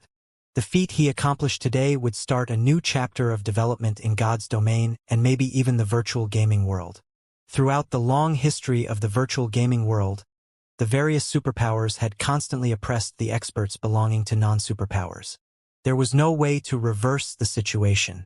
This was especially true with the 5 great super guilds that stood above even the various superpowers. The 5 great super guilds were not existences that individuals could hope to challenge. However, Shi Feng had broken this curse time after time. First, Shi Feng had made Netherworld Empire concede by using a divine dragon. Now, he had defeated mythology's monstrous team with his own strength. Such amazing battle records would definitely be immortalized in the annals of the virtual gaming world. I don't know whether he is stronger than the 5 great super guilds' true monsters or not, but after today's battle, Black Flame's name will most likely spread throughout the Western continent. No one would dare have any ideas about the Starlight Fortress anymore, Crow said, excitement flashing across his eyes as he looked at Shi Feng. The 5 great super guilds were the absolute titans of the virtual gaming world. Many newly risen superpowers might have challenged the 5 great super guilds before, but it had been over 2 decades since a non-superpower had dared to do so. Now, not only did Shi Feng challenge mythology's prestige, but he had even routed the great super guild. Just this point alone was more than enough to make Shi Feng the topic of discussion for the Western continent's independent players and shake the foundations of the entire continent. This was because Shi Feng's feat had illuminated the path for players that did not belong to the various superpowers. Moreover, with the strength Shi Feng had just displayed, Crow believed that no one could threaten the Starlight Fortress so long as Shi Feng was present. In fact, Crow suspected that, even if today's matter spread, no one would believe it. The benefits provided by a fully unlocked mana body are actually that excellent. While the spectating players inside the bar were filled with shock and excitement over this matter, Phythalia was gaping at Shi Feng in surprise and confusion from behind him. In God's domain, any powerful skill or spell possessed a long cooldown, even Tier 0 skills and spells. However, Shi Feng had executed the same devastating attack 11 times in a row, with almost no gap between each attack. He couldn't have executed a combat technique, as combat techniques relied on the movements of the physical body to execute powerful attacks. Moreover, combat techniques would not attract mana or make it manifest as a giant greatsword. The only explanation Phythalia could think of for this situation was that Shi Feng's attack was a special effect resulting from fully unlocking his mana body.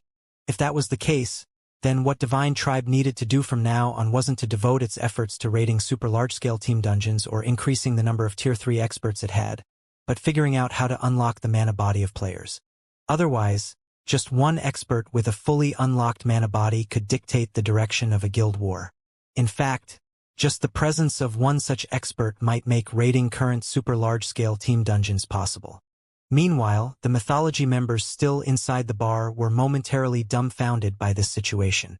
They had never imagined that Shi Feng would actually be powerful enough to destroy Sandstorm's group with just 11 attacks.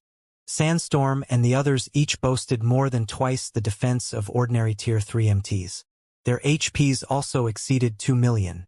They could survive against actual mythic monsters for quite some time.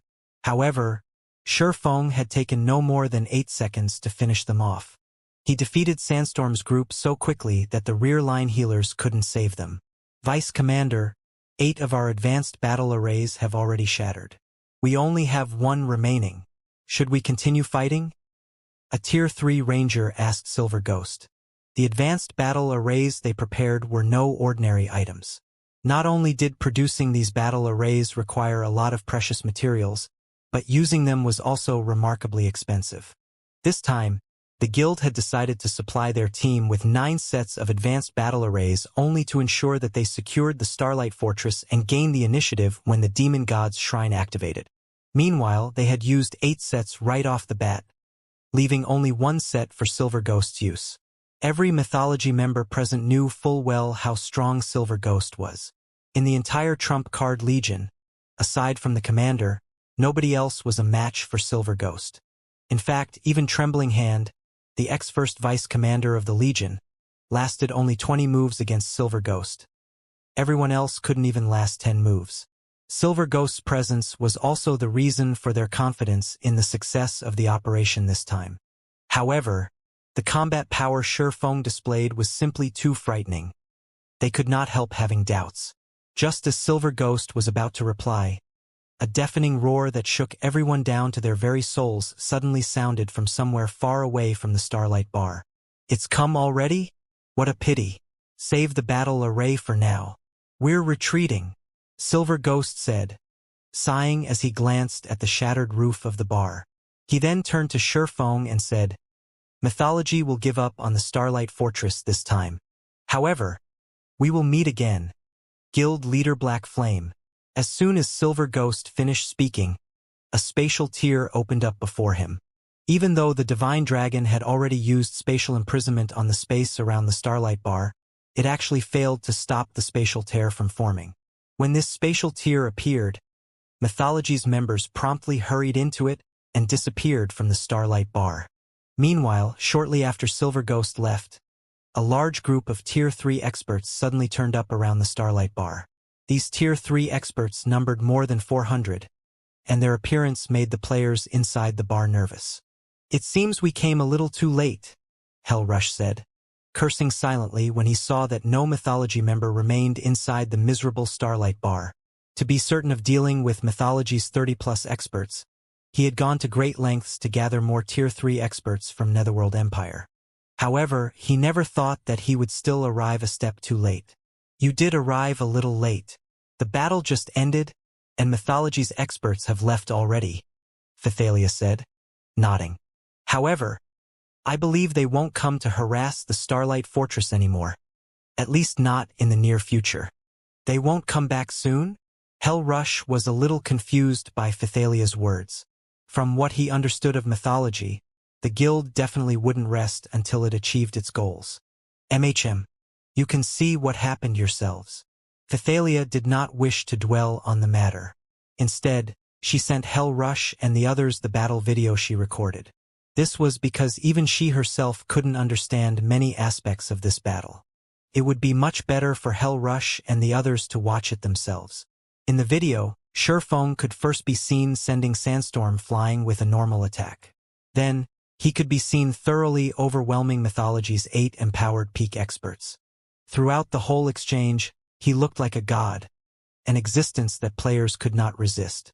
Whether it was Hellrush and the other Hell Legion members or McCaffrey and Crimson who had made contact with Shifeng shortly after he arrived on the Western continent, every one of them nearly had their eyes fall out of their sockets. For a moment, they all wondered if the Shifeng portrayed in the video was the same person they knew.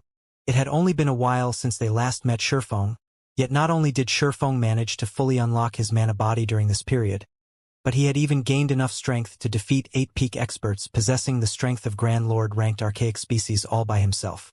Was he still human? Meanwhile, during the time Hellrush and the others were flabbergasted over this matter, battle videos showing Shifeng's fight in the Starlight Bar started spreading like the plague. These videos soon landed in the hands of the Western continent's various superpowers. What's going on? Mythology was defeated? News of Mythology's defeat was like a magnitude 8 earthquake. None of the various superpowers could believe it. Previously, Netherworld Empire's concession had already been plenty shocking to them. However, Netherworld Empire's decision was still understandable, as the Divine Dragon really wasn't an existence that players could oppose. Now, despite Mythology having gained a method to evade the Divine Dragon's detection, it had still failed to gain control over the Starlight Fortress. Moreover, Mythology's failure wasn't even due to the Divine Dragon, but Shurfeng, a Tier 3 player. How could they possibly bring themselves to believe this news? This was one of the virtual gaming world's 5 great super guilds they were talking about. It had already been many years since an individual player could resist the assault of one of the 5 great super guilds. Every person who had attempted to do so had been thoroughly suppressed, left with no choice but to submit to the will of the 5 titans. Now, however, not only did Shurfeng stand in Mythology's way, but he had even single-handedly killed 8 of Mythology's monstrously strong experts. The various superpowers' upper echelons immediately took action. They not only abandoned all plans to make things difficult for the Starlight Fortress but also forbade the expert teams they had dispatched to Star Valley from causing any trouble inside the Starlight Fortress, especially when Shurfeng was known to be present inside the fortress. The reason for their decision wasn't just Shurfeng's repulse of Mythology's assault but his monstrous strength. Let alone killing a few Tier 3 experts, even annihilating a 100-man team of Tier 3 experts would be child's play for him. Shurfeng was truly a one-man army and an existence that had to be feared. In addition, the Starlight Fortress was currently the only captured fortress in Star Valley. If the various superpowers wished to develop properly in the Forbidden Land, then having access to the Starlight Fortress was a must. If they ended up barred from the fortress, they would definitely die of regret.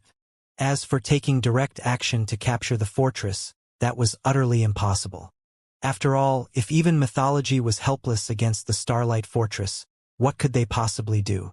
For a time, the various superpowers experts that arrived inside the Starlight Fortress could be seen behaving obediently like harmless sheep.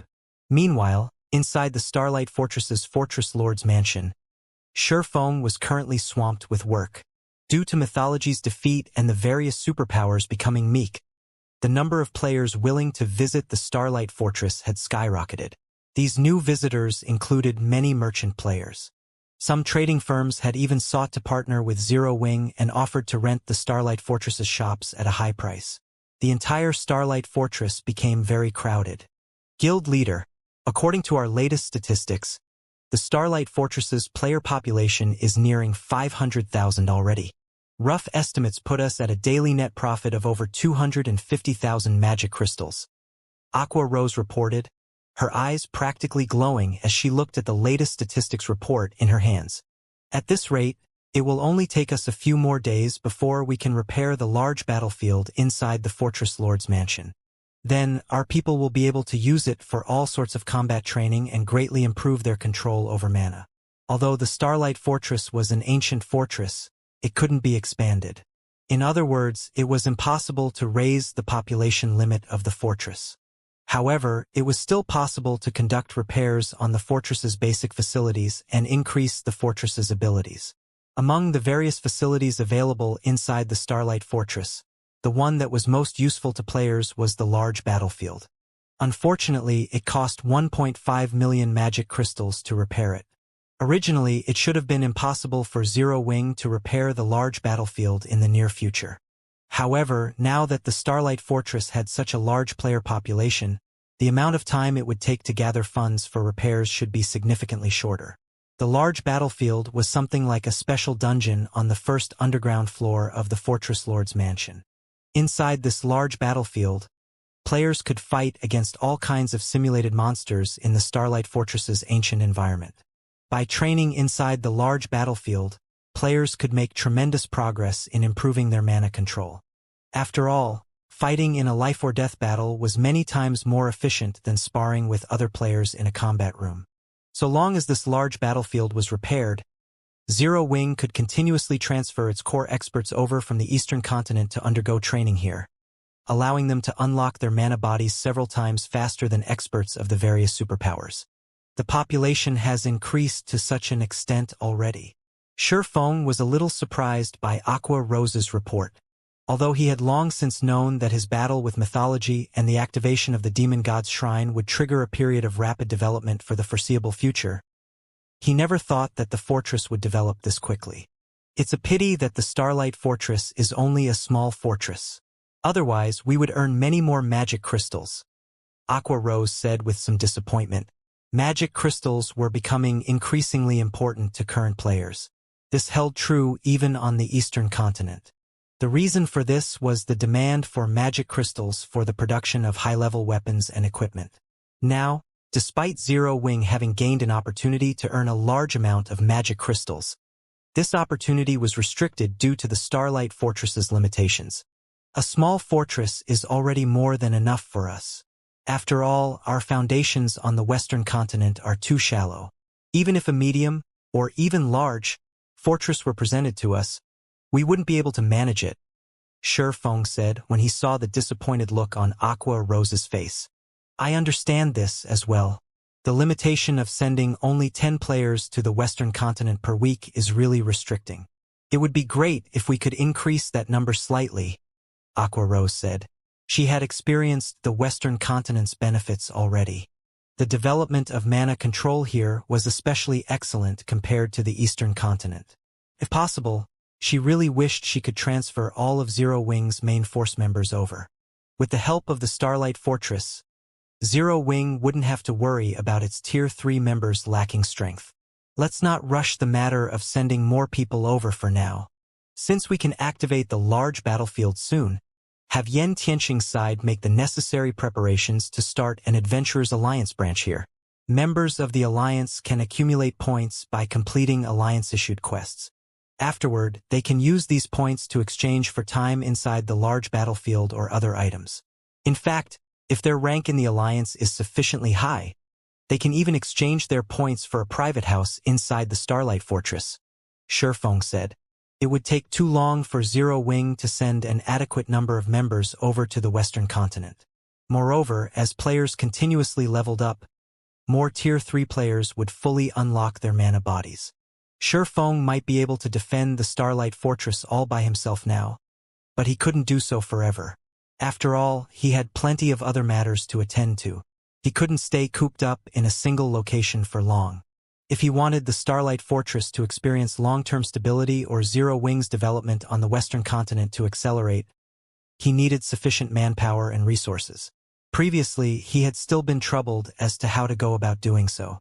However, with the Starlight Fortress's current popularity and the soon-to-be-repaired large battlefield, attracting a large number of independent experts to join or ally with Zero Wing was definitely feasible. Meanwhile, with a sufficiently large number of experts on its side, Zero Wing would have an easy time establishing itself on the Western continent and securing a sizable chunk of the Western continent's resources. Guild leader, Hell Rush just sent a message stating that Netherworld Empire's higher-ups have agreed to our offer. They are willing to accept our employment, but they have one condition we absolutely must meet. All of the Hell Legion's members should fully unlock their mana bodies within 1 month. Otherwise, they want 20% of the Starlight Fortress's shares as compensation. Aqua Rose reported, frowning. Fully unlocking one's mana body was easier said than done. She and the others had managed to accomplish this feat only because they had the fortune of entering the Starlight Fortress's Legacy Gate and Legacy Room. Meanwhile, Netherworld Empire was asking Zero Wing to help the Hell Legion fully unlock their mana bodies. No matter how she looked at this situation, it was simply impossible. It seems they have finally thought things through. Feng smiled when he heard Aqua Rose's words. All right, agree to their conditions. Originally, he had considered Netherworld Empire's agreement to his offer unlikely. After all, the Hell Legion was Netherworld Empire's strongest trump card legion. Not only did the legion consist of 300 Tier 3 experts, but these players were experts among experts. Fortunately, it seemed that the performance he had put on with mythology was quite effective. The Holy Annihilation mana technique was incredibly powerful. Just the first sword, Light Shadow, already allowed him to exhibit power at the Tier 4 standard. However, the complexity of Light Shadow was far greater than even bronze combat techniques. The burden it placed on its user's concentration was likewise much greater than that of a bronze combat technique. After executing Light Shadow 11 times in a row, he had expended more than half of his concentration already. Had he executed Light Shadow a few more times, he might have entered a state of mental exhaustion. Then, his opponents could have slaughtered him. Guild leader, we're talking about helping them fully unlock their mana bodies in 1 month, Aqua Rose said worriedly. If Netherworld Empire's demand were simply to upgrade the Hell Legion's level or equipment standard, she wouldn't have been too concerned. However, players mainly had to rely on themselves to unlock their mana body. There were too many variables that could affect this process. Meanwhile, as more time passed, the number of Tier 3 experts Zero Wing possessed would continuously increase. There was no need for Zero Wing to be in such a rush to gain Tier 3 experts, using even the Starlight Fortress as a wager. Relax. The process of unlocking the mana body isn't as difficult as you think, Shifeng said, chuckling as he looked at Aqua Rose. Moreover, many matters in God's domain need to be done sooner rather than later. A delay would mean missing out on many opportunities. In any case, now that Netherworld Empire has agreed to our offer, it's time we returned to the Eastern Continent. If it were before he had fully unlocked his epic mana body, he really wouldn't be confident of fulfilling Netherworld Empire's condition. However, after absorbing the bountiful knowledge in Eliade's memory crystal, helping the Hell Legion's experts fully unlock their mana bodies within 1 month wasn't a difficult task at all.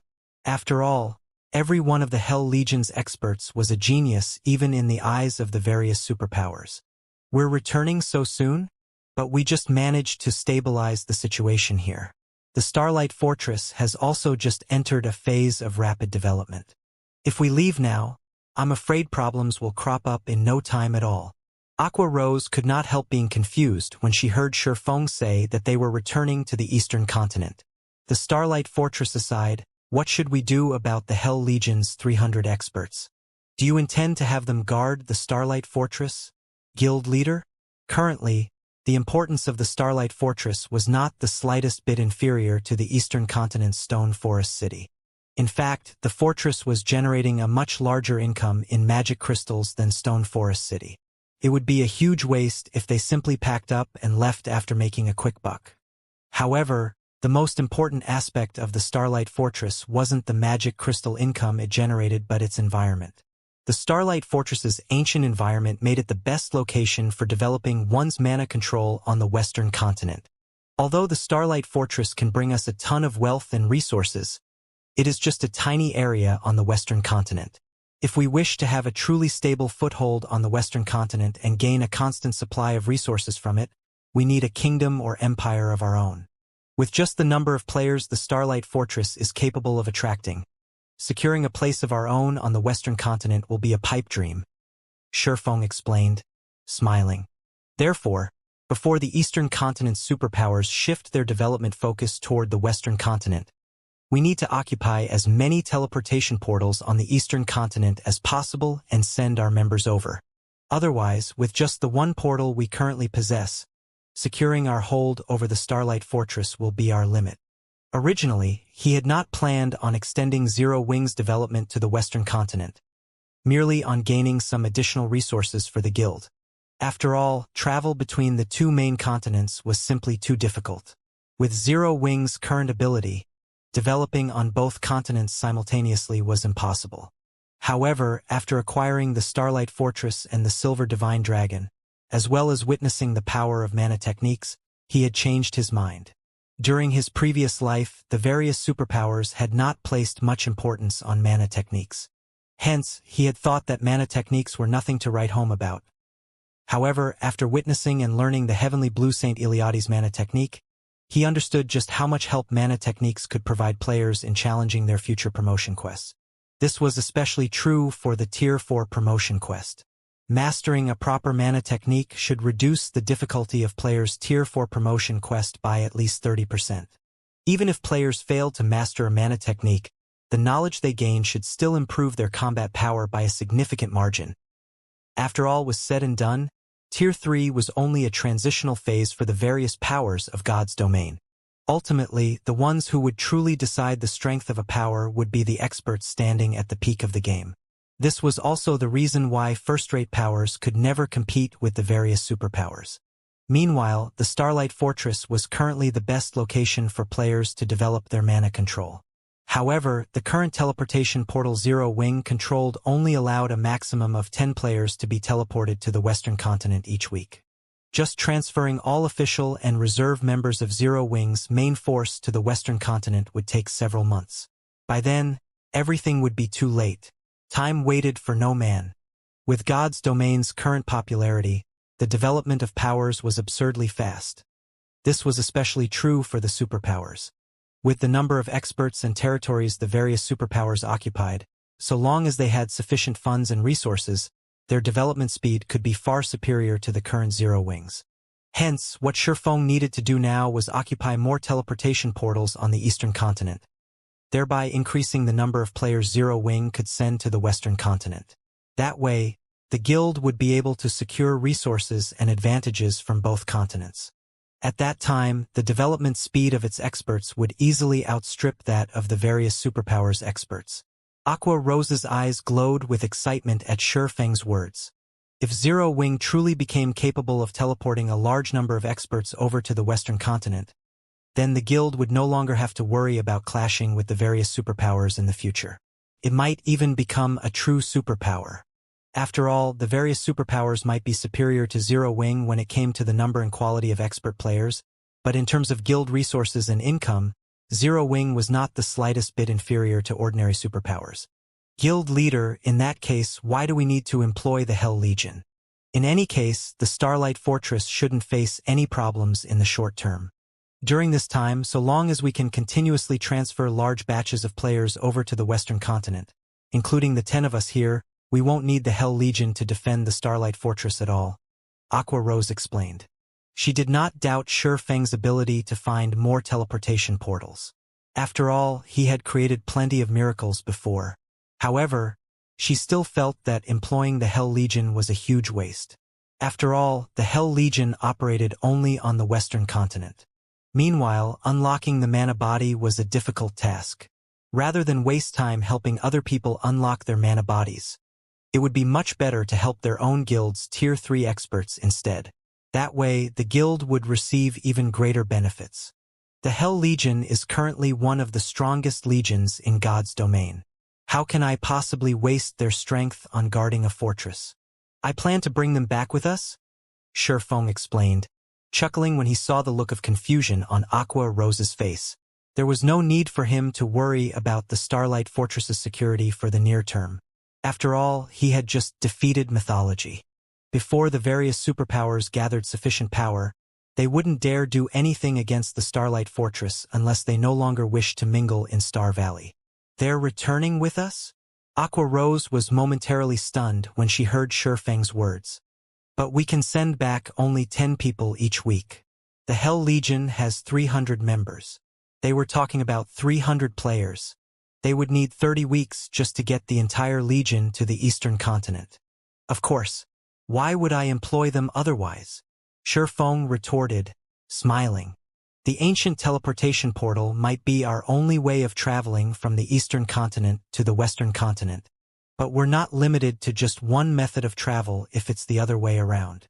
Other powers could only rely on ancient teleportation portals to travel between the two main continents. However, Zero Wing was a different story. If that weren't the case, he would never have made such a promise to Netherworld Empire. Is it really possible? For a moment, Aqua Rose felt as if Shifeng was joking. Relax. However, there's also no need for us to rush to return right now either. We still need to wait for Divine Tribe to finish collecting the rare materials we need, Shifeng said confidently. After witnessing the Starlight Fortress's effects and obtaining the Heavenly Blue Saint's legacy, he had given this matter careful thought. Although he didn't know why, traveling between the two main continents was incredibly difficult. However, for some reason, players in the various other worlds had a very easy time traveling to the two main continents. Taking advantage of this point, he was fully capable of bringing everyone to another world first, then returning to the eastern continent via said other world. Opening a path to another world might be difficult for other people, but it was a simple task for Shurfeng. This was because he possessed the legendary item Moloch's Ring. With Moloch's Ring, he could open a gate of darkness and arrive at the central area of the Dark Den. The Gate of Darkness did not place a limit on head count. It merely had a time limit of 3 minutes, which was definitely enough to let 300 players pass through the gate. Originally, Shurfeng had wanted to avoid using Moloch's Ring. After all, the more times he used the ring, the stronger it would become, and the less time he would have to prepare before it tried to devour him. However, if using the ring once meant that he could bring 300 Tier 3 experts back to the Eastern Continent, he would be more than happy to do so. Following which, Shurfeng spent another day or so waiting inside the Starlight Fortress. During this time, he not only signed an employment contract with Netherworld Empire but also had Yan Tianqing and Yi Luofei familiarize themselves with the Starlight Fortress's Fortress Lord's Mansion and various other matters. He planned to have the two of them remain behind to manage the Starlight Fortress. As to why he made such a decision, it was so that Zero Wing could manage the Starlight Fortress properly, as well as ensure the development of the Adventurer Alliance branch that would be established here. After all, when it came to managing adventurer teams, the two of them had a much better understanding than he did. While he was doing all that, Phythalia and many other Divine Tribe experts had brought a ton of rare materials and non-bag space materials unique to the Western Continent over to the Starlight Fortress, the value of this batch of materials exceeding 3 million magic crystals. Shurfeng stored all of them inside his epic spatial bag. Once he brought these things back to the Eastern Continent, he would definitely make a killing. Guild leader, the Hell Legion and Fire Dances group have already gathered, Aqua Rose reported as she met Shurfeng on the second-floor hall of the Fortress Lord's Mansion, a hint of skepticism in her tone. Even now, she still couldn't bring herself to believe that Shurfeng could transport over 300 players back to the Eastern Continent. All right, let's return to the Eastern Continent. Shurfeng could not help smiling when he saw Aqua Rose's expression. He then started incanting and summoned a gate of darkness in the second-floor hall. After the gate opened, he ushered everyone into it. In no time at all, the crowded second-floor hall emptied out. In a rainforest at the periphery of the Dark Den's central area, a huge gate made entirely of black fog suddenly appeared. The frightening amount of energy the gate radiated prompted the demonic creatures nearby to retreat involuntarily as they stared nervously at the 6-meter-tall gate. After the gate opened up, figures of players walked out of it in quick succession. What kind of place is this? The gravitational force here is so strong. It practically rivals the Star Tomb's first floors. Thunder Beast, who had just set foot into the rainforest, exclaimed in surprise. The dense power of darkness enveloping this rainforest aside, just the high-gravity environment here was more than enough to have a Tier 2 player's combat power. Even Tier 3 players like Thunder Beast himself were affected quite significantly. The mana here is also very dense, close to 50% of the mana found inside the Starlight Fortress. If we can engage in combat here long-term, it'll definitely provide significant help toward honing our mana control, a Tier 3 elementalist said excitedly. Although the Starlight Fortress's ambient mana was much denser than this rainforest's, combat was prohibited inside the fortress. However, in God's domain, if players wish to improve themselves, the fastest way to do so would be by participating in life-or-death battles. Fighting in mana-dense environments was particularly effective, as players would have a much easier time controlling their mana, which would, in turn, allow them to practice and familiarize themselves with their mana control more efficiently. At this point, the eyes of the Hell Legion's members glowed with excitement. This was because the rainforest teemed with monsters above level 100. This place was an excellent location for not only training their mana control but also grinding for levels. Hell Rush and the others immediately understood why Shurfeng was so confident that he could help them fully unlock their mana bodies in 1 month. If they could fight in such an excellent environment, fully unlocking their mana bodies in 1 month would indeed be feasible. Meanwhile, Aqua Rose, who had followed Shurfeng to the Dark Den, was similarly surprised by this situation.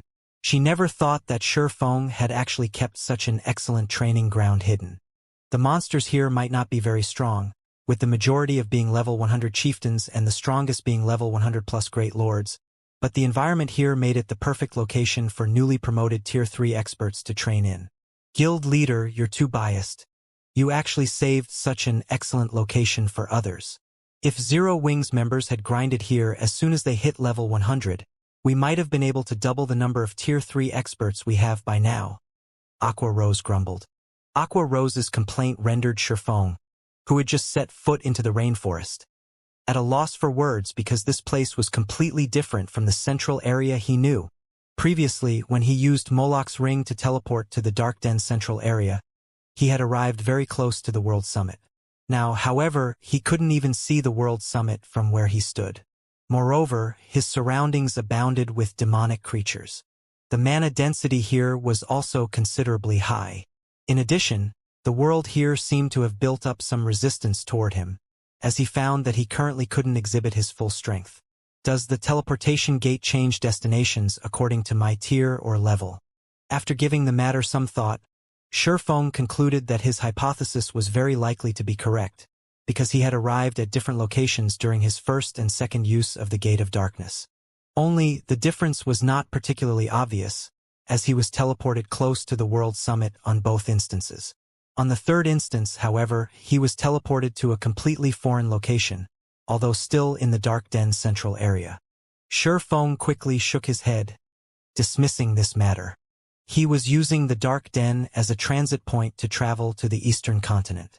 As they were going to leave the Dark Den very soon, it did not matter what kind of location they arrived in. Unlike the Bible of Darkness's Gate of Darkness, Moloch's Ring's Gate of Darkness was a two-way teleportation gate. In other words, so long as he opened Moloch's Ring's Gate of Darkness, anyone who was a part of his team could move freely between the two locations connected by the Gate of Darkness. Hence, what he needed to do next was simple. He just had to use White River City's return scroll in the Dark Den and return to White River City. Afterward, he would use Gate of Darkness once more and let Hell Rush and the others, who did not possess White River City's return scrolls, cross over to White River City. Even if this method wasn't viable, he could still use the Bible of Darkness. Although the Bible of Darkness's Gate of Darkness had a 30-person limit, it was still a better option than relying on ancient teleportation arrays. Right now, however, as Moloch's Ring was still on cooldown, Shifeng had the Hell Legion's members grind the surrounding demonic creatures and explore the rainforest. Although they wouldn't be here for long, the Dark Den was still a place created by gods. Even without the World Summit, there were still plenty of treasures and opportunities here that could not be found in the outside world. If they were lucky, they might gain a significant harvest. At the very least, it would be much better than sitting around doing nothing for an entire day. Guild leader. There's a town that's protected by a magic barrier right outside the rainforest. By the looks of it, quite a lot of players are gathered there. Fire Dance, who was scouting the vicinity, reported through the team chat. A town protected by a magic array? Fire Dance's report piqued Shifeng's interest. Is it one of the Dark Den's shelters? From what he knew, the Dark Den should have only shelters, not towns or cities. Shelters operated differently from the NPC towns and cities found in the outside world. Every shelter had its own unique abilities and produced its own specialty products. The higher ranked a shelter was, the better its specialty products. Meanwhile, with the shelter Fire Dance reported being in a level 100+ map, its rank was definitely very high. Moreover, aside from specialty products, the Dark Den was also rich in gemstones, which were in short supply on the main continent. Guild leader, should we head over? Fire Dance asked. Of course, Shifeng said, nodding. This is an opportunity to make a fortune. Previously, Shifeng had been incredibly busy. In addition, the Bible of Darkness was necessary to suppress Moloch's Ring, so he couldn't pass the Bible of Darkness to somebody else. As a result, aside from the occasional offline reports he received from Blue Frost and the others, it had been a very long time since Zero Wing had direct contact with the Dark Den. Shifeng had earned a lot of magic crystals and coins via the Starlight Fortress. Just the magic crystals he currently had on hand exceeded 600,000, while his coins totaled over 200,000 gold. He could use this opportunity to purchase a bunch of items to resell on the eastern continent. Moreover, attribute gemstones were much more valuable than magic crystals and also much more useful to players. Following which, Shurfeng led Aqua Rose and the other members of Zero Wing toward the shelter fire dance found. The Hell Legion's members showed no interest in the shelter at all, opting to remain behind. They only wanted to continue grinding and honing their mana control. After all, Shurfeng had already told them that they would be leaving this precious training ground soon. Hence, they needed to cherish this opportunity and improve themselves as much as possible. The shelter fire dance found was at the foot of a mountain range, with mountains at 3 of its 4 cardinal directions. Since shelters were under constant assault from demonic creatures, it was undoubtedly strategically located. As Shurfeng's group arrived within several hundred yards of the shelter, he finally got a clear look at it. Although this shelter wasn't particularly large, only the size of an advanced town in the outside world, the defensive magic array protecting it was incredibly powerful, capable of resisting the attacks of Tier 4 monsters for a very long time. In a level 100+ map, a shelter with a defensive magic array of such caliber would definitely be considered a very safe location. This was also the reason why plenty of players resided in this shelter. Shurfeng estimated that the shelter could easily accommodate over 200,000 players. A player population of 200,000 might not be anything significant compared to the towns found in the outside world, but in the Dark Den, with its low player population, this was a very frightening number. Moreover, the residents of this shelter were very strong. Even the lowest level player Shurfeng had spotted was level 104. At level 106 and level 107, the higher level ones could rival the levels of the various superpowers peak experts found in the outside world. The shelter's players were also considerably well equipped, with the weakest piece of equipment on them being level 100 Mysterious Iron rank and the majority being level 100 Secret Silver equipment. Some experts were even fully geared in level 100 Fine Gold weapons and equipment. However, for some reason, most of the weapons and equipment of these players stopped at level 100. Extremely few players sported level 105 equipment. In fact, even level 105 Mysterious Iron equipment was incredibly rare. When Shurfeng's group arrived at the shelter's entrance, a level 106, Tier 3 female swordsman who looked both beautiful and capable suddenly approached them. "I believe you are Vice Guild Leader Blue Frost's teammates? I have been waiting for you for a long time now," the female swordsman said excitedly. "May I know when Vice Guild Leader Frost will arrive?" Blue Frost. Shurfeng could not help growing confused at this situation. The female swordsman before him was considerably strong. Not only was she at the Flowing Water Realm standard, but she was also just one small step shy of the Void Realm standard. When the female swordsman saw the confusion on Shurfeng's face, she pointed at the 6-winged emblem he wore and asked strangely, "Are you not Vice Guild Leader Frost's companions?" At this stage of the game, Tier 3 players were still incredibly rare, and Tier 3 players wearing Zero Wing's guild emblem were even rarer. Hence, she had concluded that Shurfeng's group should be Blue Frost's companions. "We are indeed companions, but probably not in the way you think we are," Shurfeng explained. "So, Vice Guild Leader Frost's team still couldn't make it in time?" The female swordsman grew a little dejected when she heard Shurfeng's words. Meanwhile, as soon as this female swordsman finished speaking, a clear and pleasant voice suddenly came from a short distance away. "Graceful, I told you long ago that rather than inviting Zero Wing's Blue Frost, it would be much better to invite Crimson Emperor's Vice Guild Leader Fantasy. Yet you refused to listen. Now we're doomed. Purple, why are you here?"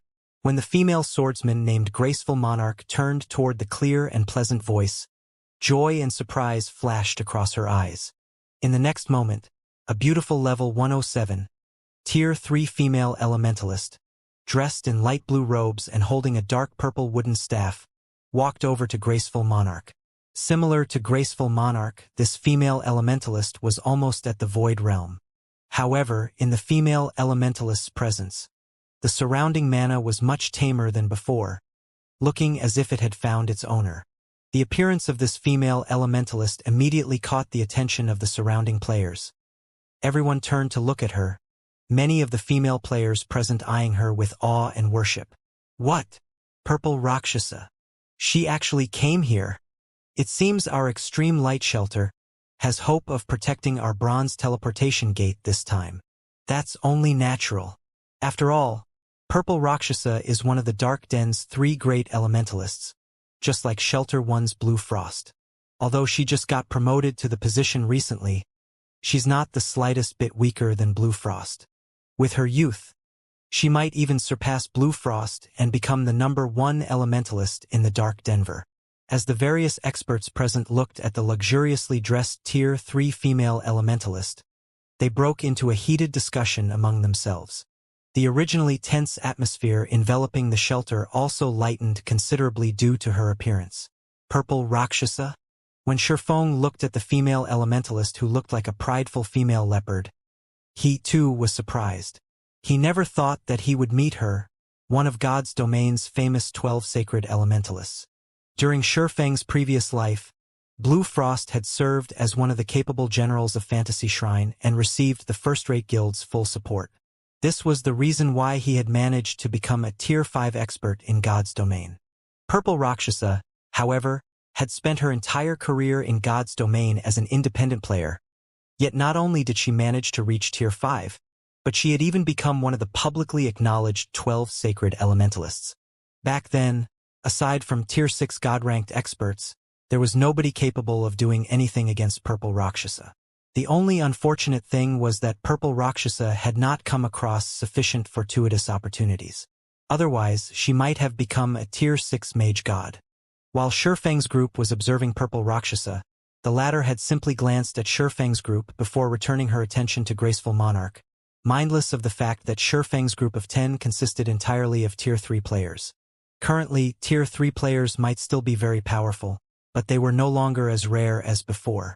Moreover, there were stark differences between players even after reaching Tier 3, unlike when players were still at Tier 2. The reason for this was the difference in mana body rank. If players merely completed the most basic trial when challenging their Tier 3 promotion quest, their strength would not increase by much. Meanwhile, the majority of the Tier 3 experts she normally saw had gotten promoted to Tier 3 using this method. Such Tier 3 experts might be unreachable existences in the eyes of ordinary players, but for experts of her caliber, such Tier 3 experts were no different from ordinary Tier 2 experts. They merely had a few more basic attributes than their Tier 2 counterparts.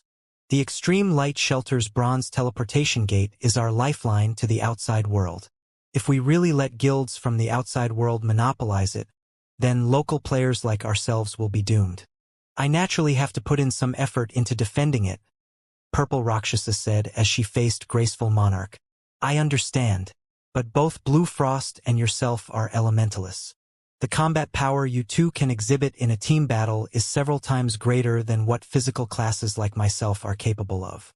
If we have the two of you helping us, the Extreme Light Shelter will have a much greater chance of successfully defending the bronze teleportation gate, Graceful Monarch said, sighing. If the upcoming battle were merely a small-scale team battle, she would be confident of the Extreme Light Shelter emerging victorious. Unfortunately, the battle over the bronze teleportation gate's management rights was a large-scale war that would involve hundreds of thousands of players. It was not a battle that melee players like herself could hope to make a difference in. However, it was a different story for magical class players. This was especially true for Blue Frost and Purple Rakshasa, two of the Dark Den's 3 great elementalists. Both of them possessed plenty of Tier 3 large-scale destruction spells, which would be extremely valuable in the upcoming war. It was no exaggeration to say that just one of them could contribute as much as several dozen melee experts like Graceful Monarch herself. Otherwise, she wouldn't have sought out Blue Frost to manage the bronze teleportation gate together. Blue Frost's team is indeed very strong. This is especially true if those several lunatics are participating as well. However, if you think you can win against the outside world superpowers in the upcoming war by relying just on them, you're in for a rude awakening. You don't know how powerful the outside world's superpowers are, Purple Rakshasa said, shaking her head. Even with my current self, I can barely hold my own against 2 or 3 peak experts belonging to superpowers simultaneously. As for the various superpowers' domain realm monsters, I'd have trouble surviving against one of them. However, each of these superpowers has several domain realm monsters.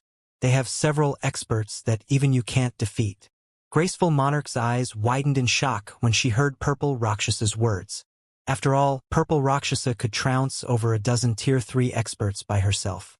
Even the peak experts of first-rate guilds were no match for her.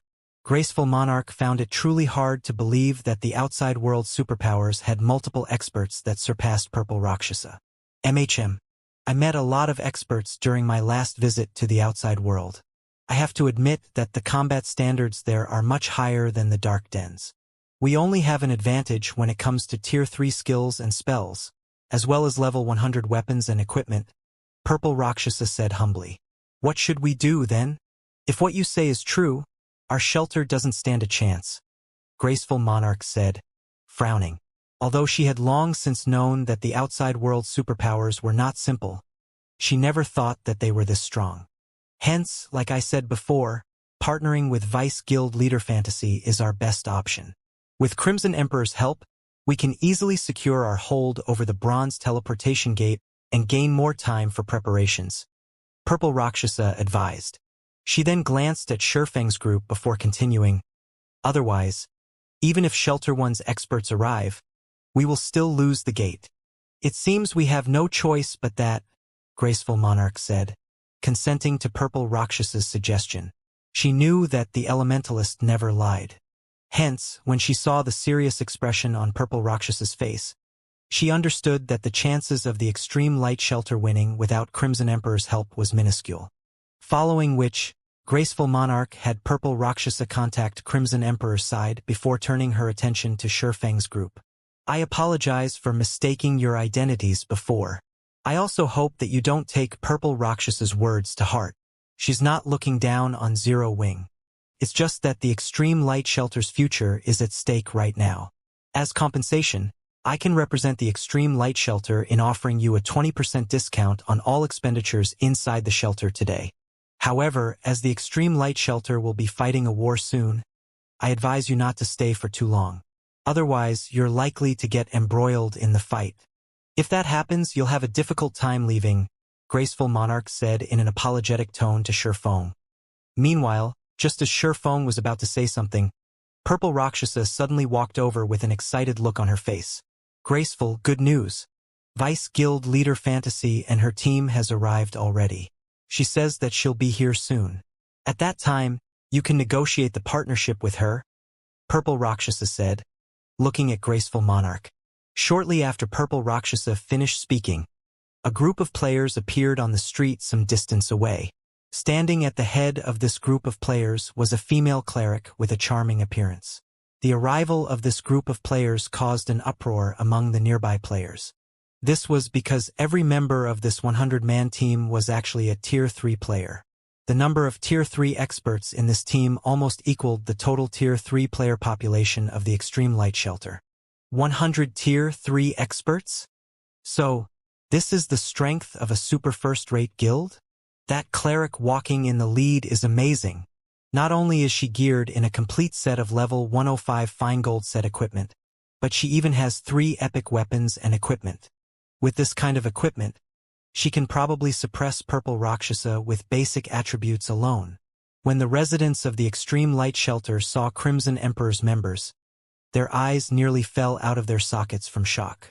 Aside from all 100 members of Crimson Emperor's team being Tier 3, just the weapons and equipment Crimson Emperor's members sported were enough to blind the eyes of everyone in the shelter.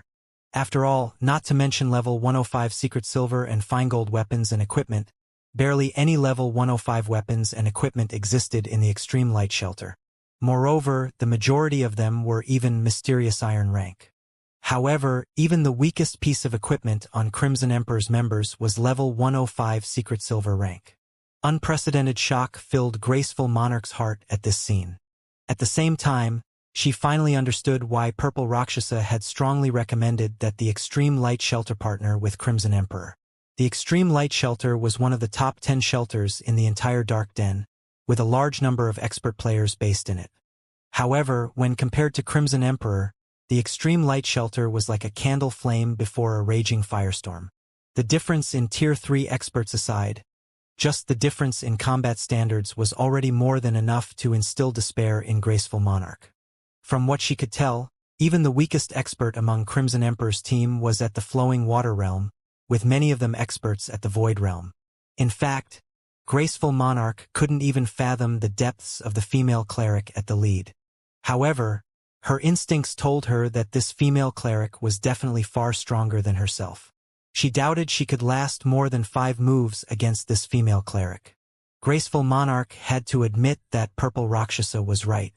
It really would be meaningless even if Zero Wings Blue Frost arrived. After all, they could most likely resolve the struggle over the Bronze Teleportation Gate this time with just Crimson Emperor's people. A short moment later, Crimson Emperor's members arrived before Graceful Monarch and Purple Rakshasa. The combined aura released by 100 Tier 3 experts was enough to stifle the breath of the surrounding players. Graceful, let me introduce you.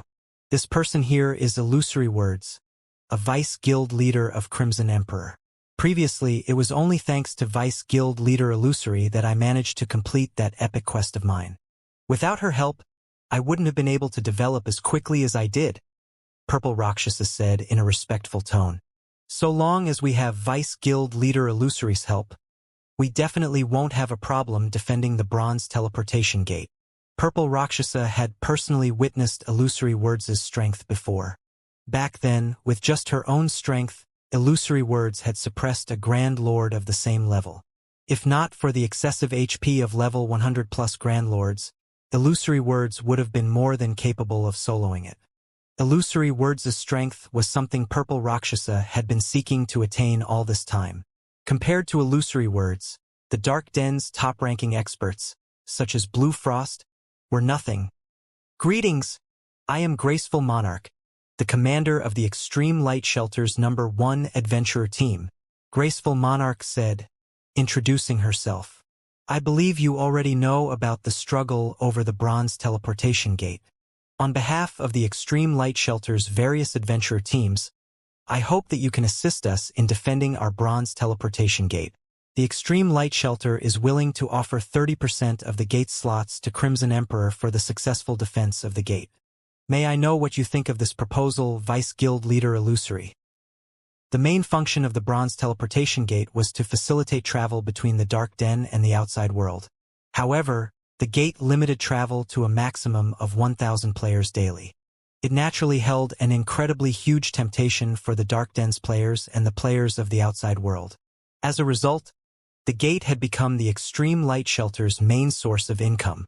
However, as luck would have it, powers in the outside world had somehow obtained a key that could control the Bronze Teleportation Gate and gained the right to contest for the gate's authority. Fortunately, the Extreme Light Shelter was the one responsible for activating the Bronze Teleportation Gate and held a dominant position over it. Hence, the Extreme Light Shelter could send as many players as it wanted to defend the gate.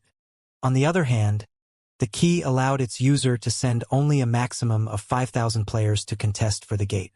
Originally, Graceful Monarch had been relatively confident that the Extreme Light Shelter could protect the Bronze Teleportation Gate all by itself. She had recruited the help of Shelter 1's Zero Wing merely as a precaution. However, after seeing Crimson Emperor's team, she came to understand how mistaken she was. In front of a true superpower, the 100-plus Tier 3 experts the Extreme Light Shelter possessed were nothing but a joke. As for Tier 2 players, they were nothing more than cannon fodder before Tier 3 players. The most they could do was whittle down the stamina of the enemy's Tier 3 players. However, if the Extreme Light Shelter's Tier 3 experts couldn't stand up to the enemy's Tier 3 players, then the efforts of the shelter's Tier 2 players would be for naught. After Graceful Monarch finished speaking, she looked at Illusory Words nervously. Conceding 30% of the gate slots was already the Extreme Light Shelter's various adventurer teams' bottom line. After all, aside from the slots for the various adventurer teams, the shelter had to sell some to earn the resources and coins for its own development. However, Crimson Emperor would be pivotal to a successful defense of the Bronze Teleportation Gate. The Extreme Light Shelter wasn't the only shelter with a teleportation gate connecting the Dark Den with the outside world. However, its Bronze Teleportation Gate was currently the sole teleportation gate to have a key fall into the hands of a superpower in the outside world. The keys for the other teleportation gates had yet to be discovered. Meanwhile, for a teleportation gate that had its key discovered, the shelter that ruled the gate would face a power struggle once a month. Moreover, the timing of the struggle was the same for all teleportation gates. In other words, Crimson Emperor would be able to help only one shelter at a time. The Extreme Light Shelter might be the only shelter available for Crimson Emperor to partner with right now, but that wouldn't be the case in the future. It was only a matter of time before a power in the outside world discovered the keys of the teleportation gates of the other shelters. At that time, Crimson Emperor would have more, and possibly better, partners to choose from. During the time Graceful Monarch and Purple Rakshasa were quietly waiting for Illusory Words' reply, the latter actually had her eyes directed behind Graceful Monarch. To be precise, she was looking at the departing backs of Shurfang's group. Vice Guild Leader Illusory. Is something wrong with those people? Purple Rakshasa asked when she noticed Illusory Words staring at Shurfang's group with a strange expression. It's nothing. I just felt that those people looked somewhat familiar. However, it shouldn't be possible for them to appear here, Illusory Words said, shaking her head. She felt that she was overthinking things.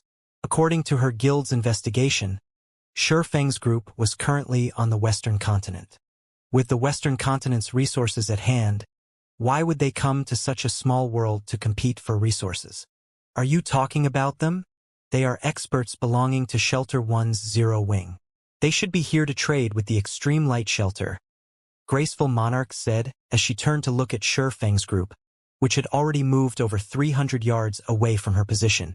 Previously, I invited Blue Frost, Zero Wing's Vice Guild leader, to help in defending the Bronze Teleportation Gate. Unfortunately, it seems that Vice Guild leader Frost got pinned down by some problems on his side. Otherwise, with the help of his team, we'd have a much easier time defending the gate. Shelter 1's Zero Wing has only a few noteworthy experts. Everyone else is not worth mentioning whatsoever. If Zero Wing's members really participate in the defensive battle this time, they'll be fortunate to stay alive, Purple Rakshasa said nonchalantly as she glanced at Shurfang's group. It is simply impossible for Zero Wing's Tier 3 experts to bring about any significant changes to the defensive battle this time. In normal times, Tier 3 experts would indeed be very amazing. However, the defensive battle this time would be extraordinary. Ordinary Tier 3 experts would be no different from Tier 2 experts. No, that might not be the case, Illusory Words objected, shaking her head. Wearing a look of admiration, she continued, if it's that person from Zero Wing, then Zero Wing can easily win the defensive battle by itself. Does Zero Wing really possess such an expert? Graceful Monarch asked curiously. Graceful Monarch had a relatively good understanding of Shelter 1's Zero Wing. Among the guild's members, the strongest was Blue Frost. However, he was only slightly stronger than the current Purple Rakshasa. In front of Illusory Words, he wouldn't last more than 10 moves. Hence, Graceful Monarch found it very difficult to believe that Zero Wing possessed an expert capable of turning the tide of the defensive battle this time all by themselves and earning the admiration of an expert of Illusory Words' caliber. Purple Rakshasa similarly wore a skeptical look at Illusory Words' statement. Upon seeing that neither Graceful Monarch nor Purple Rakshasa believed her, Illusory Words chuckled and said, "Of course, it does. That person is Zero Wing's current guild leader, Black Flame. Is Zero Wing's guild leader really so amazing?" Graceful Monarch and Purple Rakshasa could not help the skepticism on their faces when they heard Illusory Words' statement. They felt that the cleric was joking. Both of them were familiar with the strength of Shelter 1's Zero Wing. They also knew that Zero Wing was a large guild in the outside world. Naturally, the guild leader of Zero Wing should possess extraordinary strength as well. Otherwise, an expert of Blue Frost's caliber wouldn't have joined it. However, no matter how they thought about it, they simply could not imagine one individual being capable of turning the tide of the upcoming defensive battle. After all, the defensive battle this time was a large-scale war, not some simple skirmish out in the fields. The opponents they had to face wouldn't be limited to just expert players but would include powerful war weapons and tools as well. In the face of powerful war weapons and tools, Tier 3 players were no different from Tier 2 players. Unless players had an invulnerability skill, they would almost certainly die upon getting attacked. He is very amazing. It's no exaggeration to call him a true monster, Illusory Words said, nodding. Upon seeing Graceful Monarch's and Purple Rakshasa's skeptical looks, She smiled helplessly and continued. With my present skills, I wouldn't last more than 3 moves against him. Even you can't last more than 3 moves? Both Graceful Monarch and Purple Rakshasa were astounded at this revelation. Although they couldn't fathom Illusory Words' strength, instinct told them that they had only one viable option if they went up against the cleric. Escape. Aside from escaping, no other option would keep them alive. In fact, the outcome would be the same even if both of them went at her together. However, a monster like Illusory Words was actually saying that she couldn't last more than 3 moves against Zero Wings guild leader. How could this be possible? If you meet him one day, you'll naturally know whether I am telling the truth or not, Illusory Words said, chuckling. She did not bother elaborating. In response, Graceful Monarch and Purple Rakshasa still maintained a dubious attitude to Illusory Words' statement. However, they did not pursue this matter. Instead, they shifted the conversation to the details of the upcoming defensive battle. During the time Graceful Monarch and the others were discussing among themselves, Shifeng had left the extreme light shelter together with Fire Dance and the others, completely ignorant of the words that Illusory Words had said about him. Guild leader, are we leaving so quickly? I saw many attribute gemstones on sale at very low prices here. There are even tier 3 skill and spell books available. It's a huge waste to leave this place so soon, Aqua Rose said when she noticed that Shifeng had no intention of lingering in the extreme light shelter. It would have been fine if she hadn't entered the extreme light shelter. However, after entering it, she discovered that the shelter was a treasure trove. Not only were attribute gemstones 50% cheaper than on the Eastern continent, but even tier 3 skill and spell books, which were incredibly rare on the Eastern continent, were available. Although these tier 3 skill and spell books were all for ordinary skills and spells rather than control or AoE skills and spells, if put up for auction in the various kingdoms and empires, they would still cause a huge uproar. Tons of people would vie to purchase them. After all, the power of tier 3 skills and spells were significantly stronger than their tier 2 counterparts. They would be of great help to players when dealing with both players and monsters. Yes, we need to leave at once.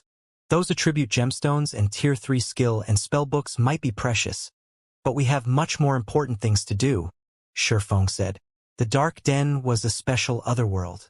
Originally, he thought that it would still be some time before the main continent's various powers started extending their hands toward the Dark Den.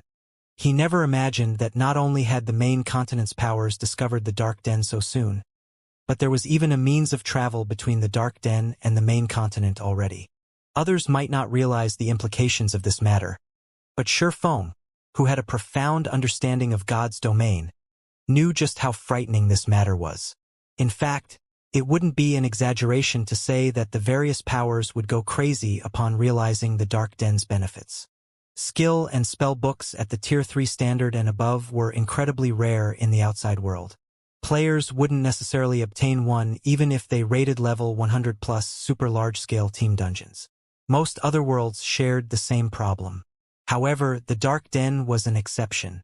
Let alone tier 3 skills and spells, even tier 3 taboo skills and curses were relatively easily obtainable here. Meanwhile, aside from unlocking the potential of one's mana body, the next fastest way to improve one's combat power would be to learn more tier 3 skills and spells. Nowadays, competition in God's domain was intensifying, and the various powers were all frantically searching for ways to increase their own strength. With such a perfect opportunity to elevate the combat power of their tier 3 experts, the various powers would naturally go crazy. While there still weren't many passages linking the Dark Den and the main continent in existence, Shifeng needed to occupy as many advantages in the Dark Den as he could and accelerate Shelter One's development. Only by doing so would he be able to provide Zero Wings experts with a continuous supply of tier 3 skill and spell books. Currently, although Shelter One's development was progressing relatively smoothly, it barely ranked within the top 10 shelters of the Dark Den. It was quite inferior even to the Extreme Light Shelter. Normally, it was incredibly difficult to accelerate the development of a shelter, as it depended on the effort and contribution of the shelter's residents. To accelerate a shelter's development, one had to raise the quality of the players residing in the shelter. For other powers and players, this might be quite a challenge. For the current Shifeng, however, it wasn't a difficult task at all. because he was already an intermediate master magician, with the ability to construct and strengthen town and city magic arrays. So long as he strengthened Shelter 1's magic array and improved its defensive capabilities, the shelter would become a much safer place for players. Then, he wouldn't have to worry about lacking talented players developing in Shelter 1. While Sherfong was trying to find a secluded location to use the 7 Luminaries ring to teleport to Shelter 1, a series of explosions came from outside the extreme light shelter. They were so loud that they echoed throughout the entire extreme light shelter. What's going on? Shouldn't there still be several hours before the defensive battle starts? Look over there. A group of people seems to be fighting there. Isn't that hovering elementalist Shelter 1's Blue Frost? Who are those people around him? They're so amazing. They actually managed to reduce one of our Dark Den's 3 great elementalists to such a miserable state. The players standing guard on the walls of the extreme light shelter gaped in shock as they looked at a nearby plane. This was because Blue Frost and 24 or so other Tier 3 experts were currently surrounded by a force of several hundred players. Moreover, not only was Blue Frost's side at a complete disadvantage, but by the looks of it, it was also only a matter of time before Blue Frost's side got annihilated. Those were Tier 3 players they were talking about.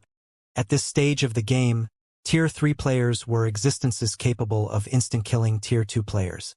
This was especially true for a Tier 3 expert like Blue Frost. He could instantly kill a group of Tier 2 players if he wanted to. Now, however, Blue Frost and his team were actually on the defensive, and didn't even have any room to retaliate. Since when did the Sentinel Shelter's people become so strong? Graceful Monarch, who had hurried her way to the top of the shelter's walls, was surprised when she saw the players attacking Blue Frost's team. Others might not be familiar with the several hundred players attacking Blue Frost's team, but she was. These players were experts belonging to the Sentinel Shelter's number 1 adventurer team, whom she had clashed with recently. However, back then, the overall strength of this adventurer team was significantly weaker than Blue Frost's team. The adventurer team also had only a little over a dozen Tier 3 experts. There was no way it could match up with Blue Frost's team at all. Now, however, every one of the Tier 2 experts from the Sentinel Shelter had seemingly activated a berserk skill. They not only possessed frightening basic attributes but could also fly for short periods. Blue Frost's team couldn't shake off these Tier 2 experts even if they wanted to. Wait, that's not right. All those people from the Sentinel Shelter are demonized. Moreover, their demonized ranks are considerably high. Purple Rakshasa revealed a somber expression when she saw this scene. Demonized players were extremely rare in the Dark Den. After her Tier 3 promotion, she had come across a demonized player only once.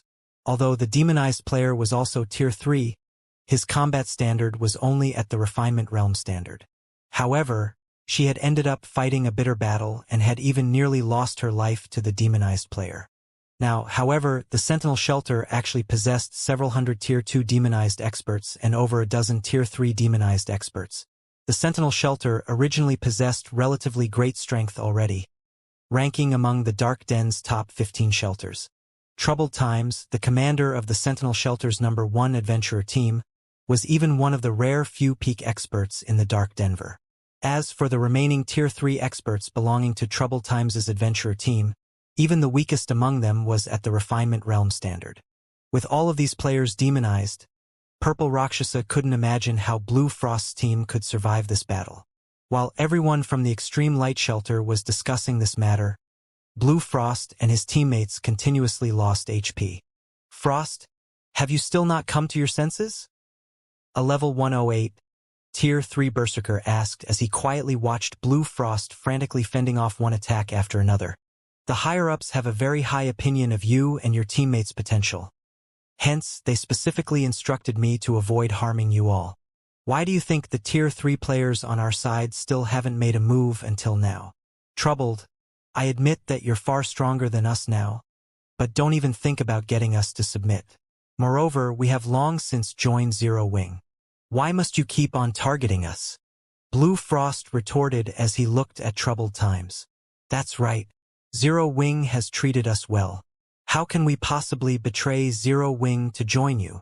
Evening Lotus, the female cleric standing beside Blue Frost, said in a determined tone. "It seems you people have resolved yourselves to die." Troubled Times frowned when he heard Blue Frost's and Evening Lotus's words. He then started walking toward Blue Frost and said, "In that case, I'll let you all know just how laughable Zero Wing's strength is before us." After saying so, Troubled Times' body expanded in size, and his skin blackened. Two horns also suddenly sprouted from his forehead, and the aura his body exuded turned violent. Upon sensing the change to Troubled Times' aura, Graceful Monarch and the others spectating from a distance gasped. They never thought that Troubled Times had actually grown this strong. Just the aura he released already surpassed that of ordinary Grand Lords. Right now, he most likely could wipe the floor with a 100-man team of ordinary Tier 3 players. However, as Troubled Times walked towards Blue Frost's team, a deep voice suddenly appeared from the void. "It seems you're very confident in your strength. In that case, let me see if you really are as strong as you say you are." As soon as this voice appeared, everyone turned to look at its origin. Everyone's eyes landed on a spatial gate that had appeared in midair. To be precise, everyone was looking at the cloaked man carrying two long swords walking out of the spatial gate. Who is that guy? He actually arrived here via a spatial gate. How extravagant. Is that guy tired of living? Can't he see that even an expert like Blue Frost is getting cornered? Does he think Troubled Times is a reasonable person? The spectating players inside the extreme light shelter were stunned when they saw Shifeng suddenly appear in the middle of the battlefield. They never imagined that such a situation would occur. Even from several yards away, everyone could clearly sense the frightening aura Troubled Times exuded. The strength he possessed had definitely reached inhuman levels. There was no doubt that the current Troubled Times could defeat Blue Frost in just a handful of moves. In fact, Troubled Times was most likely more than capable of soloing Blue Frost's entire team. Yet, there was actually someone who experienced Troubled Times' domineering strength and still dared to provoke him. A measly Tier 3 player dares oppose our commander? Bastard, you're 100 years too early. I'll let you know now what true strength is. The level 108, Tier 3 shield warrior standing behind Troubled Times bellowed in anger, then raised his shield and axe and charged at Shifeng, determined to let the swordsman know just how powerful the sentinel shelter was. This person actually dares provoke Troubled Times just so that he can become famous. With this, nobody in the entire Dark Den can save him. The sentinel shelter definitely won't stop hunting him down until he's back to level 0. Wait, that's not right. That person seems to be wearing Zero Wing's guild emblem too. He should be here to rescue Blue Frost's team. What's the point of coming out now? Can't he see just how frightening Troubled Times is right now? Let alone Blue Frost's team.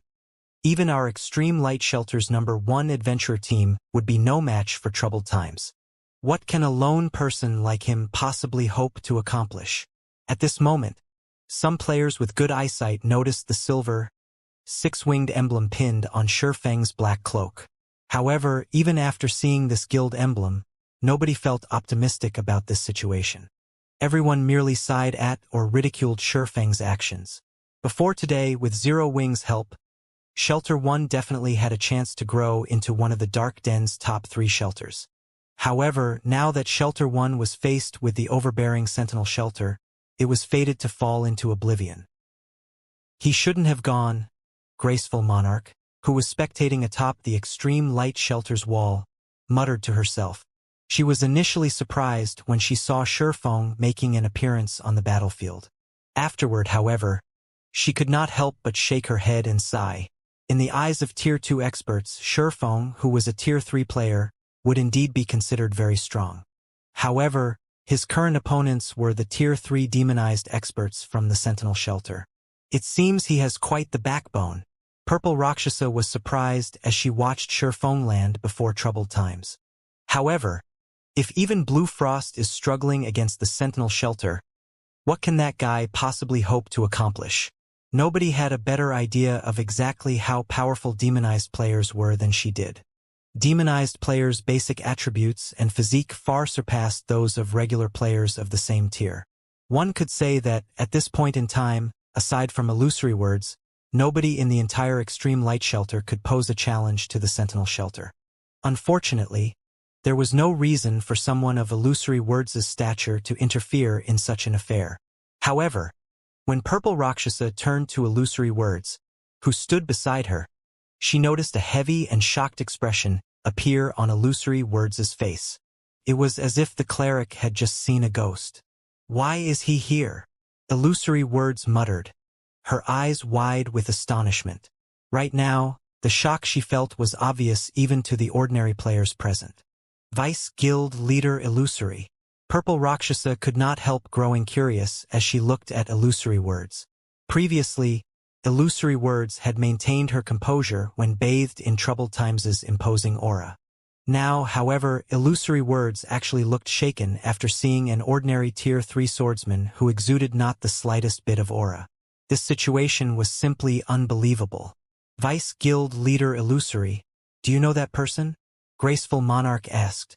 She, too, could clearly sense Illusory Words losing her composure. Previously, Graceful Monarch had already carefully observed Shurfeng and understood that he possessed considerable strength. However, it was not at a level where experts of her caliber needed to pay much attention. The only thing she found noteworthy about Shurfeng was that he was an expert of Zero Wing. However, if even Blue Frost, a Vice Guild leader of Zero Wing, had failed to gamer Illusory Words' interest, how could a measly Tier 3 expert from Zero Wing possibly do so? I do. Of course, I do, Illusory Words said, a smile blooming on her face when she saw the curious gazes Graceful Monarch and Purple Rakshasa were directing at her. He's the person I told you about before. He's Zero Wing's guild leader, Black Flame. As soon as Illusory Words mentioned the name of Black Flame, Graceful Monarch and Purple Rakshasa were momentarily stunned. Vice Guild Leader Illusory, you're saying that he is Zero Wing's guild leader. Purple Rakshasa instinctively denied the truth of Illusory Words' statement. How is that possible? I met him before. Let alone the aura of a Tier 3 player, even the mana fluctuations he is giving off are very weak for a Tier 3 player. How can he possibly be the monster you mentioned? In God's domain, all expert players would exude an aura of strength. After they reached Tier 3, the mana fluctuations their bodies caused would also become much more difficult to hide. Moreover, even if a player managed to conceal those mana fluctuations, an expert's instincts would still warn them if they were standing before an opponent with monstrous strength.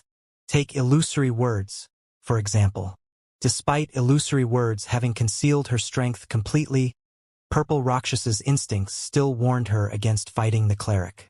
However, Purple Rakshasa could not sense anything from Shurfeng. In her mind, Shurfeng was the textbook example of an ordinary Tier 3 player. So, he is that rumored guild leader of Zero Wing? Graceful Monarch muttered doubtfully as she looked at the distant Shurfeng. Similar to Purple Rakshasa, she found Illusory Words' statement incredible and suspected it was a joke. The Black Flame Illusory Words mentioned was Zero Wing's guild leader. Even if he wasn't as strong as Illusory Words said he should at least be stronger than Blue Frost and his teammates. Otherwise, with the personalities of Blue Frost and the others, they definitely wouldn't be willing to submit themselves to his command. On the other hand, someone of Illusory Words' stature had no reason to play jokes on experts like them. While Purple Rakshasa and Graceful Monarch were half-doubting Illusory Words' statement, Blue Frost suddenly exclaimed in bewilderment, "Guild leader!" Although Blue Frost did not speak very loudly, his words swept through the battlefield, and subsequently, the extreme light shelter, like a typhoon. What?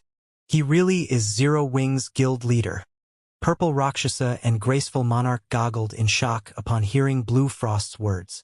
They never thought that Shurfeng, who looked like the average passerby, would actually be the person responsible for recruiting experts like Blue Frost and his teammates, as well as the monster that Illusory Words admired. Originally, they thought that, with the several hundred yards separating Illusory Words and Shurfeng, the cleric might have recognized the wrong person. However, such a mistake was definitely impossible for Blue Frost. Setting aside the fact that Blue Frost possessed the extraordinary body of a Tier 3 player, he was one of Zero Wing's vice guild leaders. He might as well resign from his position if he couldn't recognize his own guild leader at that proximity. Everyone from the Sentinel shelter was also dumbfounded at this scene. They never thought that this rude intruder would actually be Zero Wings guild leader. Are you kidding me? How can this weak bastard be Zero Wings guild leader? They knew very clearly what kind of strength and potential Blue Frost and his teammates possessed. In their opinion, the person responsible for recruiting Blue Frost's group had to be a dragon among men. Otherwise, how could that person have persuaded an expert of Blue Frost's caliber to join Zero Wing? Upon sensing the skeptical looks everyone was giving him, Shi Feng could not help a bitter smile. Previously, he had become so famous that everybody knew about him. Now, however, this group of people was actually questioning his identity. So, you're Zero Wing's guild leader. However, what about it? Whether it is you or Blue Frost's group, none of you will be leaving this place alive. The level 108, Tier 3 shield warrior who was charging at Shi Feng remained unfazed, even after finding out Shi Feng's identity. Instead, he proceeded to activate Brutal Collision and rammed his shield at Shi Feng. However, before the level 108 shield warrior could reach Shi Feng, a lithe figure suddenly appeared behind the shield warrior, catching him unawares. The snowy short sword this lithe figure wielded then transformed into a black streak of light that pierced through the shield warrior's armor and stabbed straight into his heart. By the time the shield warrior reacted to the attack, a bloody rose had bloomed on his chest. Damage exceeding -400,000 also appeared above his head, the attack plundering all of his HP. You're not qualified to fight our guild leader. When the level 108, Tier 3 shield warrior's body collapsed to the ground and disintegrated into particles of light, the entire world seemingly froze momentarily as silence enveloped the battlefield. Only after some time had passed did everyone react to the situation. He died. Impossible. Everyone was dumbstruck as they looked at the lithe figure standing behind the shield warrior's corpse. This was especially true for the players from the Sentinel shelter. Their mouths were hanging wide open in shock because nobody knew better than they did just how much HP and defense the fallen shield warrior possessed. It was no exaggeration to say that even if a Tier 3 berserker were allowed to freely attack the shield warrior using skills, the berserker would need at least 10 attacks to kill the shield warrior. Now, however, let alone 10 attacks, the shield warrior had failed to sunv even one. The Sentinel shelter. Healers didn't even have a chance to heal the shield warrior. That's a Tier 3 demonized shield warrior we're talking about. Is she even human? Purple Rakshasa could not help her astonishment as she stared at Fire Dance, who was slowly walking up to Shi Feng. Purple Rakshasa had clashed with a Tier 3 demonized expert before, so she knew exactly how powerful Tier 3 demonized experts were. Their high defense and HP aside, just their physique granted them reaction speeds far superior to Tier 3 human players. However, Fire Dance had attacked and instantly killed the demonized shield warrior without the shield warrior even reacting. Fire Dance's reaction speed and attack power were simply unheard of. She's actually so strong? When Graceful Monarch looked at Fire Dance's distant figure, shock and excitement flashed across her eyes. Power. Violence. The suffocating strength Fire Dance displayed was something Graceful Monarch was constantly seeking to attain. Graceful Monarch never thought that she would get to witness this domineering display in person.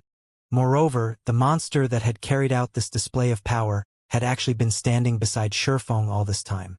At this moment, let alone Graceful Monarch and the other distant spectators, even Blue Frost and his teammates, who stood behind Shi Feng, were stunned by this situation. They never imagined that the people from Zero Wing's main branch would be this powerful. Meanwhile, Troubled Times, who had been silently observing Fire Dance all along, similarly wore an astonished expression on his face. I truly did not expect Zero Wing to have such an expert hidden. No wonder you dare to hinder us, Troubled Times said as he shifted his gaze back to Shi Feng. However, if you think you can stop the Sentinel shelter with just this much strength, I'm afraid you're sorely mistaken. As soon as Troubled Times finished speaking, the 17 Tier 3 experts behind him promptly took on a demon form. The frightening aura they released enveloped the entire battlefield and evoked dread even in experts like Blue Frost. Although these Tier 3 demonized experts numbered only 17, the combined pressure they gave off easily surpassed that of the Sentinel shelter's several hundred Tier 2 demonized experts. It seems Troubled Times is getting serious.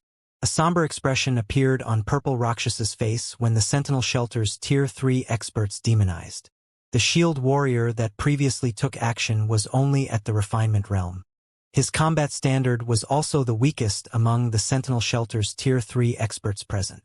Meanwhile, if every one of the Sentinel Shelter's Tier 3 experts attacked together, even Fire Dance would not be a match for them. After all, this was a team battle, not a one-on-one duel. Not only could players reduce their defensive blind spots by working with teammates, but they would also have a much easier time striking at the enemy's weak points. Not to mention, the assassin class was at its strongest when it was in stealth. So long as an assassin was discovered, their combat power would be halved. Meanwhile, at this point, Troubled Times and the others had already noticed Fire Dance's existence. She wouldn't have another opportunity to launch a sneak attack. In the next moment, the 17 Tier 3 demonized experts rapidly closed in on Shurfeng's group, their positioning leaving Fire Dance no chance to fight them one-on-one. At the same time, every one of them used their trademark moves. Tier 3 spell, Shadow Puncture. Tier 3 skill, Chaotic Slash. Tier 3 skill, Shadow Raid. Tier 3 spell, Flame Dragon Bind. Over a dozen skills and spells flew at Shurfeng's group. Seeing all these powerful attacks approaching them, Blue Frost and the Zero Wing members with him could not help but despair. Not only did every one of these skills and spells possess power close to the Tier 4 standard, but these skills and spells also overlapped into a perfect assault that had no holes to exploit. It simply wasn't an attack that players could block or dodge. However, contrary to everyone's expectations, Fire Dance did not use Vanish or Wind Steps to defend herself even after seeing these perfectly coordinated attacks. Instead, she simply stood beside Shurfeng, showing no intention of taking action whatsoever. It was as if the coordinated attacks of the Tier 3 demonized experts did not exist in her eyes at all. Just when the demonized expert skills and spells were about to reach Shurfeng and Fire Dance, Shurfeng suddenly took action. Sword's Orbit. A galaxy of stars immediately appeared, with Shurfeng as the center, the stars striking down the approaching skills and spells, one after another. From afar, the attacks seemed to disappear automatically upon reaching within 10 yards of Shurfeng. Let alone damaging Shurfeng, none of them managed to cause him to stumble by even one step. Impossible! He blocked them all. Upon seeing Shurfeng shattering their assault, the Tier 3 demonized experts were dumbfounded. After all, not only did their attacks carry great power, but there were also more than 20 of them timed to hit Shurfeng and Fire Dance simultaneously. Every one of these attacks was also aimed at the pair's defensive blind spots. Unless Shurfeng and Fire Dance used an invulnerability skill, they should have taken damage. It's my turn now. Since the Sentinel Shelter's players had stopped attacking, Shurfeng unsheathed the Abyssal Blade and brandished the magic weapon at the 17 Tier 3 demonized experts. Lightning Flash. In the next moment, pitch-black sword lights wrapped in dense mana struck the demonized experts like pitch-black lightning arcs. Bang, bang, bang. A series of explosions reverberated throughout the battlefield. At the same time, the 17 Tier 3 demonized experts went flying backward, each of them losing over -100,000 HP. When they landed, their hands and weapons they wielded trembled uncontrollably. Is he a monster? The spectating players gasped upon seeing this scene. Those were 17 Tier 3 demonized experts. If they moved together as a team, no existence in the Dark Den could hinder their advance. Even the mighty Tier 4 mythic monsters were no exception. Now, however, Shurfeng had actually repelled all these experts with a single move. Moreover, he had even injured them quite heavily. Before everyone could snap out of their daze, Shurfeng brandished Killing Ray once more. This time, though, he directed his attack toward Troubled Times over 30 yards away. First sword, Light Shadow. Immediately, the phantom of a gigantic greatsword appeared in midair. When it descended on Troubled Times, it looked as if a mountain was falling toward the berserker. The AoE of the attack was so large that evasion was impossible. Moreover, space shattered wherever the gigantic sword passed. Troubled Times's complexion turned grim when he saw this attack. He hurriedly raised his war axe and met the oncoming attack head-on. Shatter! Tier 3 taboo skill, Heaven Breaker. In the next moment, Troubled Times' axe also cut space and landed directly on the Phantom Greatsword. Boom! Along with the sound of an explosion, the ground shook violently. And as if a violent storm had just passed, dust filled the air, preventing those standing on the battlefield from opening their eyes. When the dust settled and the situation on the battlefield became clear again, everyone was dumbfounded. At this moment, the almighty Troubled Times came into view, partly embedded into the ground, his kneecaps no longer visible. At the same time, the ground within a 10-yard radius of the berserker had also sunk by over a meter. As for Troubled Times himself, he had also lost more than 1/5 of his HP. As the dust settled on the battlefield, the watching players from the extreme light shelter, who had assumed that Shurfeng's group was in for a bitter battle, were dumbfounded as they stared at Troubled Times embedded in the ground. Is he really a Tier 3 player? They had all felt Troubled Times' aura after he had taken on his demon form. It was strong enough to rival Grand Lords of the same level. Combined with the Berserker's profound combat techniques, he could kill Tier 3 experts with little to no effort. Tier 3 players had no hope against him. Only experts who had reached Tier 4 would have the power to suppress a monster like Troubled Times.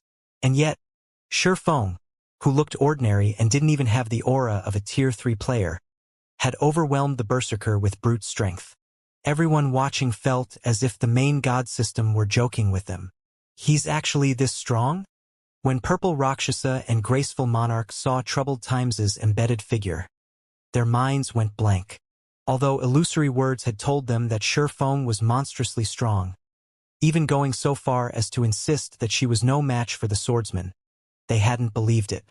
First, Shurfeng had repelled 17 Tier 3 demonized experts with one move. Then, he had used another move that tore space apart and left Troubled Times heavily injured. The man's strength was simply unheard of. With just this ridiculous strength, Shurfeng was more than capable of making fools of 100 Tier 3 players. When demonized, Troubled Times enjoyed inhuman basic attributes. If any other Tier 3 player had stood against Shurfeng's attack, they would have instantly perished. In other words, Shurfeng was powerful enough to instant-kill Tier 3 players. There was almost no difference between Tier 2 and Tier 3 before him. At most, Tier 3 players were slightly stronger ants. Purple Rakshasa and Graceful Monarch now, more or less, understood why illusory words admired Shurfeng, declaring that he alone could change the tide of the upcoming war. Sure enough, he's grown stronger. While illusory words watched Shurfeng, who stood proudly among the Sentinel Shelter's players, she couldn't contain her bitter smile. After the battle on Dragonheart Island, the various superpowers had recognized Shurfeng as a peerless monster, one not to be provoked, but they had continued their development since then. Adding to the fact that they had stronger foundations than Zero Wing, illusory words had been sure that she should have caught up to Shurfeng a little. She had never imagined that the distance between her and the Swordsman had grown. She had been humble when she had told Graceful Monarch and Purple Rakshasa that she wouldn't last more than 3 moves against Zero Wing's guild leader. In truth, she had been confident that she shouldn't have any issues taking 5 or 6 hits from Shurfeng. She had recently obtained a bloodline, and her life rating was beyond that of an ordinary Tier 3 player after all. Her basic attributes had also substantially increased. But now, she realized how sorely mistaken she had been. When Shurfeng's attack had torn apart space itself, she realized that his strike had Tier 4 power. Combined with the attack's large AoE and high attack speed, she knew she didn't have a prayer of dodging or blocking the attack without an invulnerability skill or spell. Naturally, Blue Frost and his teammates were dazed after seeing the outcome of the exchange between Shurfeng and Troubled Times. They didn't react like Zero Wing members at all. Blue, is that really our guild leader? A level 108, Tier 3 Guardian Knight prodded Blue Frost. When they heard the question, several other recent additions to the guild turned to their vice guild leader with curious looks.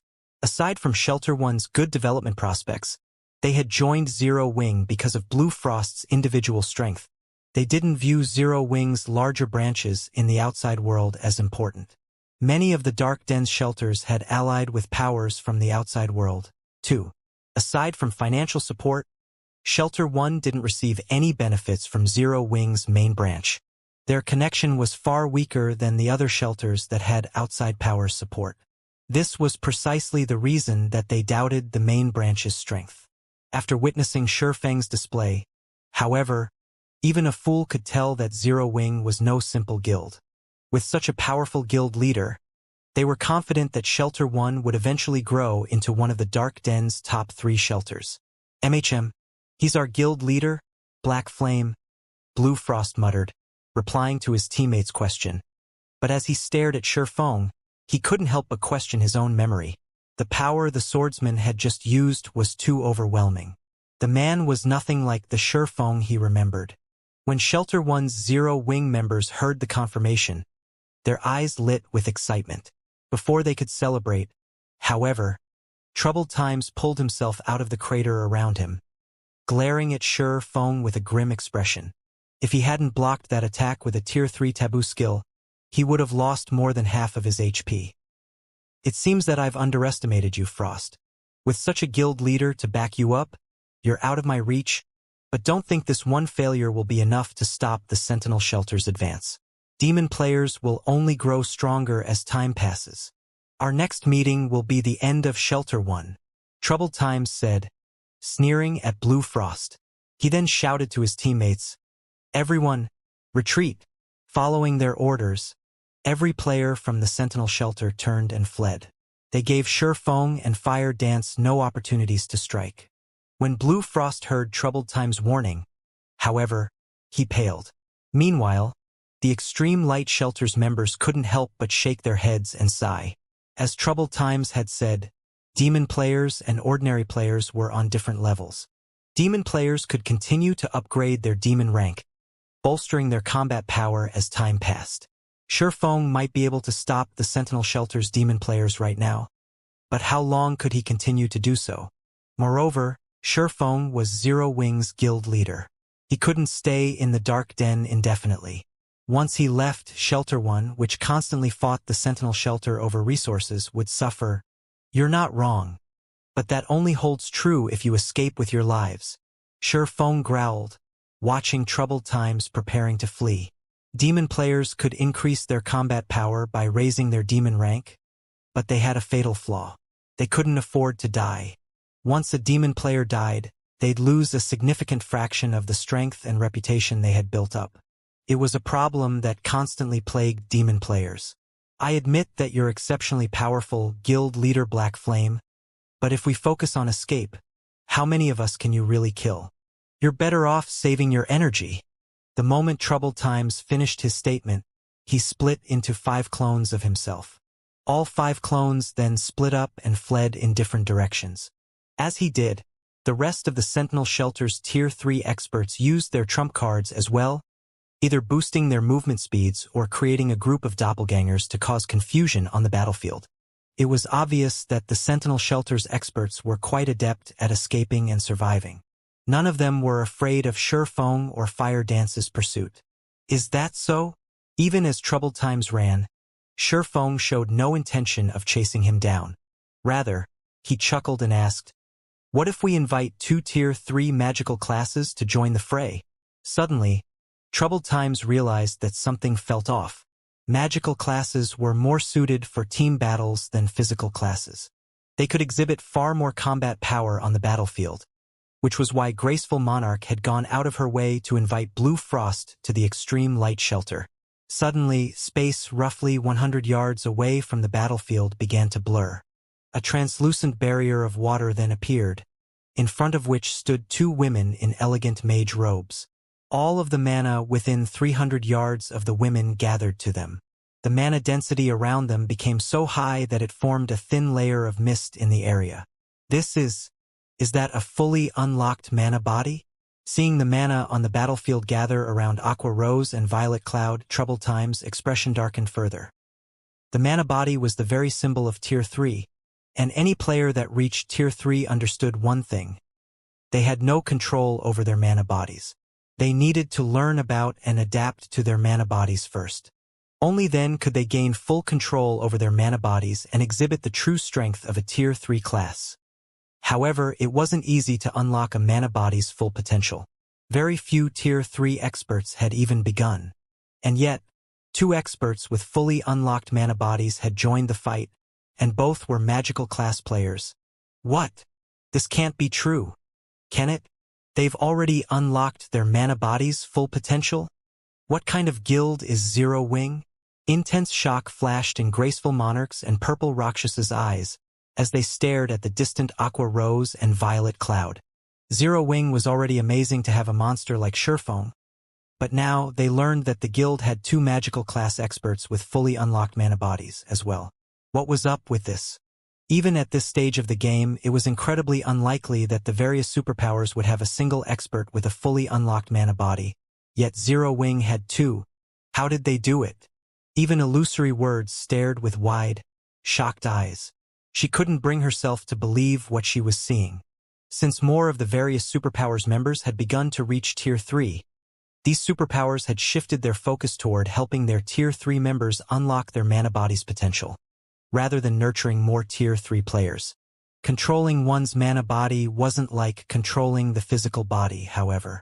Players' mana control needed to be excellent to accomplish the task. Unlocking one's mana body required such high mana control that even magical class players, who often manipulated mana, only had a small edge over physical class players. Unlocking a mana body's potential was a gradual process. Players needed to conduct repeated experiments, slowly learning how their mana bodies operated. This process was impossible to skip since every player had a different mana body. The current top player in Crimson Emperor had only unlocked 35% of their mana body's potential, and the guild's remaining Tier 3 experts hadn't even unlocked 1%. As one unlocked more of their mana body, the process became more difficult. Based on Crimson Emperor's estimates, a Tier 3 player should need 2 or 3 months, at least, of relentless effort to unlock their mana body's full potential, notwithstanding any fortuitous encounters. And now, Illusory Words learned that Aqua Rose and Violet Cloud had both fully unlocked their mana bodies. How could she possibly believe this? Moreover, the mana the 2 women commanded was truly frightening. Despite standing several hundred yards away, Illusory Words could sense the torrent of mana flowing toward them. Felt like watching whales take a breath of air. Those 2 women were practically moving mana engines. Before anyone could recover from their daze, Aqua Rose and Violet Cloud had finished chanting the final verses of their incantations. As they did, a blue 2-fold magic array appeared above the battlefield, covering a 100-yard radius.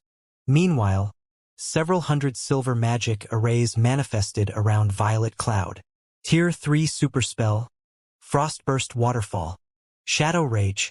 With the help of their mana bodies, the women's spells drained all of the mana in a 400-yard radius.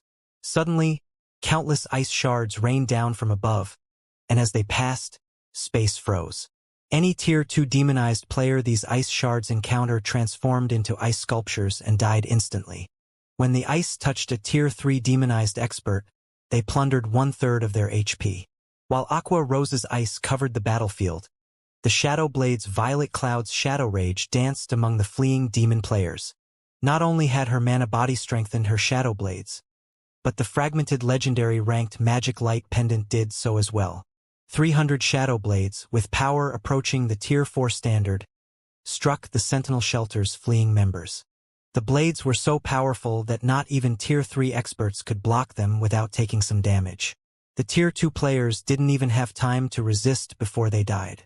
For a time, the several hundred fleeing players from the Sentinel Shelter transformed into ice sculptures or were shredded by the Shadow Blades. They all transformed into particles of light. Not even the running Tier 3 experts could escape death. Despite the world of ice and light the battlefield had become, none of the extreme light shelter's spectating players found the scene beautiful. They only felt fear and dread as they gazed at the destruction. Everyone already knew that magical class players could exhibit far greater combat power on a battlefield than physical class players. But they couldn't help the shock they felt as they watched the 2 women destroy their enemies. Aqua Rose and Violet Cloud had only used a total of 2 spells, after all. Despite such a large-scale bombardment, not only hadn't the women's attacks harmed their allies, but they had also drastically reduced the number of players from the Sentinel shelter. Only 4 seconds had passed since they had cast their spells, yet they had slain over 200 players. Moreover, the death toll climbed as more time passed. Not even a 100-man team of Tier 3 experts would prove this effective. Every player that had come from the Sentinel shelter was a demonized player. Even their Tier 2 members had combat power nearly on par with the Tier 3 players after transforming into their demon form. Just landing a hit was a struggle for Tier 3 players, much less killing them. Moreover, demonized players possessed far higher HP, defense, and magic resistance than human players. At most, a Tier 3 skill or spell would deal high damage to these players. It would take a lot more to instant kill them. However, Aqua Rose and Violet Cloud spells had instant-killed the Sentinel Shelter's Tier 2 players, giving the enemy healers no chance to help them. Moreover, the absurd damage the spells dealt wasn't the most frightening aspect about them. What truly amazed everyone was the fact that those spells seemed like they had a life of their own, always targeting players' blind spots. Only Refinement Realm experts and above had any chance of blocking them. Everyone else would have to bear the full brunt of the projectile's hits. Black Flame. Troubled Time's eyes bulged as he watched one subordinate after another fall. Every player he had brought with him was an expert from the Sentinel shelter, and they all played crucial roles in the shelter. The Berserker skidded to a stop and pulled a gigantic, pitch-black crystal from his bag. Maddened, he shouted, "Since you won't let my people live, I'll take you down with us." With that statement hanging in the air, Troubled Times shattered the crystal. Suddenly, dark clouds formed above the plane, and a colossal spatial tear split the sky. A gigantic hand, as large as a mountain, then reached through the tear. Both Blue Frost's team and the players from the Extreme Light Shelter watched in horror. What? The Demon King's hand? How does he have that tool? Is Troubled Times insane? Does he want everyone to die? It's over. We're all dead. The players from the Extreme Light Shelter cursed Troubled Times for his cruelty. The Demon King's hand was every Dark Den player's nightmare.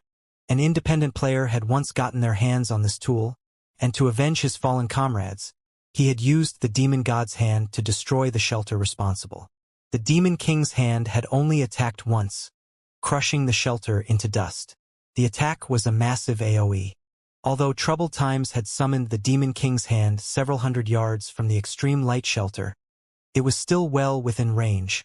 Even illusory words felt the presence of death surround her, not to mention the shelter's residents. Unfortunately, it was too late to run. The spell had already taken shape, and even space would freeze under a Tier 5 spell's influence. She couldn't even use instantaneous movement to flee. Even if she could, she wouldn't have time to escape the spell's OE. Instantaneous movement would only teleport her several dozen yards away. The Demon King's hand? Even Sure Feng's expression darkened when he saw the descending hand. He immediately activated disintegration power, forcing himself to Tier 4 before he leaped into the air, raising Killing Ray above his head with both hands. Block it! First sword, Light Shadow. As Sure Feng jumped into the air, the phantom of a gigantic great sword encompassed his sacred sword. Sure Feng swung the ghostly weapon at the descending Demon King's hand, stupefying the spectating players who had begun to despair. Is he really trying to block the Demon King's hand? Graceful Monarch was shocked as she watched Sure Feng leap into the air. The Demon King's hand had Tier 5 power. Not even the Extreme Light Shelter's defensive magic array could stop that attack. At this stage of the game, this spell was unstoppable. It was why everyone had been overwhelmed with hopelessness the moment Troubled Times had used the Demon King's hand. Graceful Monarch had never expected Sure Feng to confront the Demon King's hand instead of fleeing. The man was simply ludicrous. The only thing anyone could do was shake their head as they watched. No player could hope to block the Demon King's hand attack. Players could only flee for their lives. The moment the Demon King's hand appeared, however, space within several thousand yards froze. Without a high-tiered magic scroll, which could break through frozen space, players could only rely on their own 2 feet to escape. Of course, trying to cross several thousand yards on foot in a few short seconds was a joke. So what if you can suppress the Sentinel shelter? Against the Demon King's hand, you're nothing more than a pest. Troubled times, shrouded in a black barrier, sneered as Shifeng tried to attack the colossal, pitch-black hand. You'll die alongside the Sentinel Shelter's people. The Demon King's hand was his greatest trump card. He hadn't wanted to use it, but he could just let Zero Wing get away with annihilating his team. There was only one way to stop the Demon King's hand. One would have to kill the user before they shattered the black crystal. Once the crystal shattered, not only would the energy within summon the Demon King's hand, but it would also surround the user in a protective barrier, keeping the user safe from the wrath of the Demon King's hand. By the time Troubled Times finished his statement, the Phantom Greatsword had collided with the descending, black hand.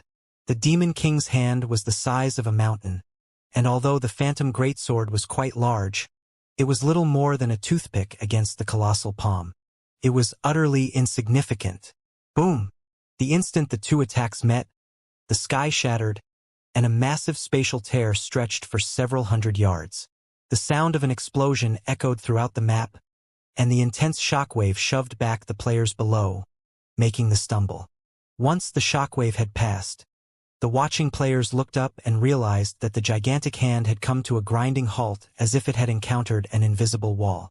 Suddenly, a figure shot down from the sky, crashing into the ground like a meteor with enough momentum that the impact created a crater that was several meters deep and over 24 meters wide. Everyone froze in shock. They only snapped out of their dazes after 4 seconds had passed. He did it. He actually blocked it. But that's the Demon King's hand. It's as powerful as a Tier 5 attack. Is he even human? The Extreme Light Shelters players cried out in shock. For a moment, they even forgot to celebrate the fact that they had just survived the Demon King's hand attack. So, that is Zero Wing's guild leader. Astonishment flashed in Purple Rakshas's eyes as she stared at the pitch-black hand as it gradually faded out of existence. Shifeng was simply too strong. She had met plenty of experts after leaving the Dark Den, but none were a match for Shifeng. His strength was beyond words. The Demon King's hand was every Dark Den player's nightmare. When facing the attack, players could only wait for death to claim them. There was nothing else they could do. And yet, Shifeng had just stopped the Demon King's hand. No one would believe her if she told them about this incident. But she had seen it with her own eyes. Is he really Black Flame? Illusory Words was just as flabbergasted. She could hardly believe what she had just witnessed. They were talking about a Tier 5 attack. Not even one of the outside world's guild cities would survive such an attack, much less a stronghold like the Extreme Light Shelter. If the Demon King's hand had been successful, nothing would have remained of the city's defensive magic array and walls. However, Shifeng had blocked the attack and saved them all. Only the 5 great super guild's true monsters were likely capable of accomplishing such a feat impossible. How can anybody block that thing? Troubled Times was dazed as he watched the Demon King's hand dissipate. His mind instinctively refused to accept the situation. A Tier 5 Demon King's attack could even vaporize Tier 4 players, much less Tier 3 experts. It shouldn't be possible for current players to block the attack. But no matter how hard the Berserker rubbed his eyes, he couldn't change the fact that the gigantic, pitch-black hand was fading away. It was obvious that the hand had exhausted the energy that had summoned it, and it couldn't sustain itself on this plane of existence. While everyone struggled with their shock and elation over the Demon King's hand's disappearance, a figure pulled itself from the massive crater in the middle of the battlefield. It was none other than Shifeng who had intercepted the attack. He was clearly in a miserable state. Not only was he heavily injured, but he also had less than 10% of his HP remaining. The sacred sword in his hand trembled violently as if crying in agony. He's not dead. He survived. How high are his defense and HP? Everyone's jaw dropped when they noticed Shifeng emerge from the crater. The fact that the swordsman had stopped the Demon King's hand was already unbelievable, yet now, they learned that he had actually survived the endeavor. He had just taken on a Tier 5 attack which was even powerful enough to severely injure Tier 4 mythic monsters if they took it head-on. Current players should have no hope of surviving such a blow. Guild Leader. When Blue Frost and his comrades saw Shifeng, They were elated, and pride shone in their eyes. They had just witnessed a legend in the making, and their guild, Zero Wing, was responsible for it. Both Shifeng and Zero Wing would become legendary names throughout the Dark Den as word of this spread. Everyone was astounded that Shifeng had survived after countering the Demon King's hand, but the player in question only breathed a deep sigh of relief. Thank goodness the Demon King's hand's power is barely at tier 5. If it had been stronger, not even Void Shield would have saved me. Glancing at his HP bar, Shifeng realized he had very nearly lost his life. Had an expert with a fully unlocked mana body summoned the Demon King's hand instead of Troubled Times, he wouldn't have even had a chance to resist. In God's domain, magic tools' effects varied depending on the state of a player's mana body. When a player with a locked mana body used a magic tool, its effects would be minimized. But if a player used their mana body's mana to activate a magic tool, they could elevate its power. If a tier 5 expert had used the Demon King's hand, they would have likely boosted its power to the peak of tier 5. Fortunately, Troubled Times hadn't unlocked his mana body's full potential yet. With his disintegration armor's help, Shifeng had forced himself to tier 4. But his strength was nowhere near tier 5, even after using Holy Annihilation's first sword. At best, his Light Shadow had peak tier 4 power. To attack with tier 5 strength, he'd have to master the second sword, Holy Devour. A large part of the reason for his miserable state was the fact that he hadn't yet perfected Light Shadow. Although, he still wouldn't have wielded tier 5 power even if he had perfected the technique, pushing it to its limits. It only would have saved him from most of the damage he had suffered encountering the Demon King's hand. But that counterattack was his current limit. Even after forcing himself to tier 4, executing Light Shadow perfectly was practically impossible. Mana techniques weren't like combat techniques. They focused on mana manipulation. With a combat technique, the stronger a player's physique was, the easier it would be to execute. In other words, higher-tiered players had an easier time using their combat techniques. However, the opposite was true for mana techniques. The higher-tiered a player was, they would have access to more mana to control, and as a result, controlling mana became more difficult as players reached higher tiers. Just using Light Shadow at tier 4 had depleted more than half of his concentration. His consumption rate had been many times higher than when he used the technique at tier 3. Since you're done, Commander Troubled, it's my turn. Shifeng snapped, shifting his gaze to the dazed berserker a short distance away. Shifeng hadn't been loud, but when the Sentinel Shelter's survivors heard him, their scalps went numb as fear overcame them. Even Troubled Times' instincts screamed at him to run, and he took an involuntary step back for each step Shifeng took toward him. This swordsman was monstrously strong. The man had actually survived a hit from the Demon King's hand. Troubled Times couldn't even imagine what he could do against Shifeng. Although he knew that Shifeng was on his last leg after countering the tier 5 attack, and he could probably kill the swordsman with a normal attack, he was afraid. He was even terrified of trying. No one could guarantee that Shifeng didn't have another trick up his sleeve.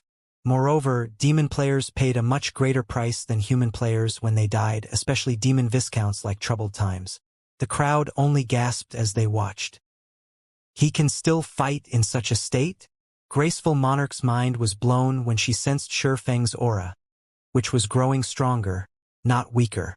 Even she was confident that she could easily defeat Shifeng in his current state, not to mention the demonized Troubled Times. But when she looked at the swordsman as he slowly approached Troubled Times, her instincts warned her to flee. Black Flame, I surrender. But don't you dare assume that Sentinel Shelter will just give up. It won't be long before our shelter takes Shelter 1 for our own.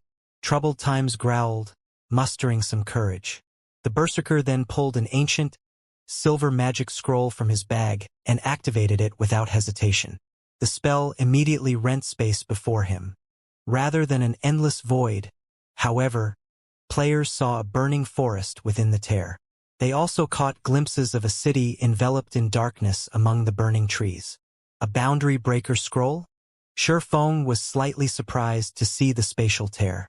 He had never thought Troubled Times would have such a precious scroll. The boundary breaker scroll was one of God's domain's super-rare ancient magic scrolls. As long as one had a location's coordinates, They could teleport to that location from anywhere in the game, even from another world or continent. The scroll would even prove effective in frozen space. It was an invaluable tool that players could even use to flee from Tier 5 monsters. Players and powers in the past had even spent 5,000 gold on a single boundary breaker scroll, and even then, very few players had been willing to sell their scrolls. Just you wait, Black Flame. The next time we meet, your Shelter 1 will fall. Troubled Times promised, sneering at Surefong. He then jumped through the spatial tear, vanishing from the dark Denver. Every player from the Extreme Light Shelter and Blue Frost's team was stunned. None of them had expected Troubled Times to escape after his ruthless rambling. Moreover, he had fled without a second thought. Troubled Times was known for his courage in the dark Denver. If he had the slightest chance of victory, he'd continue to fight to the bitter end. And yet, was that really Troubled Times? His reaction wasn't unusual. If I were in his shoes, I would have fled from the guild leader as well. Not even a Demon King's hand could defeat Black Flame. What could Tier 3 players like us possibly do to him? Black Flame is amazing. With a guild leader like that, Zero Wing will never have to worry about its development. I wonder if Shelter 1's Zero Wing is still recruiting members? If it is, I'm definitely applying. After a brief moment of silence, a commotion erupted throughout the Extreme Light Shelter as everyone discussed Troubled Times' escape. They also expressed their admiration for Surefong, and quite a few players, who had been developing in the shelter for some time, began to consider moving their bases to Shelter 1 and joining Zero Wing. Surefeng's presence was even more than enough to deter superpowers from attacking Shelter 1. Furthermore, Surefeng wasn't Zero Wing's only monstrously strong player. If they could learn from these monsters, they'd quickly grow stronger. He still got away in the end? Blue Frost frowned as he watched the spatial tier disappear.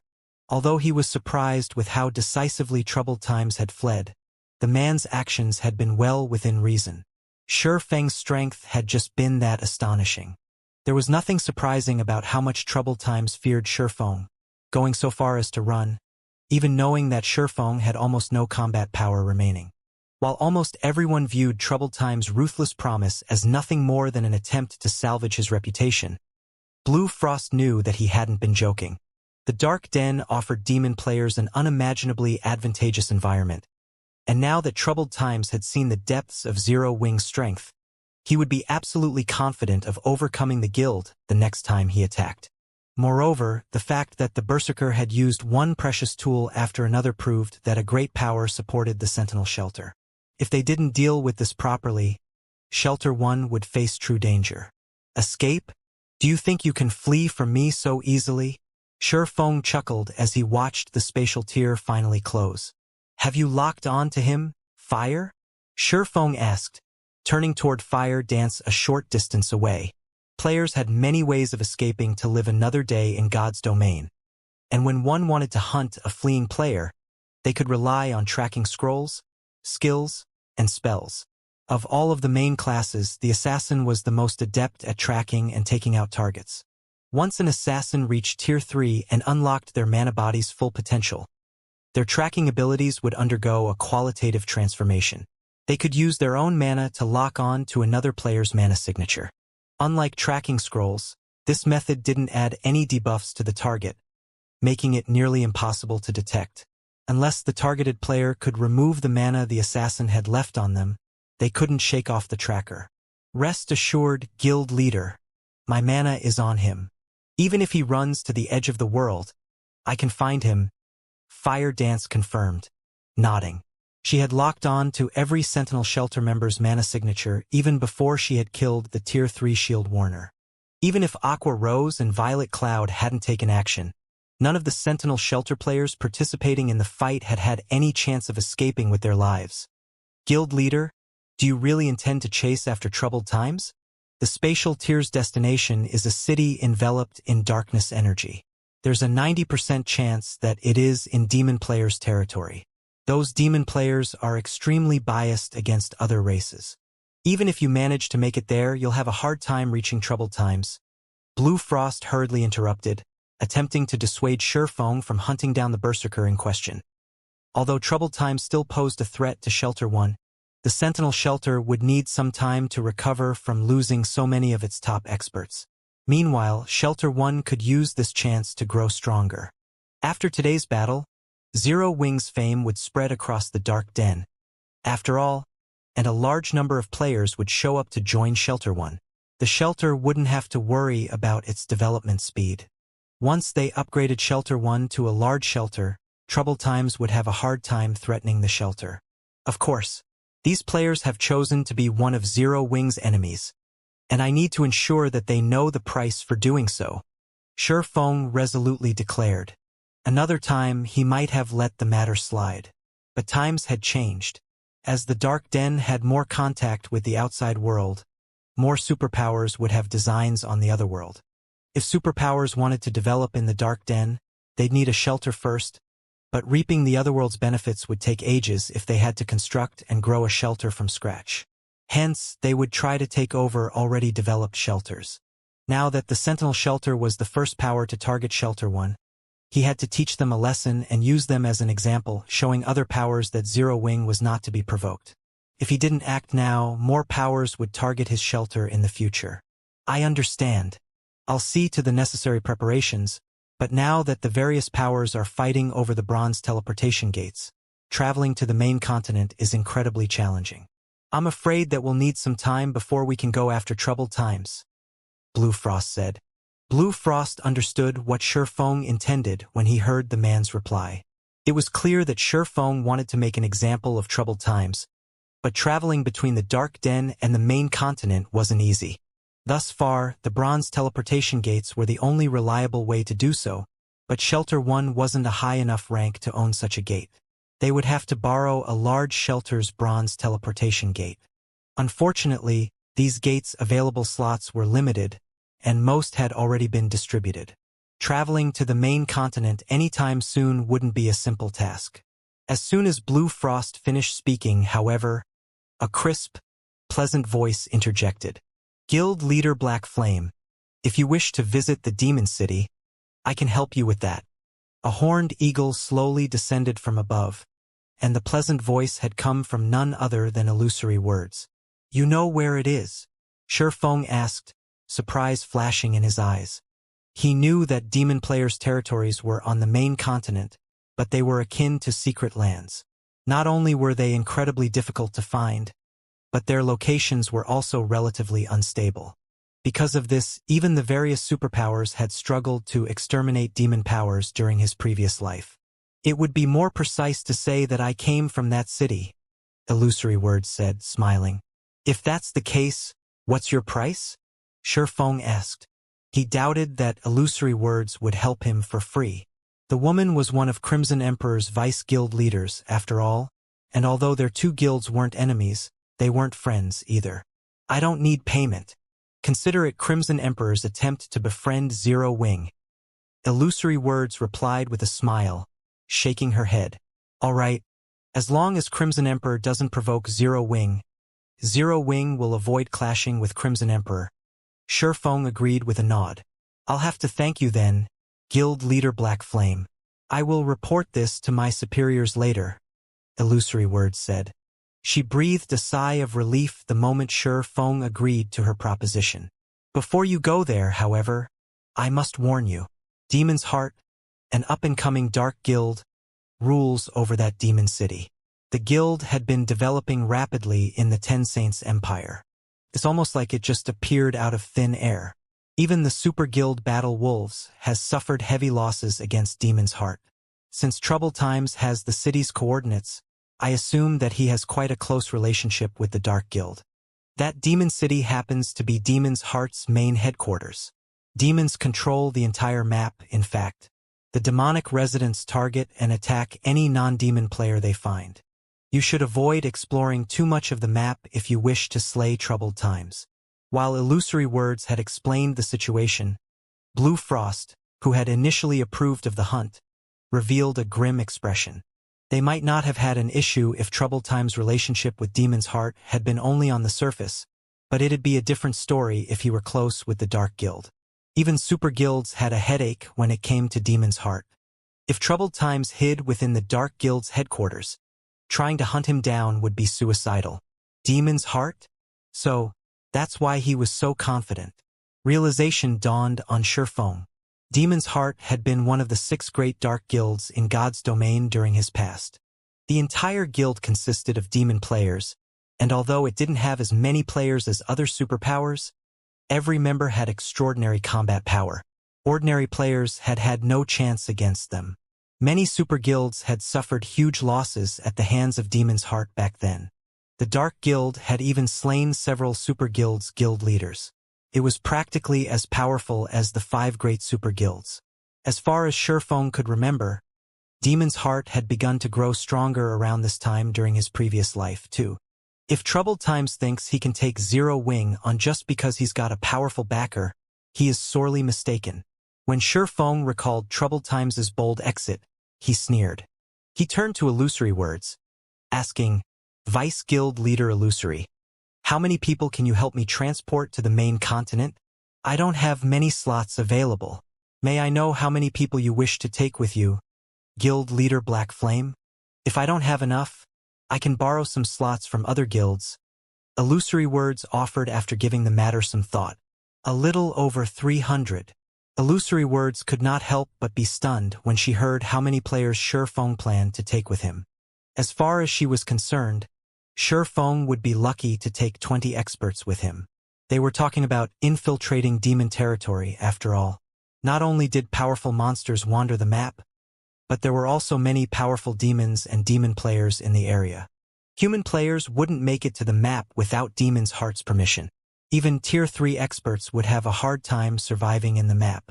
Once a human player was discovered, they'd be persecuted by an endless number of demon players. Meanwhile, one would have to be stealthy and wait for the opportune moment to strike if they wanted to slay a specific player in the map.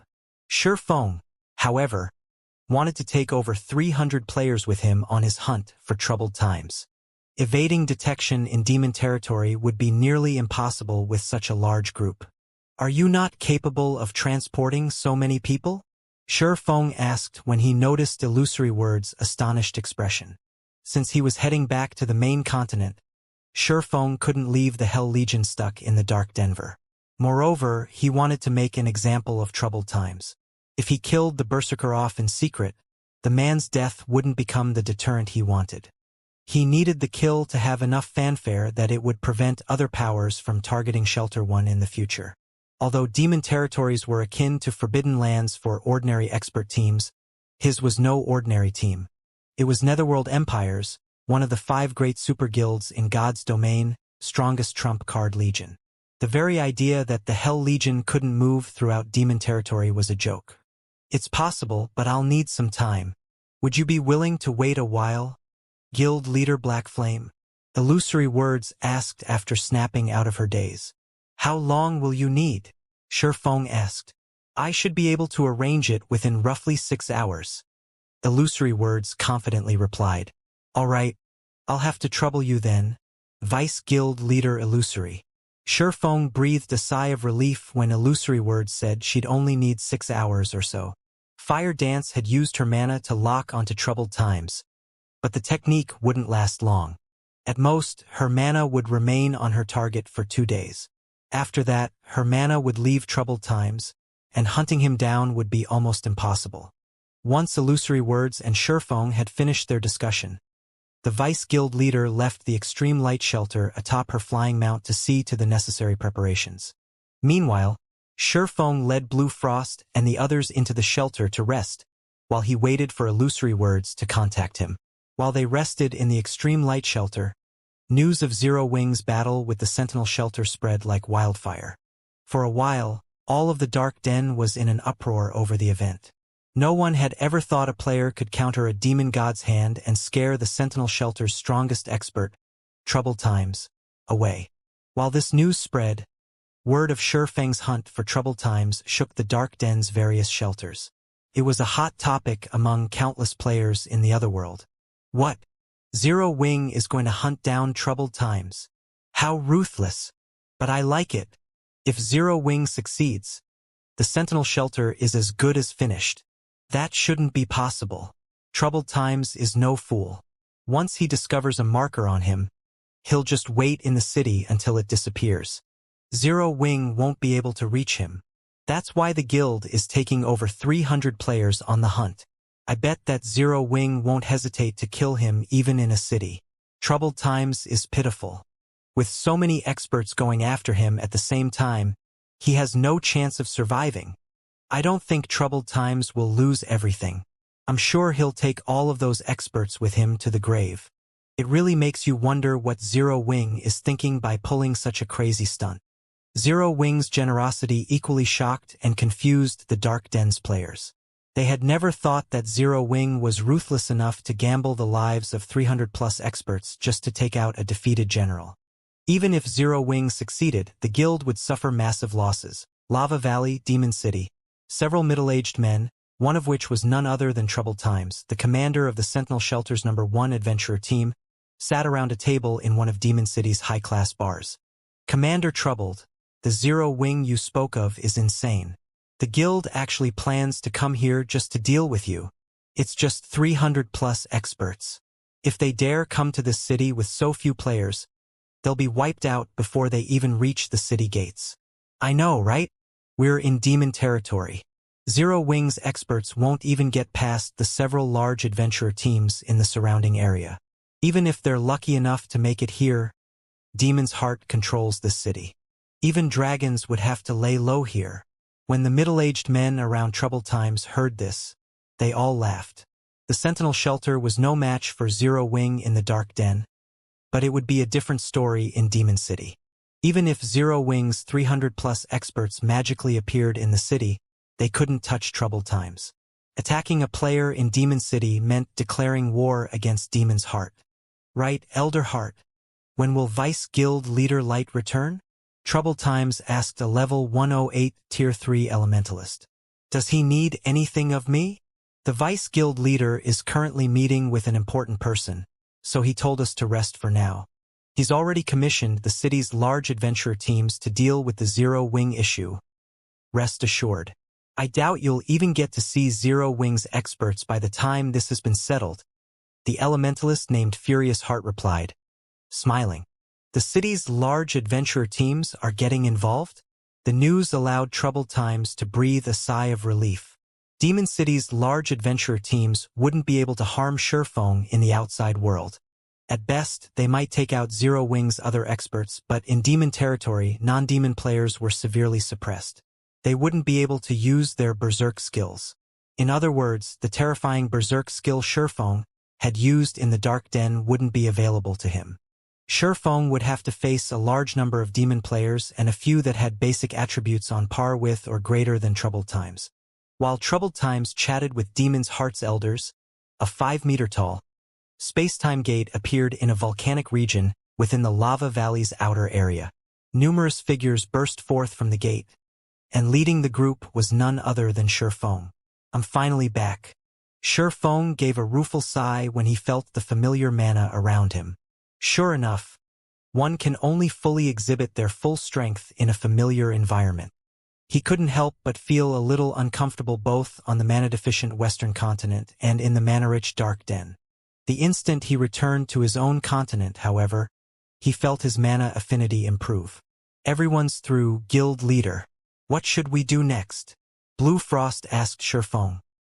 He felt a little nervous around the Hell Legion's members, who had concealed their appearances under black cloaks. Good. Since everyone's here, it's time we pay Demon City a visit, Sherfong declared with a grin. He then had Fire Dance lead the way toward Troubled Times. The moment Sherfong gave the command, the Hell Legion began to move into formation. Once everyone was ready, they boldly marched toward the nearby forest. Illusory Words and her teammates, who had just emerged from the space-time gate, were stunned at the sight. What do you think is going through Black Flame's mind, Vice Guild Leader? A Tier 3 male assassin from Crimson Emperor asked, when he saw that the Hell Legion had no intention of hiding their movements. The Burning Forest is a main area for demon players, and he decided to go straight through it, rather than around. At this rate, it won't be long before demon players discover his team, and without an invitation from Demon City, Every demon player they come across will attack. The burning forest served as a natural barrier around Demon City. Not only were all of the forest's monsters above level 100, but almost every level 100+ demon player in Lava Valley grinded in the burning forest. Demon players had incredible innate perception. They often noticed normal players long before normal players noticed them. In addition, demon players could earn demon reputation to increase their demon rank by slaying non-demon players of equal or higher levels. This was why demon players were so eager to target non-demon players. Moreover, non-demon players were invaders when in demon territories, and demon players would gain far greater rewards for killing them. Even the Ten Saints Empire's various superpowers didn't dare set foot in the Lava Valley's burning forest without a proper invitation. Demon players would avoid conflict with guests of Demon City. Attacking one of the city's guests was akin to declaring war against the city's various powers. Doing that would be disastrous for any demon player developing in Demon City. Of course, Shi Feng and his team hadn't received an invitation, and by marching into the forest, they were offering themselves up on a silver platter. It'd be a miracle if they even left the burning forest alive, not to mention reach Demon City. In general, over 100,000 players operated in level 100 maps, and the burning forest was the only level 100 map near Demon City. Far more players would be grinding in the area than in other level 100 maps. I don't know what he's thinking, but I know that the players with him are extraordinarily strong. They may have hidden their statistics and auras with black cloaks, but I can feel that they're all bona fide Tier 3 players. Illusory Words said, a hint of fear flashing in her eyes as she watched the Hell Legion march into the forest. In total, Shi Feng's group had over 300 Tier 3 experts. Not even Crimson Emperor had so many at this stage of the game. Zero Wing has that many Tier 3 experts? The male assassin's jaw dropped. Only super guilds had such a large number of Tier 3 experts at this point.